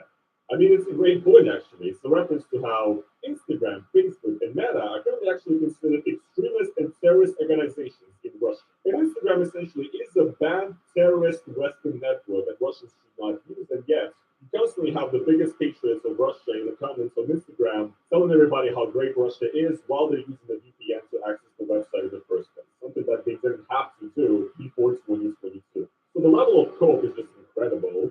I like this ironic reply here. Advantage number 5, you have warm toilets. You can sit in peace and you don't even have to push away wolves from you. Not everywhere, but still. Number 6, electricity. You can simply click a switch and you have light. You don't have to think about candles and the possible fire hazards. Number 7, soap is available in all stores. So you get it right. The irony is that she's naming once again the most basic things ever. So first of all, you have the point about being able to pay with a card or your phone with a phone number pretty much anywhere. You don't have to carry cash around. You can pay anywhere, even in the village, in a taxi, in the market, in the metro. Like, how do I say this? Almost every country has this shit too. Like, obviously, the point they're making here is that in some less developed countries, and actually even in some well-developed countries of Europe, like Germany in particular, you cannot always really pay with a card or with your phone, with like Apple Pay, because Germany is more of like a cash-based society or something. I don't know. I actually encountered this myself when I was in Germany, in Berlin, a long time ago. And here they're making a point essentially that in Russia, that is not the case. You can pay with a card pretty much anywhere, and also, if Even the grandma, once again, guys, grandma, babushka plushie, go get it. Even the grandma that sells flowers can be paid basically by a transfer through her phone. SBP is like система быстрых платежей. It's like kind of like Russia's version of WeChat, I guess, in a sense, which is good. But like, how do I tell this person that a shit ton of countries all over the world have the exact same thing, and are also now in a position where you can walk around without any cash on you and you'll be completely fucked? I live in Portugal, right, in Lisbon, in Europe right now. Once again, a country that is supposed to be backwards, I guess, is supposed to not take cards anywhere, but that is not the case. In Portugal, I can pay with a card pretty much everywhere.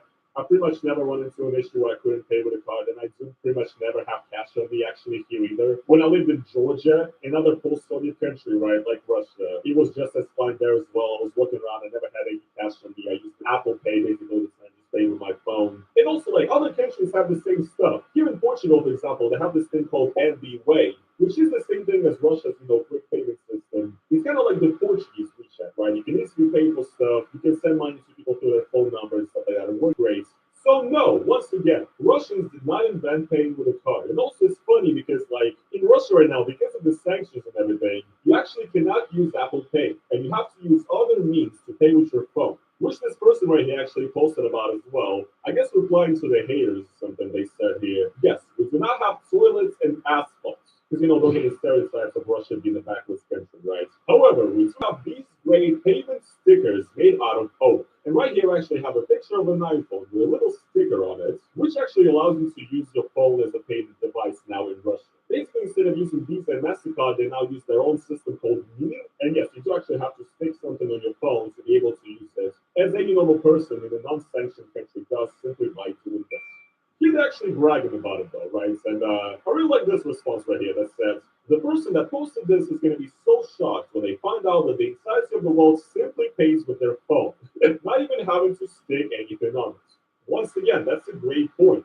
But in general, a lot of Russians like to circle jerk and talk about how great the Russian banking system is. Russians like to say that Russia has way better banking apps and stuff than the West does, than Europe does. And in some cases that might be true, but the fact is that like Russia's best bank, Tinkoff, was just ripped off of Revolut basically. Now that I'm using Revolut, it's kind of like using a Russian bank basically. It's just a non-issue. The fact that you people are bragging about this is honestly kind of sad. And also the best part, because of the sanctions, you cannot use your Russian credit card to pay abroad because it's simply not going to work. Greatest country ever, am I right?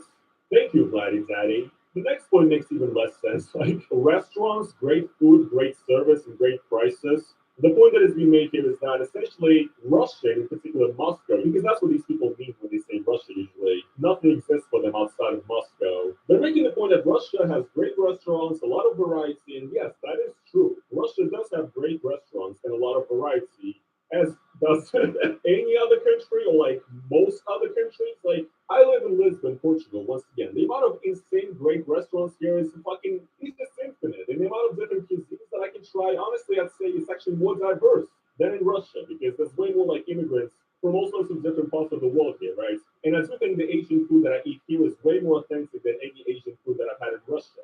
But yes, like Russia has great restaurants. So fucking what? Every country has good food and good restaurants. The service point is basically they're saying that in Russia, the waiters are like nicer than they are in any other countries in the West and so on. I don't really notice any difference, quite honestly. But also the best part is the great prices, after which our guests from Europe look at their bill with a lot of shock. I've tested this myself many times. So basically they're saying that when Europeans and foreigners come to Russia, when they go to expensive Russian restaurants and they have great meals, at the end of it, they're really surprised by the prices because it is much cheaper than it is in their Western countries. What?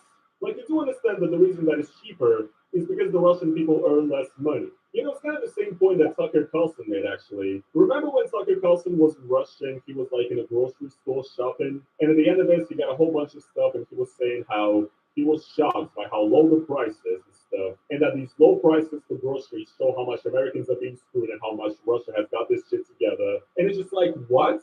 Have you ever been to a foreign country that has, like, a foreign currency? And where people might earn less than you. Like, once again, you do understand that the reason why groceries are cheaper is because the people also earn way less money. And yes, these groceries and expensive restaurants are very nice and cheap if you're a rich Westerner coming to Russia to spend your money. If you're a regular Russian, though, not so much. Number 3 is probably my favorite, to be quite honest. It says delivery in under an hour. So once again, food, groceries, pharmaceutical drugs, goods from Azon. You can get everything delivered so quick that you will be completely shocked. So yes, Russians apparently think that they invented food delivery and grocery delivery. Like they just never heard of Uber Eats or Global or like Wolt or whatever, right? No. Only in Russia you can deliver food and groceries and pharmaceutical drugs and get it delivered under an hour, guys. Here in Portugal, guys, I order a pizza, I have to wait for like a fucking week. I have to pre-order it a week in advance to get it at my door. It's how, terribly backwards Europe is. It's crazy. And this shows how deranged the Russians have truly got it. And here also she makes the point that you can order goods from Azon. Azon is basically like Russia's version of Amazon. Even the name is similar, and they have like the same kind of thing as Amazon, like 1 day delivery or delivery in a few hours or whatever. Azon is good. I cannot even hate on it, right? But like quick delivery and like Amazon Prime also exists in other countries. Like, what the fuck are you bragging about? Are you insane? And also like how she has saying that this is not some kind of luxury. This is the normal reality of life, even in cities that have less than 1 million people. Yes, in Europe, in America, if you have less than 1 million people in your city, that's it. No food for you, no Amazon for you, no quick deliveries for you. Fuck you. Should have been born in Russia, the only country that has this delivery stuff figured out, okay? And yes, this is actually one of the most like common points that Russians who try to say that life in Russia is better than if you left Russia. This is like the main point that they make is that in Russia, the service industry is so great that you can get anything delivered to you, even at 3 a.m. in the morning. Yes, guys, you can get groceries delivered at 3 a.m. in the morning, even a pizza, even some food at 3 a.m. in the morning. No other country in the world has this, right?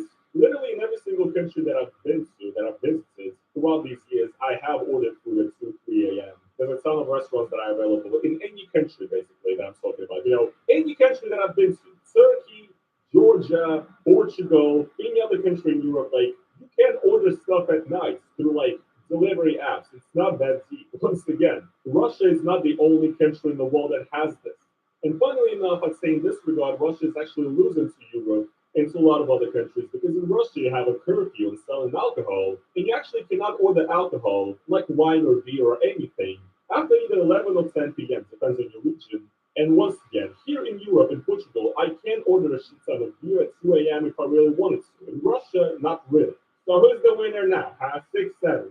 6-7. I don't know why I even did that. I don't know. I'm fucking losing my shit. And then we have number 4, which is not exactly very relevant to me, but yes, beauty salons and all sorts of handicrafts. It's just saying that basically, to get your brows, to get your nails, to get your haircut is great in Russia. It's really hard to find a good person that actually does it well in another country. And also, you can get anything handicraft, like you can order custom clothes or anything you'd like, all with a very great price. Once again, like, Jesse, what the fuck are you talking about? Like, yes, I get it. In Russia, in Eastern Europe, we do have a certain beauty standard that is different from other countries. Like, the way Russian women like to do their hair, their nails, and their makeup is slightly different that you would find offered in a lot of countries of the West, right? But I'll tell you a very big secret right now. And promise me you won't tell anybody about this, but get this. There's a lot of Russians and Ukrainians and Belarusians living in these Western countries. And you can actually find them and get your nails done and your hair done and your fucking whatever with these people that will do it the way you like from back home. I know it. It's fucking crazy. But yes, you can get your Russian-style nails, your Russian-style brows, and your Russian-style makeup in any place in the world because there will be Russians there doing it. Like, what the fuck is the problem?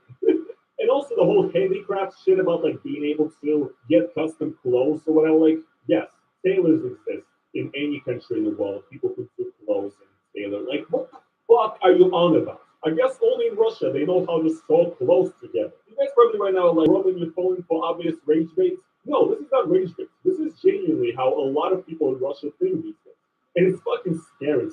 Like, how disconnected from the rest of the world do you really have to be to say this? They said that essentially the West expected Russians to storm the Kremlin and change the government because, McDonald's and H&M left the country. But they're saying here that the West obviously failed, that, the people only love Russia even more now. And the whole issue here is that the Russians have been confused for these soy Westerners who only care about their own comfort and consumption. Like, okay, so like every single point that you've made there is not regarding consumption and just being comfortable. Being able to pay anywhere with no cards, Being able to eat great food, right, and consume all the best meals in the world, being able to order anything at 2, 3 a.m. in the morning, that, something that definitely only Russia has. Being able to get your nails and eyebrows done well. Yes, all those things that you mentioned, they definitely collide with the classic Russian values of standing with your country. And it's definitely not about consumption and comfort, right? Like, what the fuck are you on about? Genuinely. And also, the funniest thing by far is that every single advantage that she names, all these things are in no way related to the Russian government and to anything they've ever done. It's all just like benefits created by the private sector. Because the Russian government has not done anything good. They only know how to steal money and how to jail people. And all of these things that you mentioned that Russia has are there in spite of the government, basically. And to just end it off, guys, once again, I'd like to remind you of this classic one that I started the video with. Why can't you people simply just accept the fact that Russia is a great country to live in? In Russia, you can flush your toilets even at night on Sunday, and nobody is going to come with a complaint. What? Like, what? What are you talking about? If this really was the case, and this is how life was outside of Russia, I would be getting a lot of complaints from my neighbors because I do destroy the shit. Only in Russia you can throw out garbage when you want, and not according to a schedule of from Tuesday to Wednesday from 7 until 8:30. And your very friendly neighbor is not going to report you to the police for it. What is the country where this is like a restriction? And also, as a Russian person, I don't think we're in any position to like criticize other people for reporting others to the police, because Russians are the best at it in the world. Inside of our houses, it is always warm, even if outside it's minus 30 degrees. There is hot water coming out of the faucets. Линия 25 лет итоги. С крана течет горячая вода.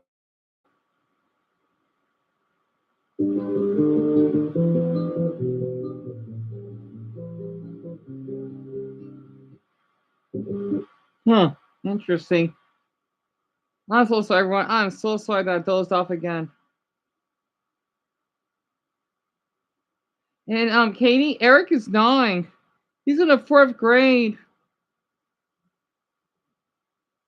Oh, Eric ate a banana. It was good. I'm glad to hear that. It was okay, PP. I'm so sorry. I gotta stop this.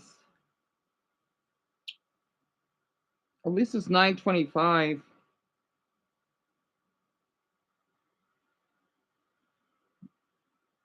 But yeah, that's pretty interesting. You know what? Come to think of it, I know what woke me up. Living in Arizona. Let me see this very quick. But it was I was still here.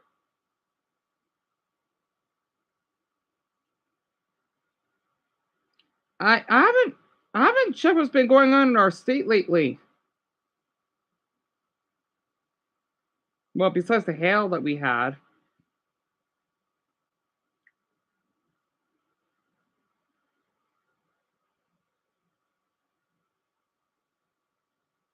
What? Locals beg me not to share these 10 Arizona towns? I'll be the judge of that. Is that so? Arizona has over 90 towns no one talks about. 10 of them, locals would rather you never found out they exist. And now I'm telling everyone.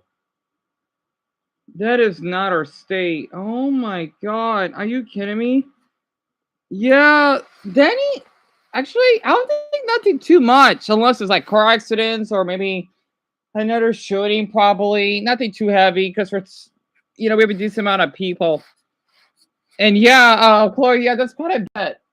So, yeah, Christmas is going to be awkward. These aren't the quirky small towns you see in airport magazines. These are towns with no Starbucks, no cell signal, and somehow the best pie I've ever had in my life. They're weirdly beautiful, a little haunted, and one has a population of 43, including the cows. Here's the deal. One town bans chain stores entirely. Interesting. There still has gold buried under it, and one has a UFO hotline that actually gets calls. Are you serious?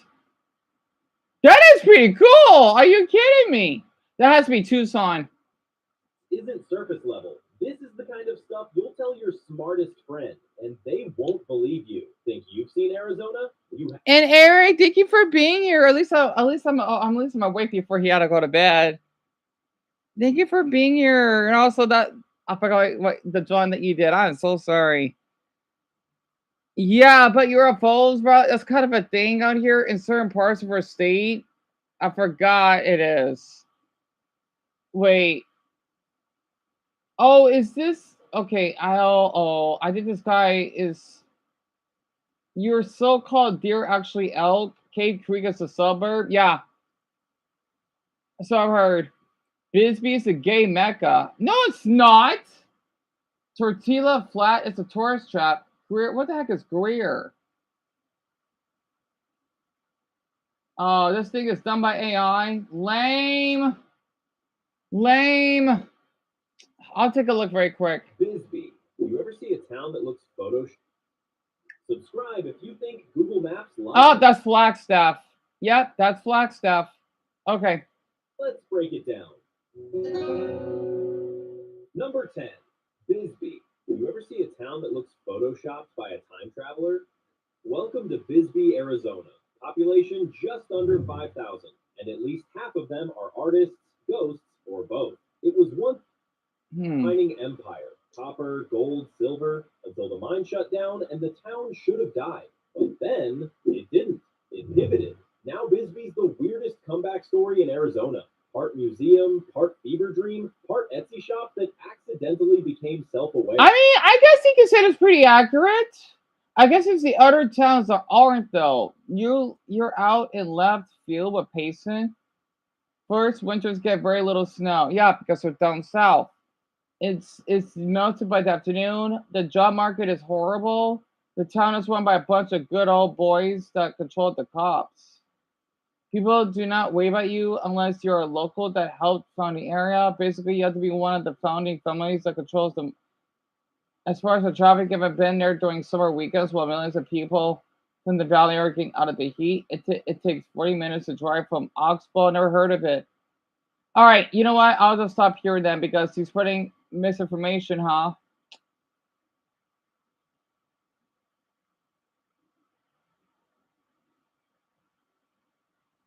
Let me do one more. Median home price around $220,000. Sally Shelby, yeah, at least one of the comments said. If I press this, you saw Flaxen Factor, didn't you? Roughly $850 a month. Crime rate, 30% below national average. Internet speed, emotionally inconsistent.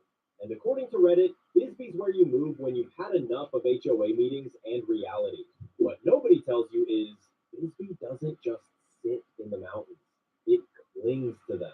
The whole town's built on staircases.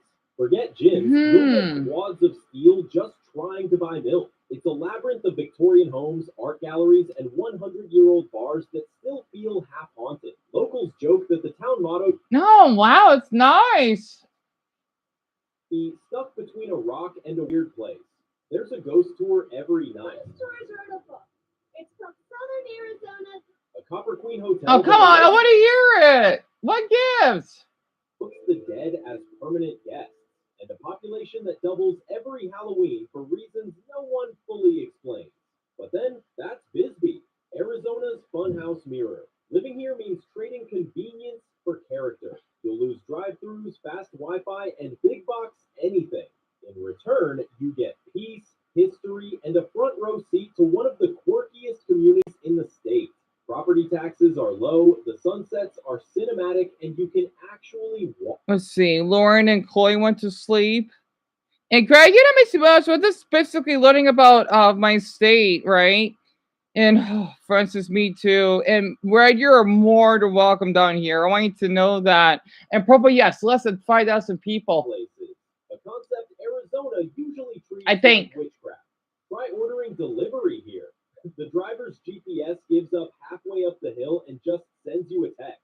Good luck. Oh, and if you drive a stick shift, you'll master hill starts or die trying. Bisbee is where clutches go to meet Jesus. Picture it. Crisp mountain air, the smell of copper dust and coffee, murals on brick walls, and the sound of someone playing jazz from a balcony that shouldn't structurally exist. You're sipping cheap wine, watching the town glow orange at sunset. Oh, yeah, you did. Yeah, I didn't forget. And PP, thank you for being here. Last place in Arizona that still feels real. And if you think Bisbee's strange, wait till you see the next town. They don't just embrace weird, they built an economy out of it. Where?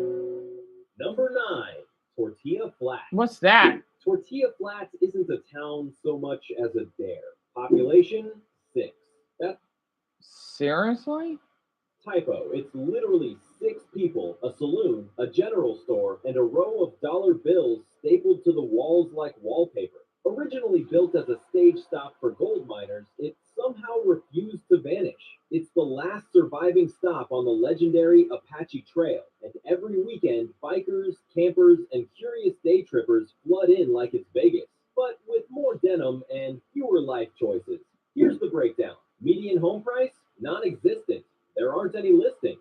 Rent? If you find a room, you've probably been adopted. Closest grocery store? 25 miles away in Apache Junction. Crime rate? 0, unless you count tourists feeding donkeys illegal snacks. Cell signal? Depends which cactus you're standing next to. What nobody tells you is Tortilla Flat thrives on illusion. The wild And sleep well, Ricky. And you too, Louise. You too, Haley. And thank you so much for being here, Purple. Honestly, I thank you for being here. And yeah, Brownie, I guess this is accurate. facades, they're real buildings, just recycled from a movie set. And yet, Let me guess. Tombstone, right? charm. This place feels unplugged from time. You can't stream a show, but you can order a burger bigger than your hand while listening to live country music echo off the canyon walls. The downside? It's a ghost town by night. Once the tourists leave, it's just the wind, the coyotes, and the hum of the generator keeping the saloon lights on. You want quiet? Tortilla Flat delivers. Right between peaceful and are we in a horror movie? Living here means trading Wi-Fi for wonder. You can't order Uber Eats, but you can literally step outside and see the Milky Way. The emotional math works like this. Fewer people, fewer problems. But And thank you for being here, Violet and Lisa. I'm so sad about those stuff. Oh. So fewer groceries. Try explaining to your friends that your neighborhood population could fit in a minivan, or that your mail gets dropped off by a guy on a Harley. Every time it rains, the only road in can flood. And just like that, you've got a weekend retreat you didn't plan. Would you rather live in a town of 6 people or 6 million? Drop your number in the comments. I guess it's kind of interesting. I don't like the AI. Well, I mean, I don't like the misinformation, and that's true though, but I do get credit, I guess. I would live in a town with 6 million, to be honest. What? What the heck is this? What? This happened yesterday? Okay, this really woke me up. What just happened? And Isabella and Brent, sleep well, you two. Oh, darn it. I know everyone's going to sleep, but what happened? A big bar with a history of serving underage drinkers has been busted again for this. Why do this? Underage drinking, huh?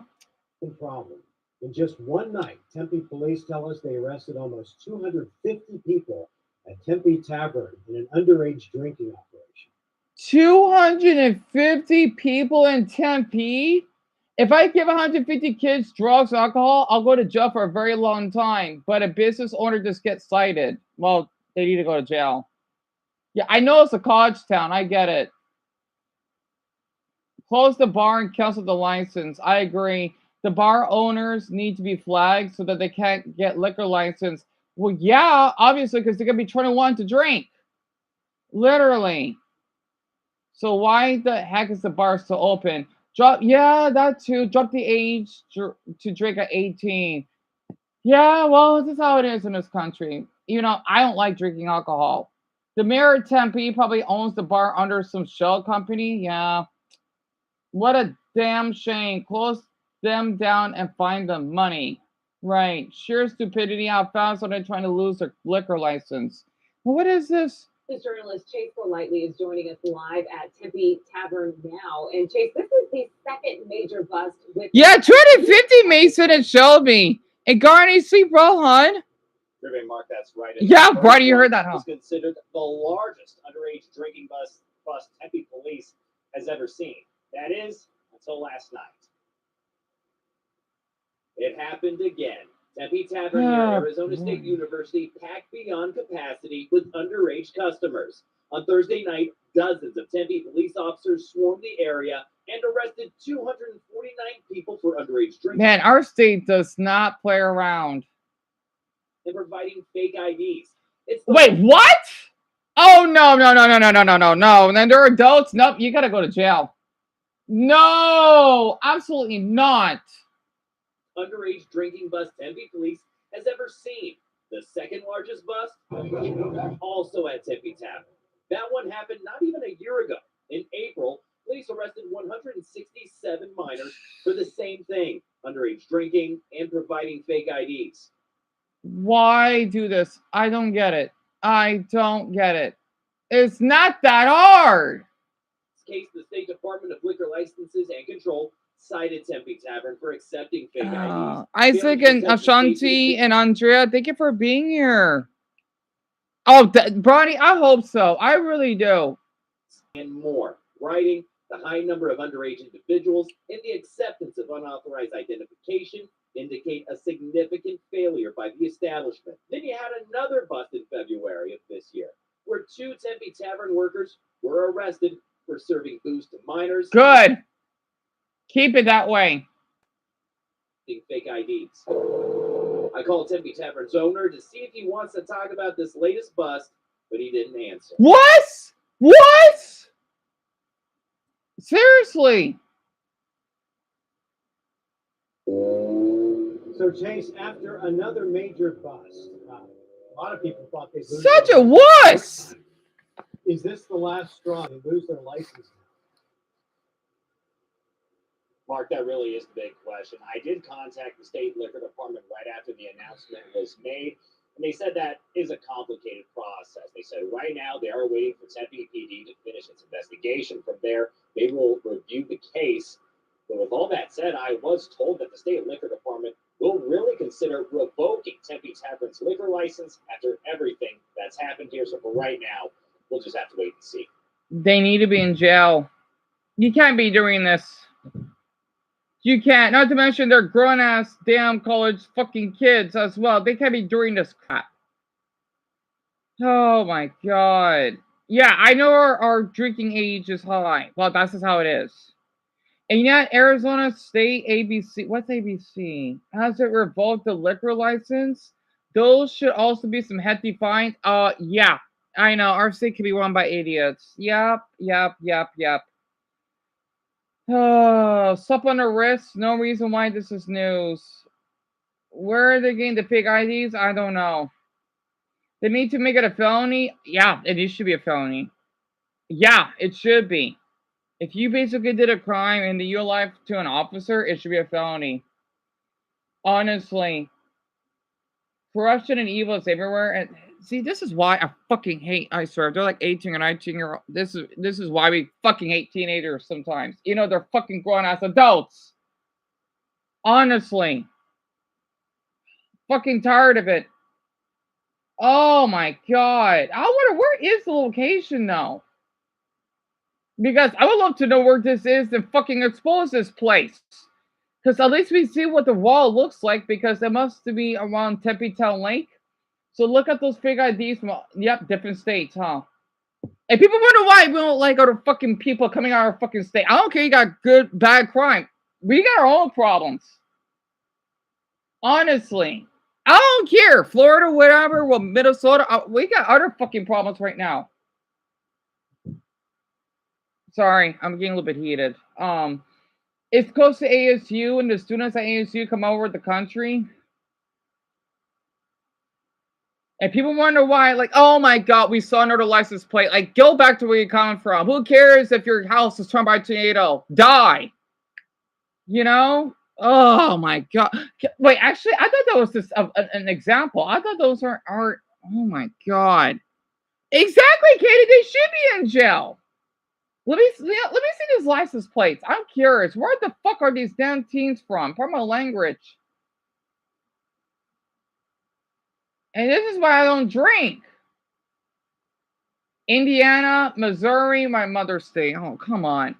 Texas. Okay, one on our state doesn't. Is this really their IDs? No, don't censor it. I need to know the fucking names. Get them fucking doxxed. Sorry, too far. New York. And let me read the heights. 5'3", 5'7", 5'2". Well, yeah, because a couple of them are women. 5'5", and then that boy is 5'8". What are their ages? Oh, yeah, these are fake. Okay, 2000. No, you're not born in 2000 because you're over the legal age. Yeah, they're fucking frauds. Oh my god, it's fucking disrespectful. Wyoming? Oh my god. I don't get this. I don't. And so thank you for being here. And same for you, Mark and Jameis and Red. Oh my god. I'm just surprised that so many of our officers. I mean, Tempe is a nice city. It is. We do not play around. People think we do what's for maybe for some fucking people though, but no. You know what? I think we should just keep the drinking age 21. I don't know. I think so. I don't know. Because they're not responsible.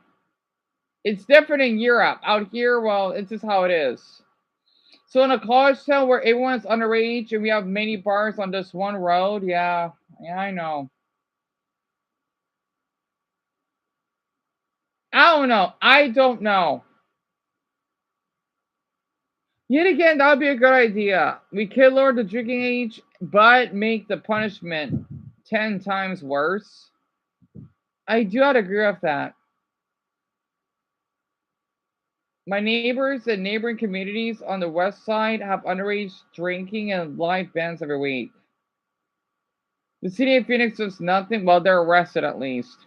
Neighbors have sent in vetoes and lodged complaints. Something gets done. Is this because Councilwoman Betty, never heard of her, Gordado, doesn't want to offend her votes? Well, she'd be losing votes. I'll state that.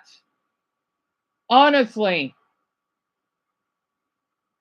Tempe cops aren't able to actually do their job, so they're fucking going as adults. They know what they're fucking doing. Maybe this time Arizona will pull its head up his ass and revoke the liquor license. The only person really getting in trouble is the minimum wage or any bartender. Well, everyone, all the above. Not a drinker myself, John, but I can't understand why you're legally permitted to do some behaviors at 18. Dying for your it's just how it is. It's just how it is. Maybe we should lower the age to 18, but you know what? If I was the governor of our state, I think it should be a felony. Depending on, I think a first degree felony, right? If you are, yes, you're 18. Well,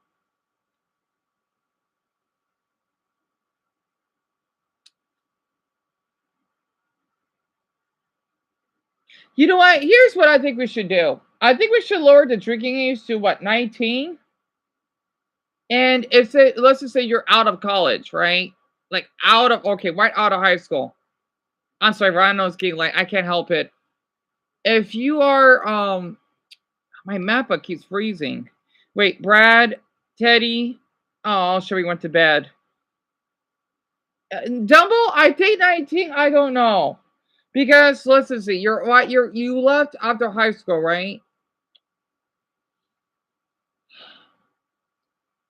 Because I know that let's just say freshmen would get a little bit nutty. I'm thinking let's just say if you are 18, you're Actually, I don't know. They're in college. They're 18. Just lower the drinking age. Yeah, I just wonder how would this work though. I don't know. Remember, not too long ago, people could be 18 and go to bars legally.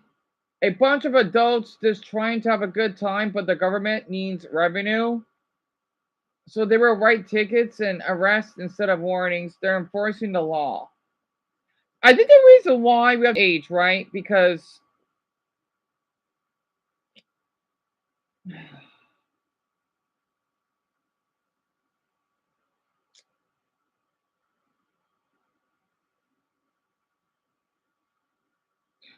know what? I think it should be 20.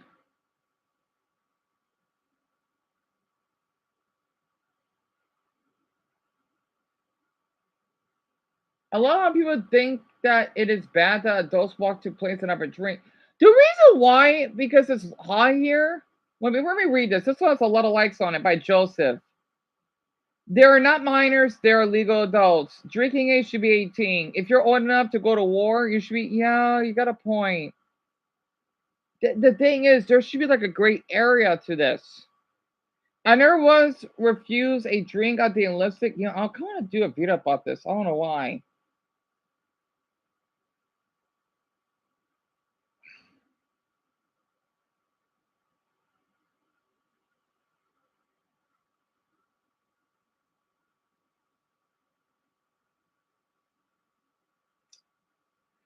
I don't know. Okay, Alice. It was nice talking to you, hon. Same for you, Damien. Well, 22, Mason, I'll be a little bit overboard. Because 18, you're an adult. I don't know. You know what? I think 19 should be appropriate. Because here's the thing. If you leave high school, right? You need to get settled down first. And then, like, a 19 would be appropriate because I think that's the legal age in Canada. So we could do it like the Canadian way. And basically, if these teens lie, right? I mean, I know that's a year, but still, though, they got to follow the law. They could wait a year, then they'll be fine. Because I know they get a little bit nutty, right? If they lie and they have a fake ID, because I'm not sure how often 18-year-olds drink, they should get a year in jail. Okay, because if you're having a fake ID, a year in jail, unless, let's just say that if you want to bring that down, you got to do community service. So that depending on how well you do it or whatever, or if you, well, I don't know about paying a bond. No, not paying a bond. No bond being paid. You would do community service to bring down your sentence. If you don't, you'll just be in there for a year. And you got to basically take a drug test, making sure that you haven't, well, I never thought about that far because I don't drink. I'm not sure. And Katie, thank you for being here. Zona, you think 21 still? Because the thing is, though, it's so hard. Because I knew in Europe, their age drinking laws are way less than us. But the thing is, though, they're more mature about it. I don't know.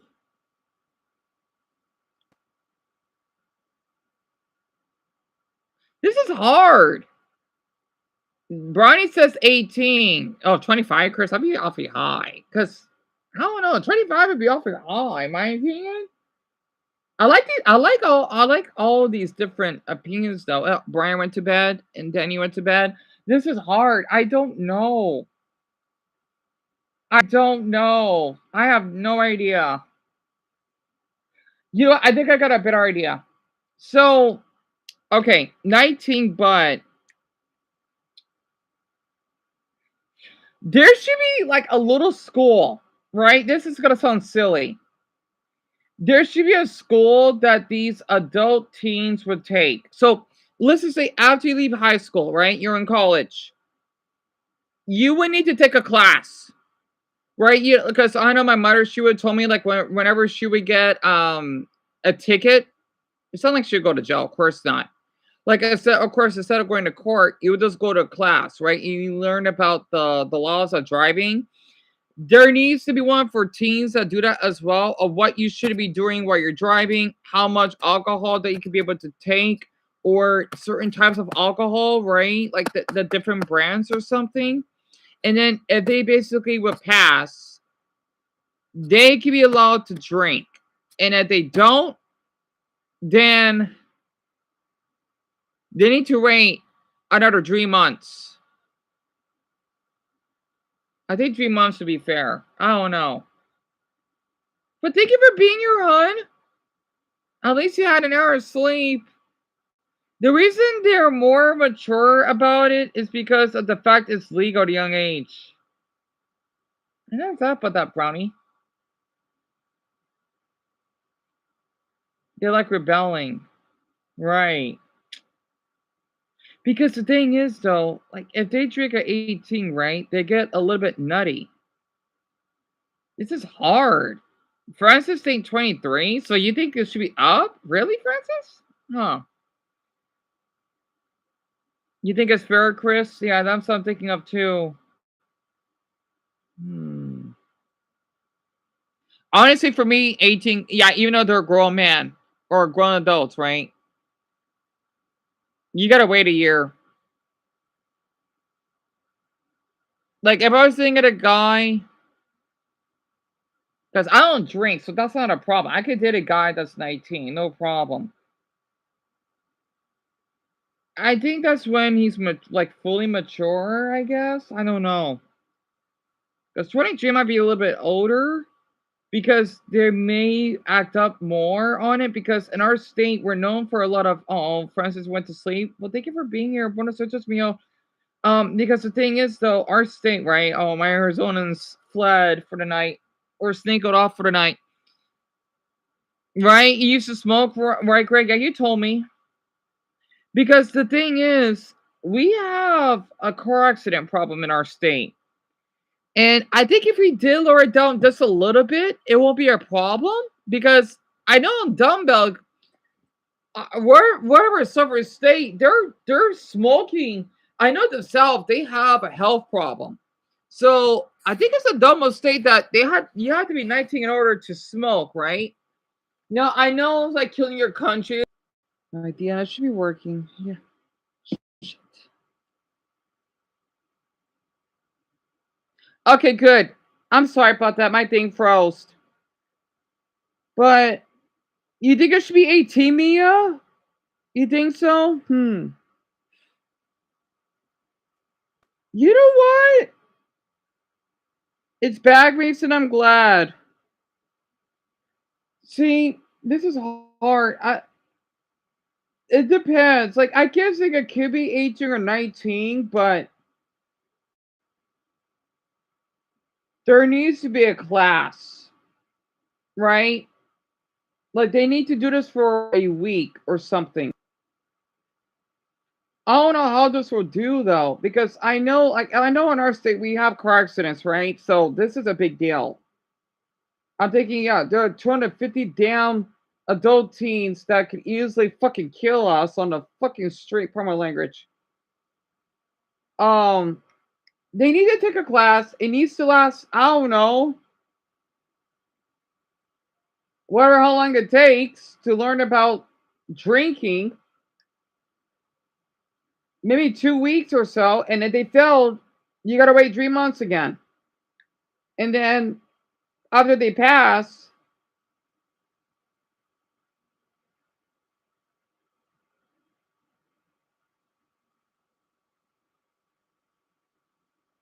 I got a good idea. They gotta wait another 3 months. Like, yet again, it depends on the adult teen. Well, depending on their birthday, like after you turn 18 or something.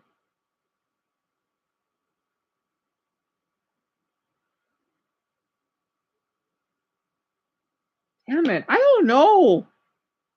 I don't know. This is hard.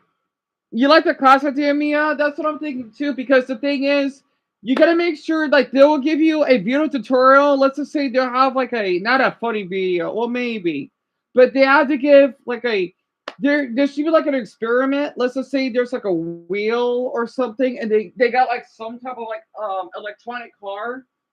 They give you like an example of like how it's like, and oh darn it, Greg has to go to bed. Thank you for being here, Greg. It's my pleasure talking to your son. Honestly, Oh, that's right, because you don't have to go to teaching tomorrow. They would give like like how they got those electric bull rides. There should be like one for like let's just say you're a drunk driver, and then you gotta know how to steal the car. There has to be like a little program for that. And then if you basically don't not hit anything, you cannot hit anything at all. Then like they could have a program for like a week or two, right? Well, maybe a week. A week would be fair. And then if you hit something, it's like if you're having a driving, you're taking your driving test. If you hit something, you got to repeat it over again, right? I know that sounds silly, but it's like an example. That way to be more alerted. I don't know. That's just something I've been thinking of. And welcome back, Dumb. I'll just talk about like how for adult teens that let's just say if they want to drink, they have to pass a driving test. I may do a video about it. I don't know how this would work. I may make a Smash Border stage out of it. Like it would have to be like an example, like a cute car, like a cartoon one. And then I might need to make an example of it and may take a screenshot. I don't know. Because if I was driving, right? I don't know how it's like driving. But it's like if you're playing one of those cool first person driving games, it would be like that, right? Like how you move the wheel, but it will move on its own because basically it's testing you of how, oh yeah, you're drunk. You're not drunk, right? I'm not sure that's gonna work. I don't know. You think that sounds like a good Mason? You too, Mia? Yeah, that's what I'm thinking of. Of course, it's never going to happen, but it's fun talking about it. Because, yeah, our state, I know we're known for car. I see car.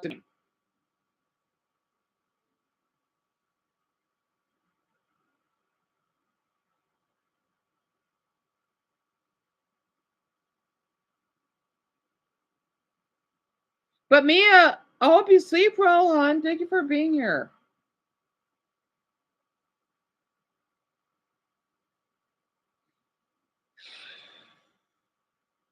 Man, this is quite interesting. The 250? Wow. It has a lot of students.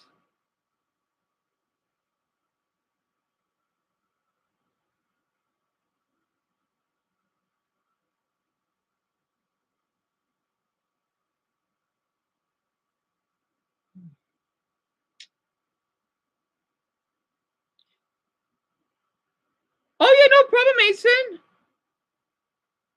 You are? What? Yay, that's good. I'm happy. I'm happy to hear that. At least that fucking bitch is gone. Honestly, because they know what they're fucking wrong for that. I would like to hear that.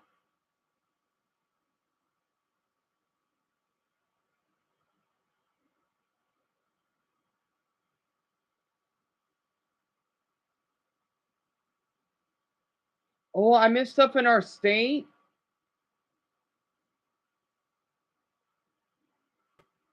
All this other stuff going on in our state. I'm gonna show that tomorrow. Sexual assault in elementary. Oh god. Yeah, I'm not surprised.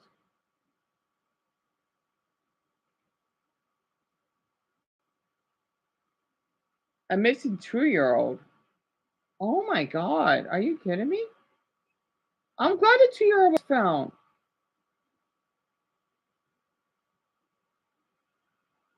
A toddler? What? No.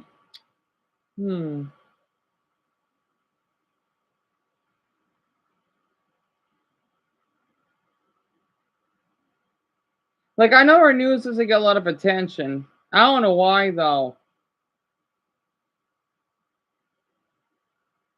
All right. So, Oh, yes, it's you three, right? Gotcha. I'm sorry for being off topic. I'm just looking up what's going on my channel right now.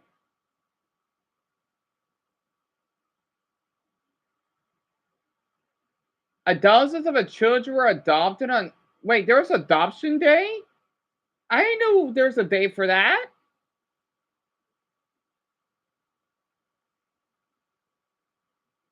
Yep, Crash. Football. It looks like high school football. Yep, it has to be. High school football?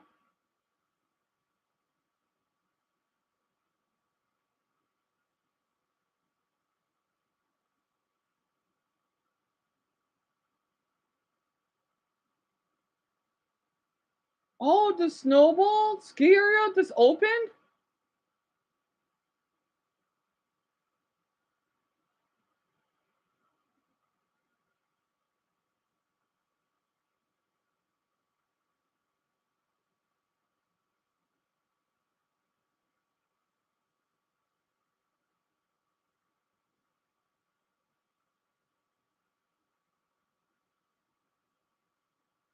Okay, so nothing crazy going on. Yeah, Chris. Yeah, believe it or not, that's what I saw on one of the videos here. I didn't know that was a thing. Which is really interesting. I didn't know about that. Who the Cardinals are playing tomorrow, Dumbo? I have no idea. I have no idea, to be honest with you. Missing Tutler, yeah, I know people go missing. That's not surprising.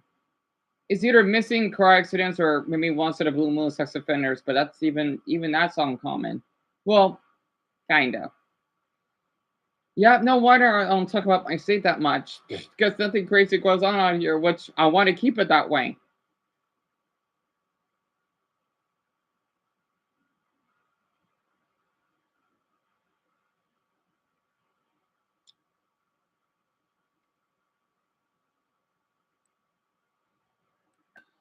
I'm sorry for being quiet.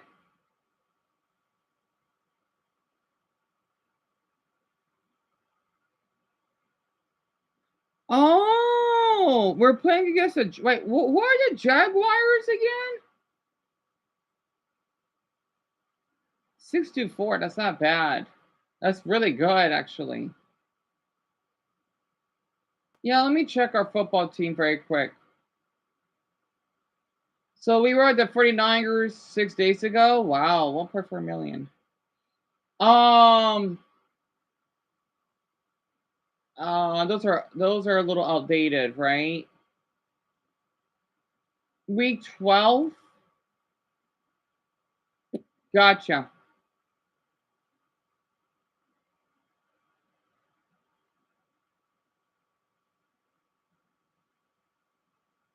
Interesting. Yeah, we did pretty bad, but we're trying. It says I don't have any TV because I would love to do a reaction of me watching the Cardinals, but oh well. No problem. Well, I hope our team will do decent, I guess.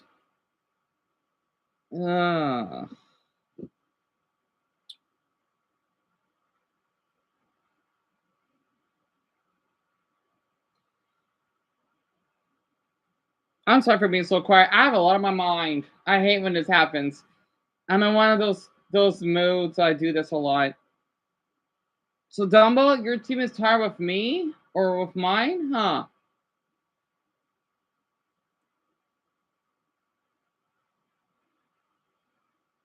Well, we're trying at least.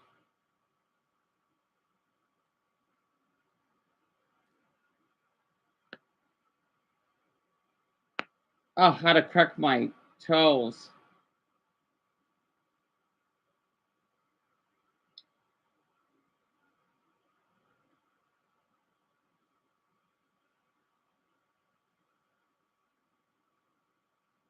I'm so sorry for being so quiet.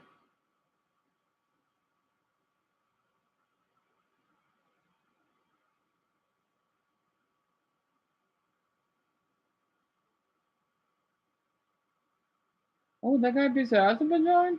Cool. So, Oh, really, Double? You ever played the New Orleans Saints? Well, that'd be a good game. And thank you, Chris, honestly. Yeah, Chris, you did on the community post. I'm sorry to hear that she had a nightmare, poor little one. I hate when that. I've been getting quite a few nightmares myself lately. I don't know why. I've been trying to cut down on those stupid nightmares, but it's called, Bonnie. Is it where you live right now?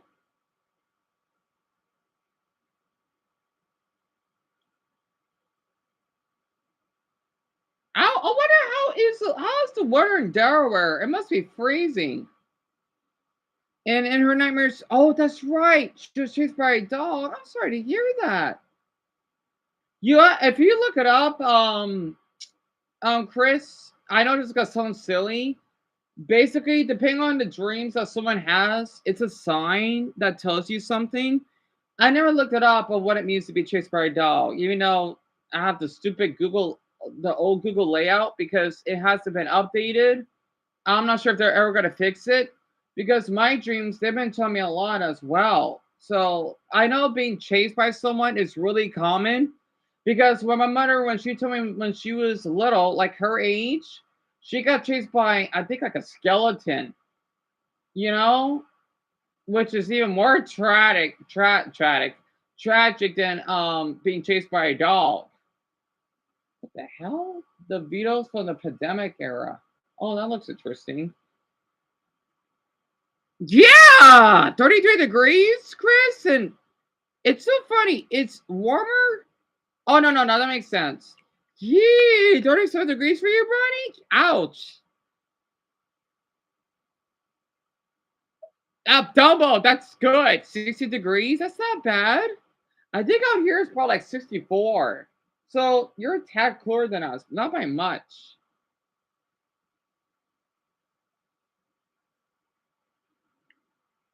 Wow. So you both are ready for snow soon, aren't you? Because I won't be surprised if you could get a blizzard in like next month. I can see that happening. I could totally see that happening. Literally. I can't imagine being on those temperatures. Those are too cold for me. Those are way too cold. You ready for the snow, Chris? I bet you are, huh?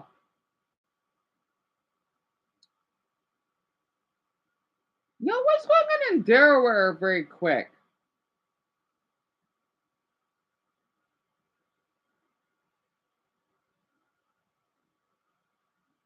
I'm not finding anything.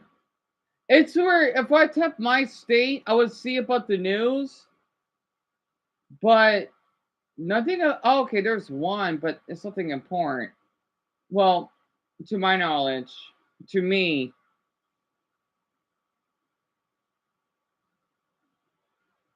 Yeah, not much going on in your state, Bronny, which is really. I know you say it's small, but still. Wait, Delaware has a team? Who's versus Wake Forest? Huh.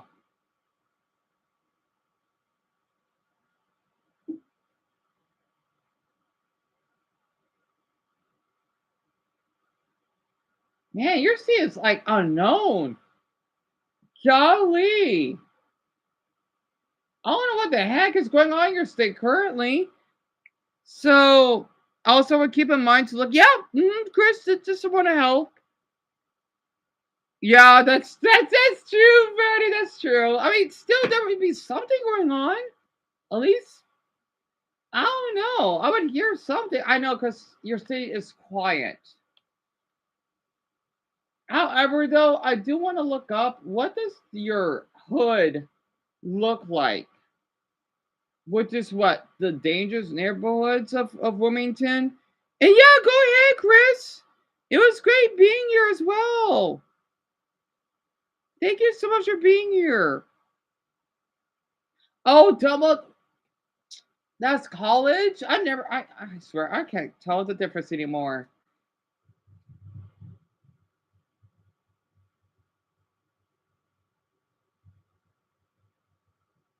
So this is Wilmington. The population is 71,000 people.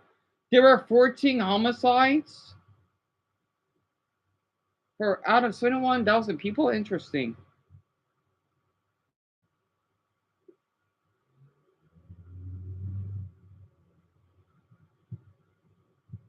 Pretty much, Bronny, yes. I mean, it doesn't look that bad.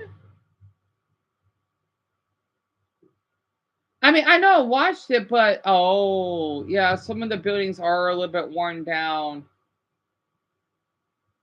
Yeah, I don't blame you, Brownie. I mean, Dumbbell. Honestly, that's fine. Especially what you've been going to lately.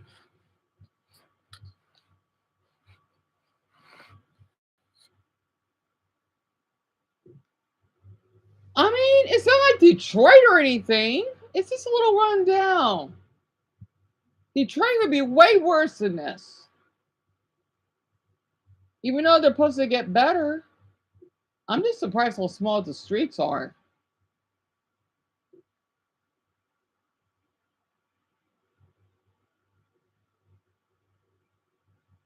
I do like the buildings. These are houses. It's so weird how they're so small.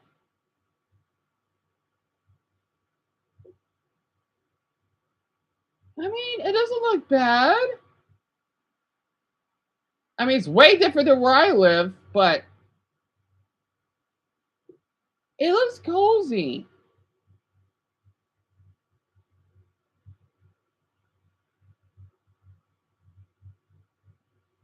Yeah, Dumbo, go ahead.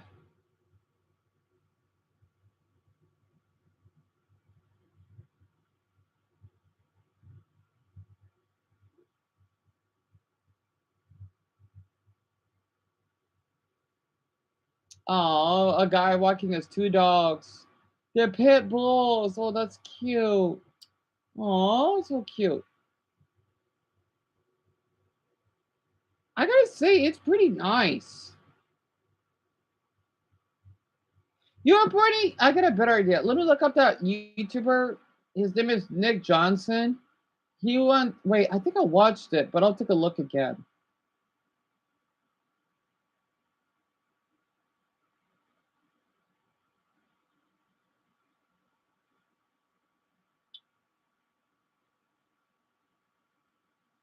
Because I've only seen one video. Here's how terrible Joe Biden's home was. So that was 3 years ago. You know what? Even though it's outdated, I don't care. I want to see. So, Dumbo, there won't be a poll tonight. Not till 1:30. I think 1:30 is a good time.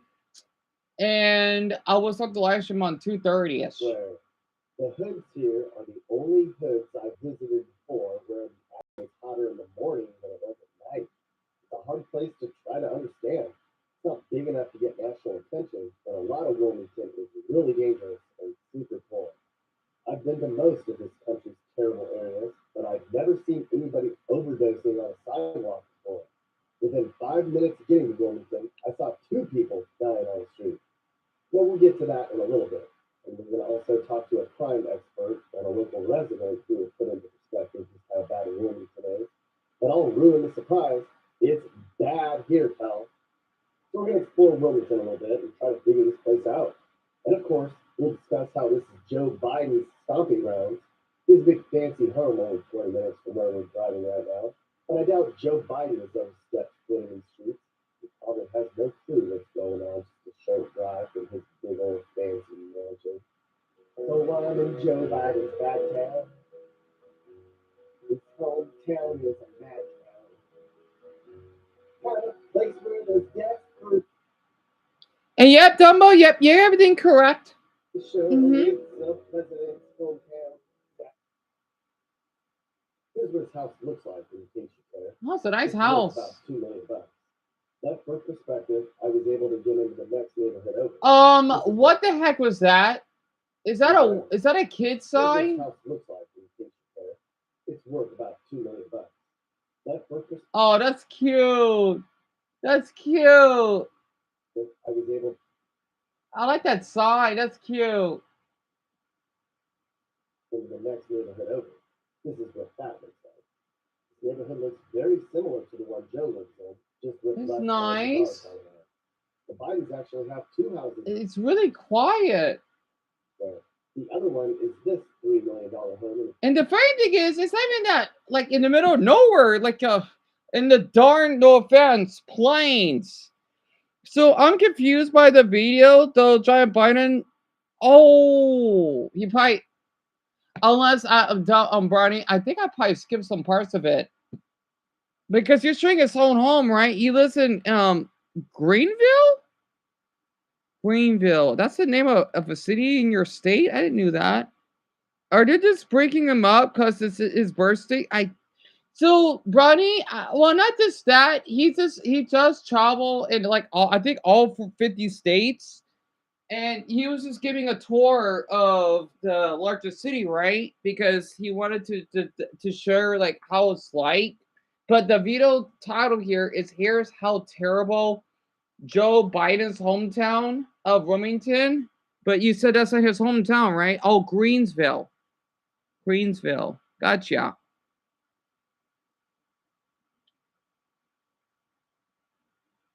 But unless he got it wrong, that's what it says. Beach. Good for you, Joe. From Joe's herd, I headed downtown. It's about a 20-minute drive, and I wanted to see what that looked like. Oh, wow. This is Wilmington? Oh, God, it's nice, though. Small and unappealing. Some streets are sort of okay. I mean, it's nice. It's quiet. Again, we don't really have a downtown, and we're much bigger than this. I'd expected more, since Wilmington is one of the credit card capitals of the country. I don't know. Maybe he grew up in Wilmington. Oh, possibly. I gotta look it up. In 1950, Wilmington had 110,000 people. That's a 40%. Hey, nice buildings. Why, you ask? Well, this state is stagnant. It's been a one-party state for the past 3 decades. And by one party, I mean liberal. Delaware's 45th in population, but on paper it's the 9th wealthiest per capita in the nation. It is? With a per capita GDP of $66K. Really? That's higher than even California. Most of that wealth is up in the rich pockets in and around North Wilmington, in neighborhoods like Joe's. I gotta say, it's a nice, man, that's a nice city, though. Because Delaware state laws allow for loopholes for corporations, a lot of large companies make Wilmington their home. Although you really wouldn't know that driving around most of the city. It's certainly a case of the rich and the poor here. Right. Seen of it, majority of Wilmington is in a bad place. A quarter of residents here live in poverty, and half the kids get welfare benefits. How, though? If they're they're one of the richest states and they live in poverty? Yeah, this city is nice, buddy. I gotta admit. And yes, I remember Dumbo. Yes, and your comment went through. Do not feel hesitant to go to bed, Dumbo. I don't want you to feel the to stay up. I'll be fine with Brownie. Don't worry. Jobs are limited. So those who are motivated leave Wilmington for safer cities with a brighter future. I've been driving around downtown for only a few minutes when I saw the first overdose on the sidewalk. Here you can see a woman on the ground and a very distraught man standing over her. Yeah, I saw that. I've seen that before. And I've been to all the bad places on the West Coast and also toured Philadelphia, Detroit, Memphis, and St. Louis. I didn't even have time to really let that sink in. He probably got lucky. I saw a second person overdose. I only caught a quick glimpse of it. Somebody was passed out at a bus stop there. It was in the medical attention. Probably not there. Man, oh man, middle of the day in little old Wilmington. Who'd have thunk it? Did you know U.S. overdose deaths are up 75% in the last 5 years alone? It's terrible. I didn't know the exact number, Matthew, but I knew it was going up. That's a lot. Why is that? Mostly fentanyl. That's some nasty shit. It is. So now we come to after hours Wilmington. This is when we get to the nitty gritty of what's really wrong with this place. What's interesting about Wilmington's worst hits? You know what? I gotta say, it doesn't look that bad at night. I walk at night, so. Not a bad place. This was the first one where it was way more active in the early morning than it was at night. You guys always say, Nick, why don't you drive around dangerous hoods at night so we can see what it's like? Well, there you go, people. Pretty much a letdown. Driving around at night here is really quiet. Everybody was inside, probably drafting emails to send Joe Biden about how bad their city is. Mm. Dear Joe Biden, How about some affordable housing? These rich landlords are screwing us, Joe. Hey, Joe, we're in despair. Hey, Joe, how about some lower crime and some good jobs for all of us? Why are we giving money to other countries, Joe? Yeah. Hey, Joe, my kids are afraid to walk to school. Are yours? Anyways, the night was boring. But morning time is a different story. Wilmington's worst hoods are as run down and dangerous as you might expect.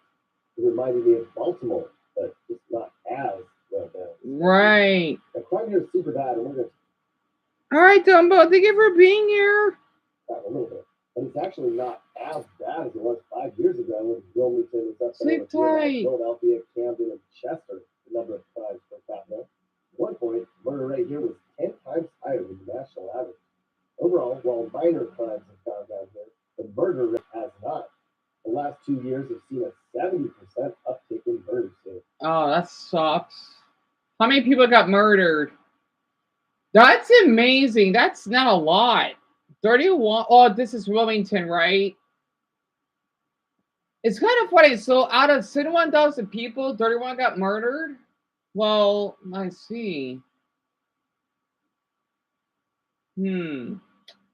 So rape will be 9, robbery 280. What's the most? Burglary 238. Yeah, I understand. Robbery 280.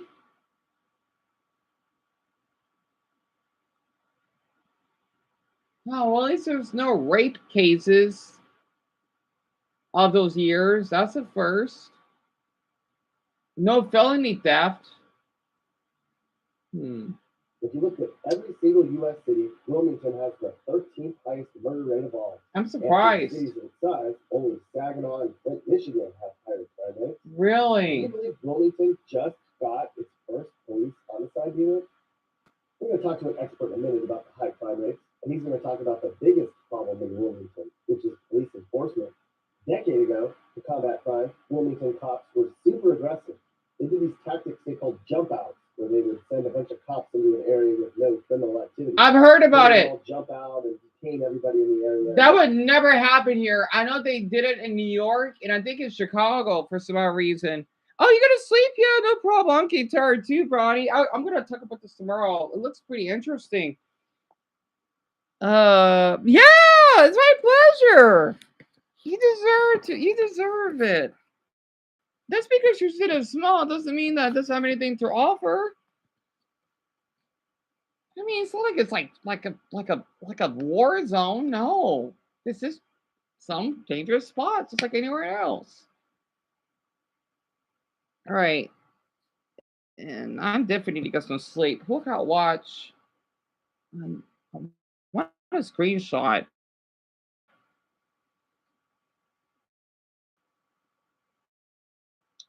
I know I did earlier.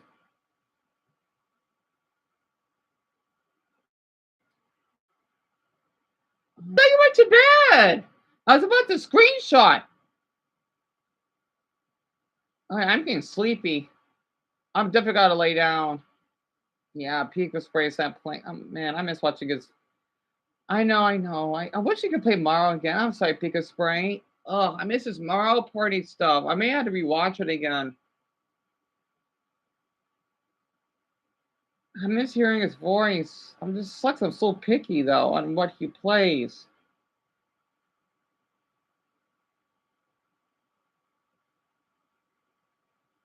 Yeah, no problem, Dumbo. Thank you so much for checking in. Oh, he just begun, huh? Yeah, I'm about to doze off. I gotta get more sleep. But with the stupid damn nightmare I had woke me up. I'm just gonna watch Mario Party. I don't think he even did all the boards. Did he not? Sweet Dream, I saw that. Yeah, he did. Yeah, I think he. So I watch Sweet Dream again. Where's that dream? That rainbow dream? Oh, you didn't do it. I don't know what to watch. You did a.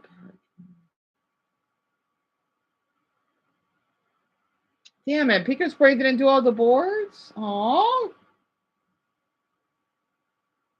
Did he stop? I know. He's busy. I'm just gotta watch one of them. I don't know what to watch though. What am I in the mood for? I guess I could watch Under Sea Dream for a little bit. Just a little. And Dumbo, yeah, you got everything right. Yeah, you did. How does it keep freezing every damn time?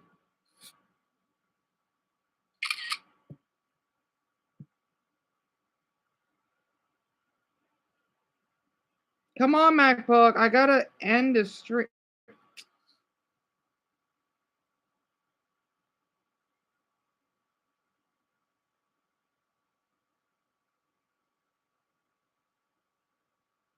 How many votes did we got today?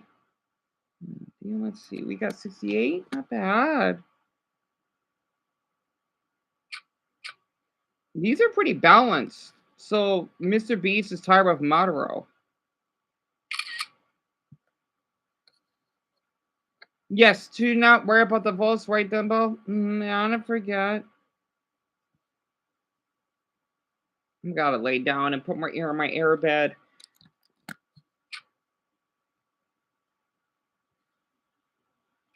Oh, Michael, he shouldn't feel like a terrible person just because he's Russian. He shouldn't.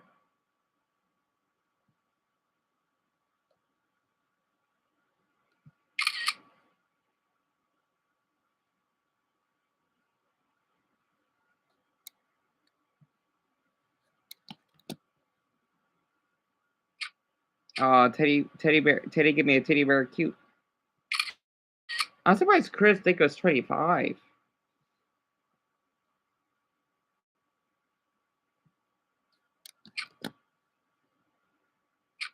Da, da, da.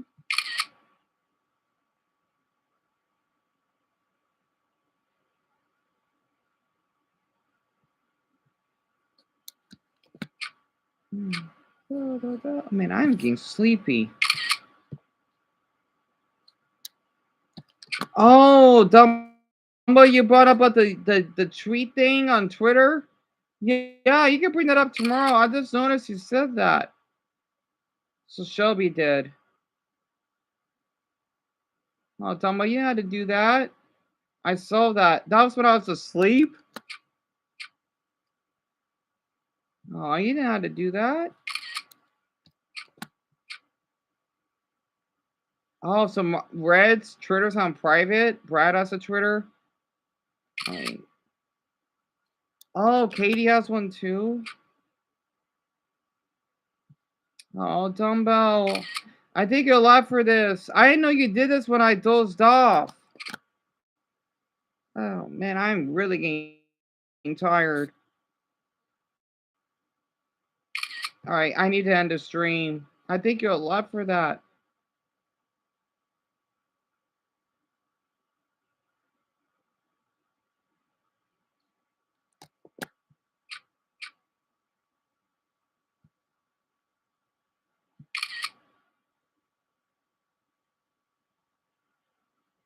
Oh, he had a banana. Cute. And he said he's hungry.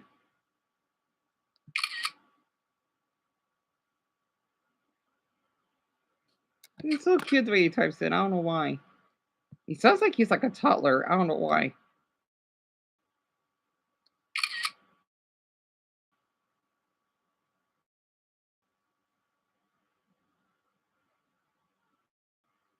All right, I gotta end the stream. Crap. All right. Well, at least we have it in the stream. MacBook, please let me end this so that you won't freeze. Come on. Come on, MacBook. I gotta end the stream. Come on. Oh yeah, jump in stream. I'm getting sleepy. Okay. I need to get more. MacBook, please let me end this so Dumbo can sleep. Thank you.